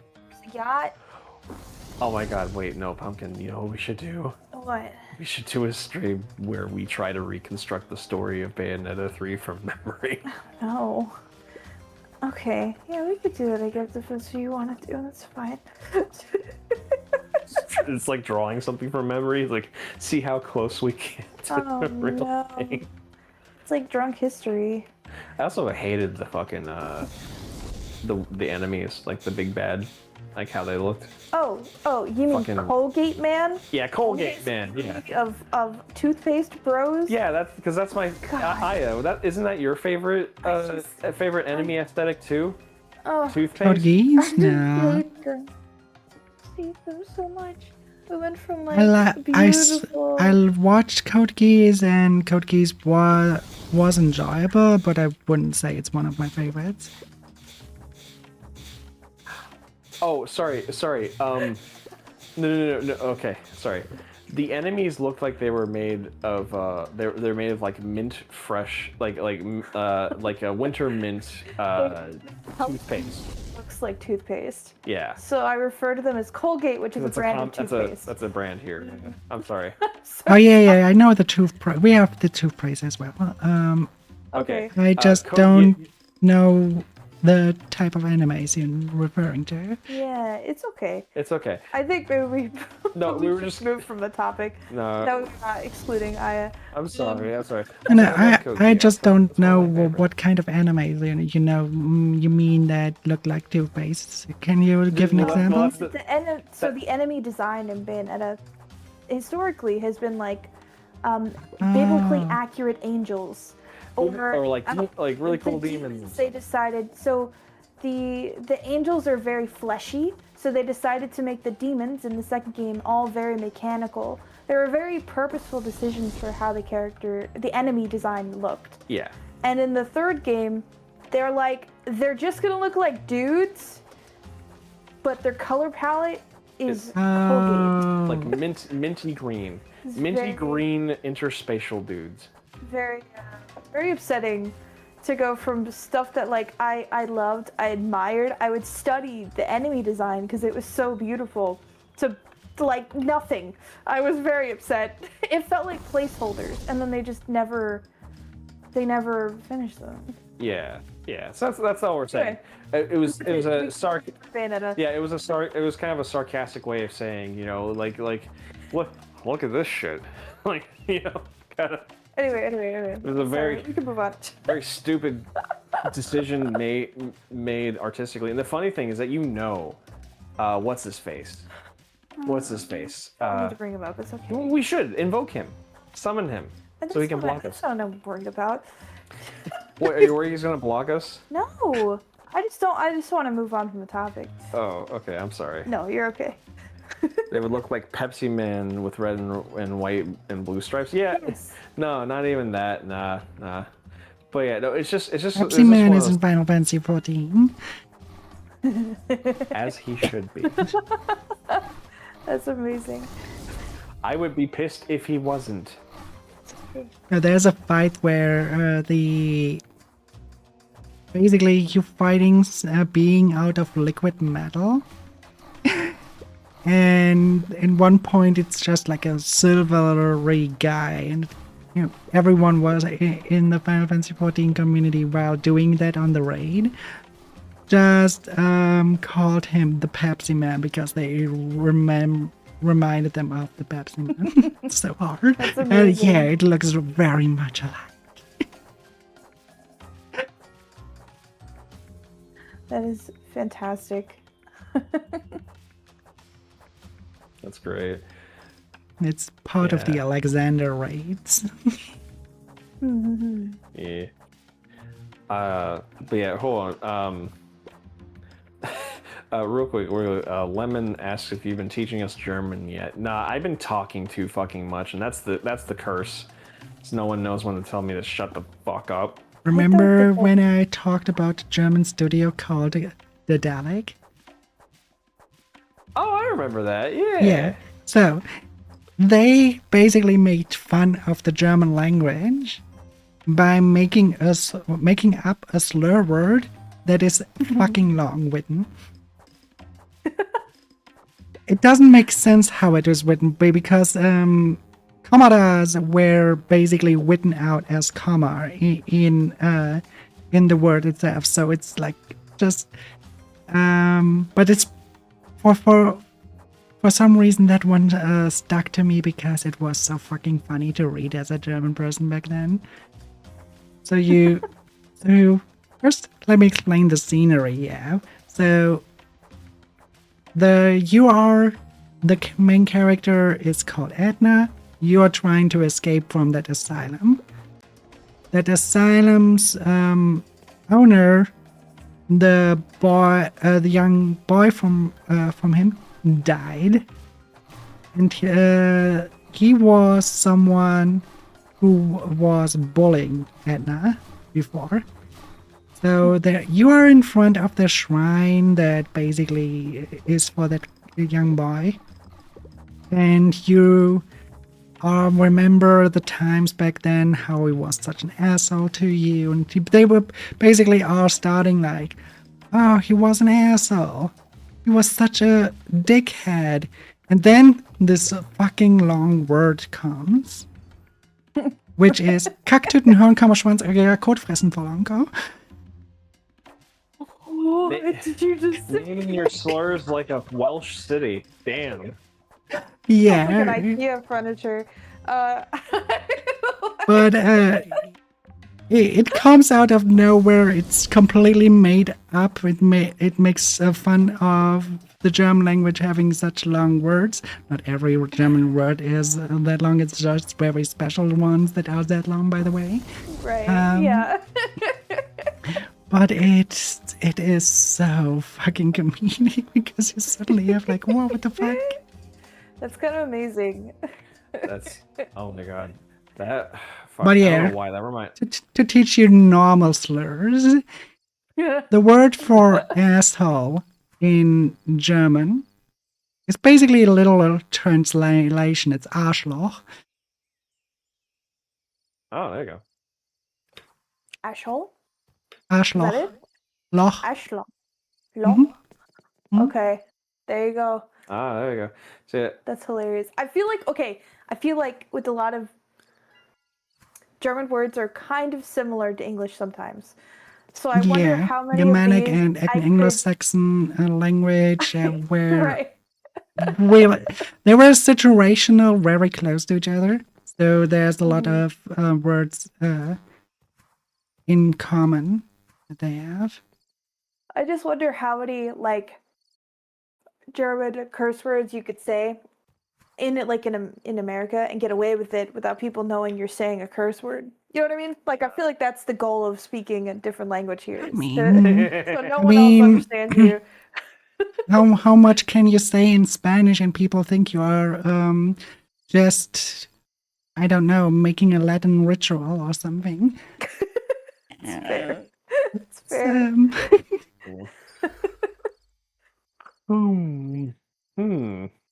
Yeah. I remember reading somewhere that's like there's a thing that the Germans call kittens whenever they're at the phase where they don't know how to tail, so their tails just stick up in the air, and it translates roughly to something like little bumper cars or something. I don't remember what the actual term Like was. bumper tails or something. I don't know. It was fucking cute, whatever it was. Trying to recall what you mean. Oh, there it goes. It's like kittens. Whenever their tail just sticks up in the air. Yeah. And I guess there's a phrase for it. There's a phrase for it? If there's a phrase for it, I'm not aware of it. Okay. Oh my god, one of the Paul brothers just got their jaw fucking broken. Yeah! There we go. There's some good news. About fucking time. Proof that they're not rigging fights anymore. I know. Oh, Jake Paul and all those weirdos. Who are the Paul brothers? Sounds like something like Super Mario. No. They're the un-Super Mario brothers. They're the opposite of the Super Mario brothers. Yeah, Super Mario. I honestly forgot that Jake Paul was a thing. Yeah. I'm so sorry for reminding you that. I'm so sorry. How dare you? Oh, It's okay. Everyone needs a person of hatred, right? I feel like every country has that one person that, like, if like we wouldn't mind like shooting off to the moon or something for them to just stay there. Everyone has. I would assume yours would be Uwe Boll, but I'm just guessing. Okay. No. He can't. He's harmless. Well, I mean, as long as you don't agree to fight him if you say that his movies are bad. His movies were bad, but some Shit, were that bad that they are good again. 90 seconds. No, yeah, well, that's the thing, right? Have you ever seen his what the fuck is it called again? It's like there's a website where you can like just review just movies in general. I'll have to find it. It's like we have actually there's like one show on the TV that purposefully takes out bad movies and then they're making fun of the bad movies.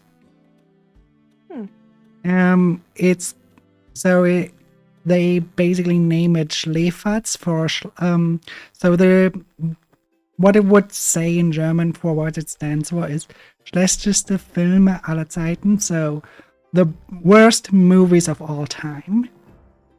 Hmm. You know, you know what's funny? Here we used to have a channel called G4. Oh, I'm sorry, I didn't mean to interrupt you. What were you saying? That's how I was introduced to movies like Radioactive Shark or Hobo Goblin. See, that just sounds. Those just sound like good movies. I don't know what you're talking about. They are good movies to laugh about, yes. Yeah. I remember, for those who remember G4, the channel, right? It was like a gaming channel, but they kind of branched off to different stuff towards their death. But one of the blocks that they had was like Sunday and Saturday mornings. It was where they would play movies like RoboCop and Back to the Future and stuff like that. And it was called Movies That Don't Totally Suck. I feel like that's like the opposite of what you just described. I miss that because they did a marathon of like the first two. Like they just played the first two Alien movies just repeatedly, not for a whole 24 hours. But they did that for Valentine's Day, and they did like commercials where it was basically taking the scenes where like the alien is like in her face and stuff, and like trying to they would like change the tone, so it was like there's like romantic music and stuff. It's like a love movie. It's just fucking Alien. So A fucking face hugger, and then suddenly epic sex band. Oh god, I wish. No, it's God. Fuck. Also, for just as a fun fact, just because you mentioned it, Immersa, I think for some reason it might just be an autistic thing. I for some reason remember the Mystery Science Theater theme song almost daily. I don't know what's wrong with me specifically that happens. Nothing's wrong with you. But fuck, I had a thought. I lost the thought. The thought is gone forever. I was gonna say nope, I forgot it. Never mind. It just happens. But yeah,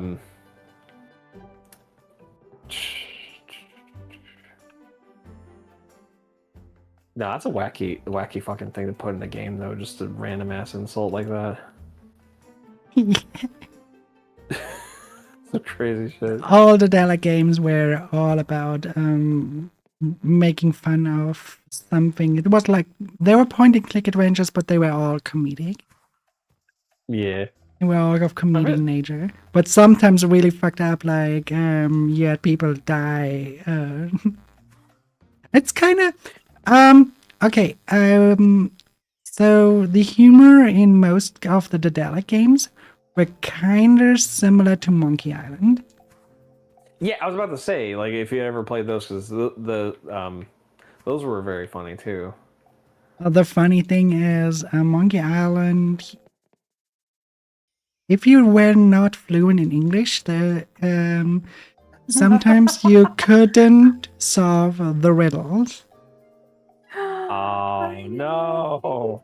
Because in there's this one riddle, and I think it was in Monkey Island 2, if I remember correctly, where you have to use a monkey arm as a wrench. Oh, monkey wrench. Yeah, Oh. just so if you are not fluent in English, you would never get that, because there is no such translation here. Nothing that would fit in the bell. Yeah, I remember. Okay, I remember. This is actually something that happened in localization. One of my favorite anime, and you might have heard of it. It's it's called Excel Saga. I heard of it. Never yeah. watched it, but It's a whack ass fucking show, that's for sure. The thing I remember having the ADV DVDs, and when you could turn on like little Easter egg things in it, right? Because the show was just kind of, it was definitely a true like Japanese comedy, and sure, there's like zaniness that you can appreciate across cultural cultural lines and stuff. But the thing is, there were some jokes that they just had to completely like change because in English they don't work, and especially when it comes to like puns and stuff. Bastion and Save for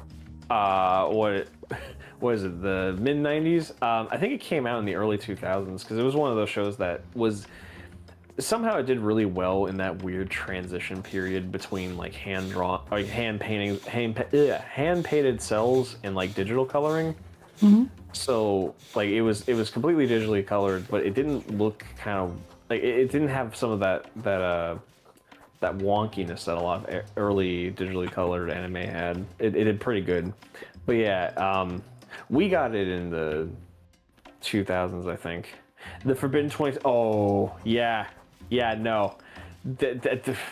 Listen, I'll be real with you. You know how people say like, oh, you couldn't do that now.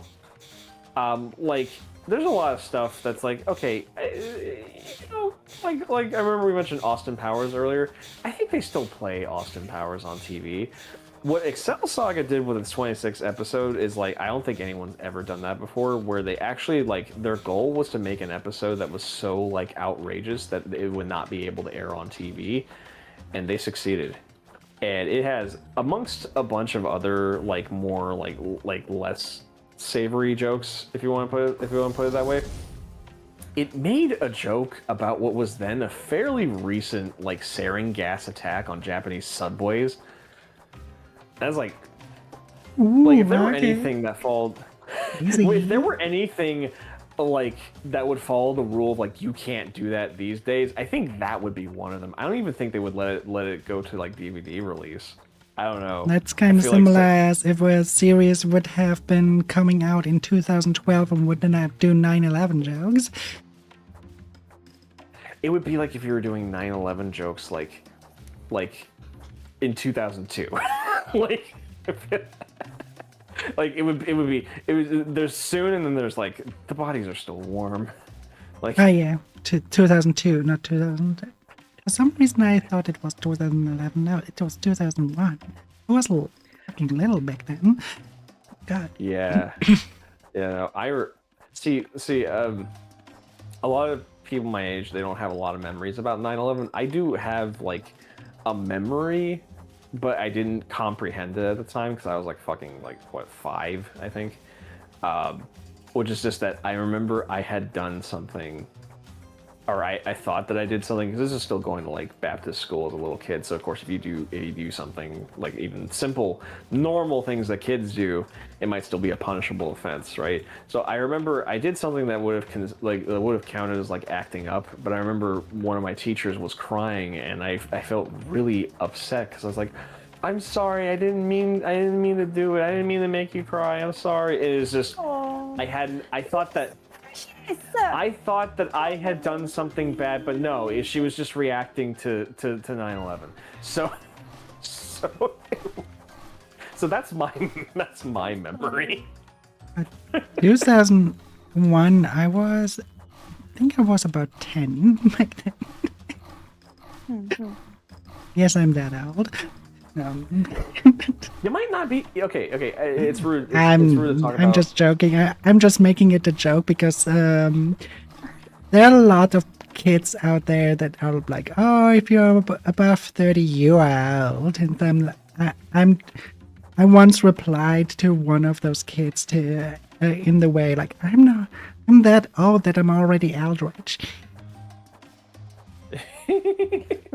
Yeah, I mean, to be fair, like I've seen some really garbo takes. So like people are calling like people above the age of 20 like hags, and I'm like, you just. I mean, It was. In that case, I'm hag maxing. Hag maxing. Yes. Little Mecha was pure and innocent. He sure was. But yeah, no, fucking fucking Pedro and the Great Will of the Macro. Yes, the real story, the only true chronological story in that show. We'll get to that in a second. Fuck it. But yeah, I'll be real. I know that if you were 10 at that point, you would not be the oldest that we regularly stream with, because Bishop. I don't know. Let's see. Bishop is. I'm of the age of the fall of the Berlin Wall. Gotcha. So you're okay. You're old. You're old enough that you're about my sister's age. So, yeah. It was me. It was me all along. I caused it. You did it. You did it. You leaned against the wall and it fell. It fell. I farted. Oopsie. Turns out it was actually made of paper mache, which is French for wet paper. The paper. I heard that guy singing, "I've been looking for freedom," and then I had just to fart so hard that the entire wall collapsed. Fucking Aya's brap spot down. Fucking. Can't even finish the sentence. Fucking God, what is this? Oh man, the funny thing. Okay, I had to cringe so hard that, you know.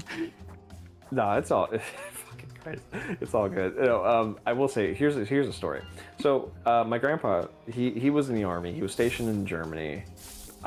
Basically, after his tour in North Korea, he was in around Vietnam time, but he was not in Vietnam.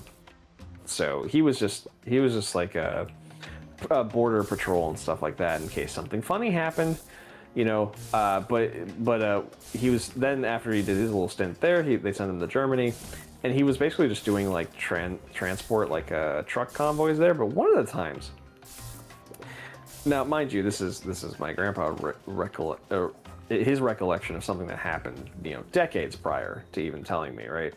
So grain of salt with stuff. I think most of this is accurate, but they had something called the 5K zone, which is basically it's you know 5 kilometers from I think like the distant border or something like that. Basically, you don't want to be in it, because if you're in it, you know, and you haven't been authorized by either side, you know, this could cause an international incident. Well, the thing is, they were on a routine convoy. They were hauling a bunch of stuff. And then someone at some point had made a wrong turn. And they were all just in a line, just following the leader, kind of doing their thing. And then my grandpa hears some chatter on the radio, and suddenly the guy in charge is basically telling him, turn around now. And before he can even process it, he sees the sign indicating that they're about to enter the 5K zone. Quickly, Yeah? run to town hall. Oh. And go do this thing, because I want to see how high of a score you can get. Oh, okay. Oh, I thought it was about to, like, something bad was about to happen. No. Yeah. Well, I mean, it might be too late already. I don't know. That's like outrush there. I don't know where town hall is, but Okay. I will. From here, go straight up. Gotcha. But yeah, basically, my grandpa sees a sign indicating that they're about to enter the 5K zone, and he told me it was something like he'd never seen before. Just several trucks in different directions, just trying as hard as they can to U-turn to get the fuck out of there. They're running over small trees, like it's just immediate panic because they did not realize that they were entering. Which way? Up. Still up.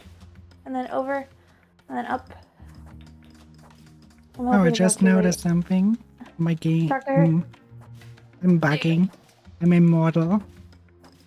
Oh, are you? Oh. That's awesome. I have the bug where you cannot get damage anymore. That's awesome. Okay. Little things are gonna pop up. Oh, we talked to that guy? Yeah.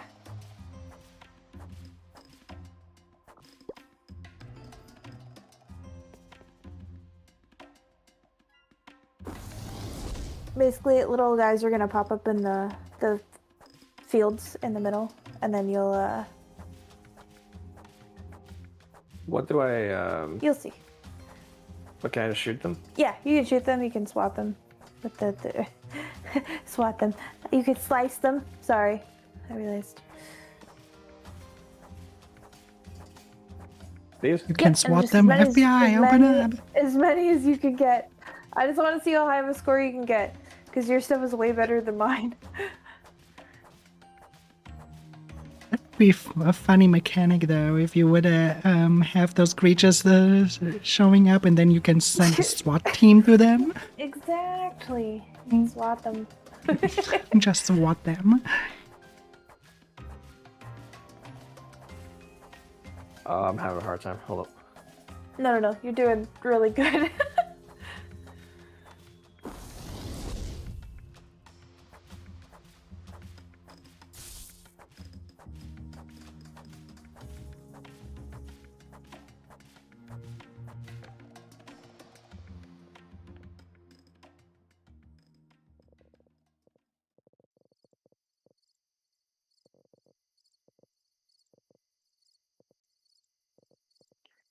Wow.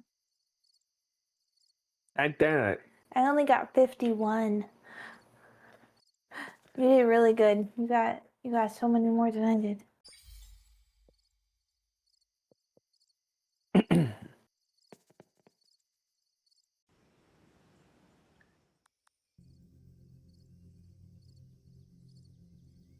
Wait, why is your save? Okay. Okay, now we can go home. Alright, let's see. Wait. Can we not go home? I don't know how to go home. You have to talk to Bernard. He's usually the guy. Oh, you're right. Up here, this guy.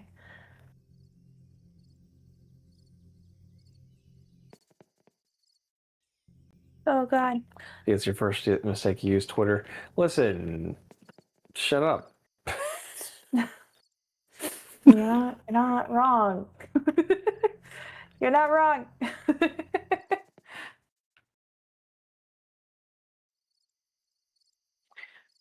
Real quick, hon. How you feeling? I don't know. I am kind of hungry. Yeah. So, Might need to go in I mean, and it's call almost it. 10 for us. That's almost 5 hours. That's pretty good. Yeah. Real. So. Oh, I got a cutscene. Oh my. Oh, it's a post dragon. The post office dragon. Oh. Oh, no, it's not. Dragons It's not. It's in here. the moon dragon scale. Oh. Oh, there you go. Well, that might be a good place to call it anyway then. Yeah. There's like the letter delivery service dragon, what I call him. He sometimes is confused as to where to send his letter, and then ask you, like, "Oh, the Smith. Who was that again?" And then you tell them the name. So it's kind of like a little game of, "Hey, do you remember the NPCs?" Well, you see. That's awesome. Oh man, now there's rocks everywhere. Ah, crap. Okay. Also, Lemon asks, Aya, what time zone are you in? Germany. CEST? CET. CET. Yeah, Central European Time. Also, if we could beat up this guy for hours. What? You could beat up this guy. You could beat up this guy. What do you mean? It just takes forever. That rock guy, you basically just get rid of his crust. So you use your... Actually, it's better to use my God, your we put these in pickaxe front on of us. that. Oh yeah, you're right. We could, Why is my path blocked? because it's the stuff. Can you knock it out? No, Let me help no, you. I can't. Let me help you. Do you have your pickaxe on you? Probably. Alright, I'm good. Okay, alright, let's go up here and just start shooting this guy. Your level's so high, I feel like. Yeah, it doesn't really do well with the combat one. Oh, okay. Yeah, if you're high on mining, then wonder if this will do faster. I actually think you were doing more with the other one somehow. It's okay, we got this. Got this. Gotta help in just a second. I just want to get rid of stuff that occludes my inventory. No, I understand. Do you get like a bunch of experience from doing this? Yeah, you get mining experience. Oh. I'm already... You're level 11. You need it. Look at how fast it's climbing. I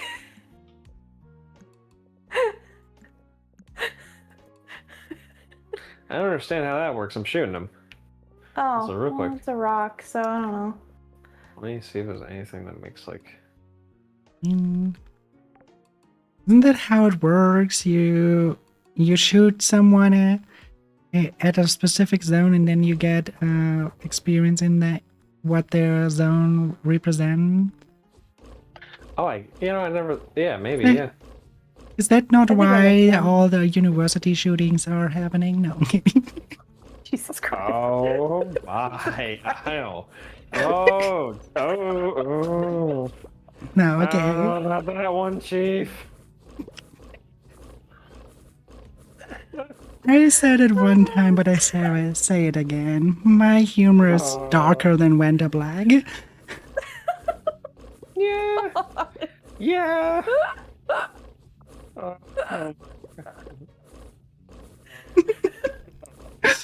Oh no. It's... It's fine.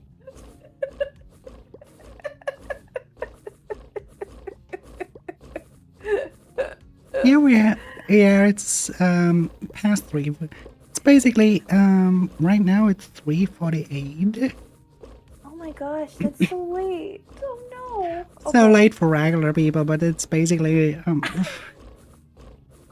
I can go for another hour. That's no problem. Oh goodness. Yeah. That's No problem for me. I have a weird sleep schedule where I sleep over the day. I see. I mean, that's just what happens though. Sometimes. So I get it. Yeah, I mean, if you're in a situation like me where you basically are just, if you have income, then it comes from freelancing, and you can do such things. Right. What I'm thinking is maybe after we defeat Rock Guy, Yeah. we'll call it there for us, just so we can go eat dinner and stuff. Yeah. All right. Although we could after this we can hop in VC for Minecraft and stuff, or even just Oh, okay, yeah, or sure. even just watching shit. I Yeah. wouldn't mind watching. Like on our server. Yeah. Okay. Sure. Glad Well, we're I want- knowing you. Don't think just because it's 4 a.m. it's bad time for me now. Yeah. Okay. I mean, 4 a.m. is usually the time when nothing really is happening. Then I go to sleep. But when stuff is happening, see. I keep up. I see. I understand. You're like, all the stores are closed, everyone's asleep. I prefer Fine. it that way. I'm an introvert, okay? I like it I quiet when I understand. work. Because it's winter break right now, all the college kids are gone from our town, and we went out to lunch today, and it was so it was nice. so- There was no one there. Oh yeah, It right. was- Because because we did all those self-tests today, right? I can tell you probably you probably understand me the best because you're also INFJ. I know. I know. Yeah. I think the only difference was better. that I am INFJT. Yeah, I mean, I was. The last time I took it, I was INFJT, so I don't know what happened. I think maybe this past couple years have been unkind, and I'm just like done with everybody's stuff. Aw. Look how cute he is! Aw. And you got a Canada. little tiny pet. You got a tiny one. So Yeah, Pet cute. Rock. Pet rock. All right. And Alrighty. make sure that you have it in your inventory because there's one still lying around. Yeah, Yep, I I don't. got I it. already have one in my inventory. Then So, it's Megas. Okay. Yep. Yep. Okay. Perfect. Oh, yeah. Well, Then that'll be it. Oh, go ahead. No, you go ahead. I was just about to say that it was a pleasure. Oh, of course, yeah. So that's gonna be it for us tonight. But here, my love, if you'll do the honors. Yeah, I got you. Go Go ahead. hit the escape key, or Sure. Actually, just put me in the menu, save and exit. yeah, and that way it'll play the main menu music. Hell yeah. Okay. Wow. Yeah, thank you so much for watching, guys. Thank you, Aya, for joining us. Thank you. If you want to join us in Discord to watch shit or something, definitely feel free. Like a little bit, maybe like 15. Yeah, give us enough time to Yeah. heat stuff up. Aya, are you going to be doing anything else this upcoming week that you'd like to let everybody know here? This upcoming week, yeah, well, I will, as usual. Well, tomorrow I will do some. I will probably finish Silent Hill 40. But Mondays is usually when I do my. And that's also what I will continue doing. Is my 3D art stream where I work on my own game. Yeah. Awesome. Very cool. And yeah, Tuesday, Do It Night Abyss, and I will be actually streaming through the Christmas days, just not Christmas Eve. That's awesome. Very nice. For chat, tomorrow's gonna be a rest day for us, but Monday we're gonna be back probably with more I think we're Minecraft. playing Minecraft again. Probably. And then on Christmas, we're streaming with Q. We're gonna stream Roblox games with Christmas Roblox slop. Yeah. Ozomakuza pledges So- loyalty. So Yeah. yeah, definitely tune in if you're interested in that. For us. Thank you for the follow. I have to probably stress 3D art / game dev. It's not always 3D art. Sometimes it's just working inside of Unreal Engine and doing stuff there. Yeah, I mean it's all cool to me, so Hell I'm yeah. excited for everything. Yeah. Well, if that's all well and good, we'll go ahead and raid out now. Yeah, do you have Whenever a we raid have target in guests. mind? Oh, I don't. What's that? I was like, do you have a raid target in mind? So I just wait over with you. I was just about to say, usually we open it to the guest to choose who to send the raid to. So if you have someone in mind, yeah. Well, since this is not my usual time where I still would be active, don't have really many. And at least according to Twitch stats, I'm currently at 1 viewer. So I don't know anyone right now that's online that is okay with being rated like that. Oh, I mean, honestly, my pick tonight was Jay Chili because he's playing Slay the Princess, Yeah. Oh. and I yeah. think his will be open Yeah. to being rated with 1 viewer. I'm gonna be real with you. And this is just. I have harsh opinions about stuff, so obviously grain of salt, yada yada, with that kind of thing. But like, I feel like if anyone's upset for getting like a raid with 1 viewer or whatever, like, I don't know. That's red.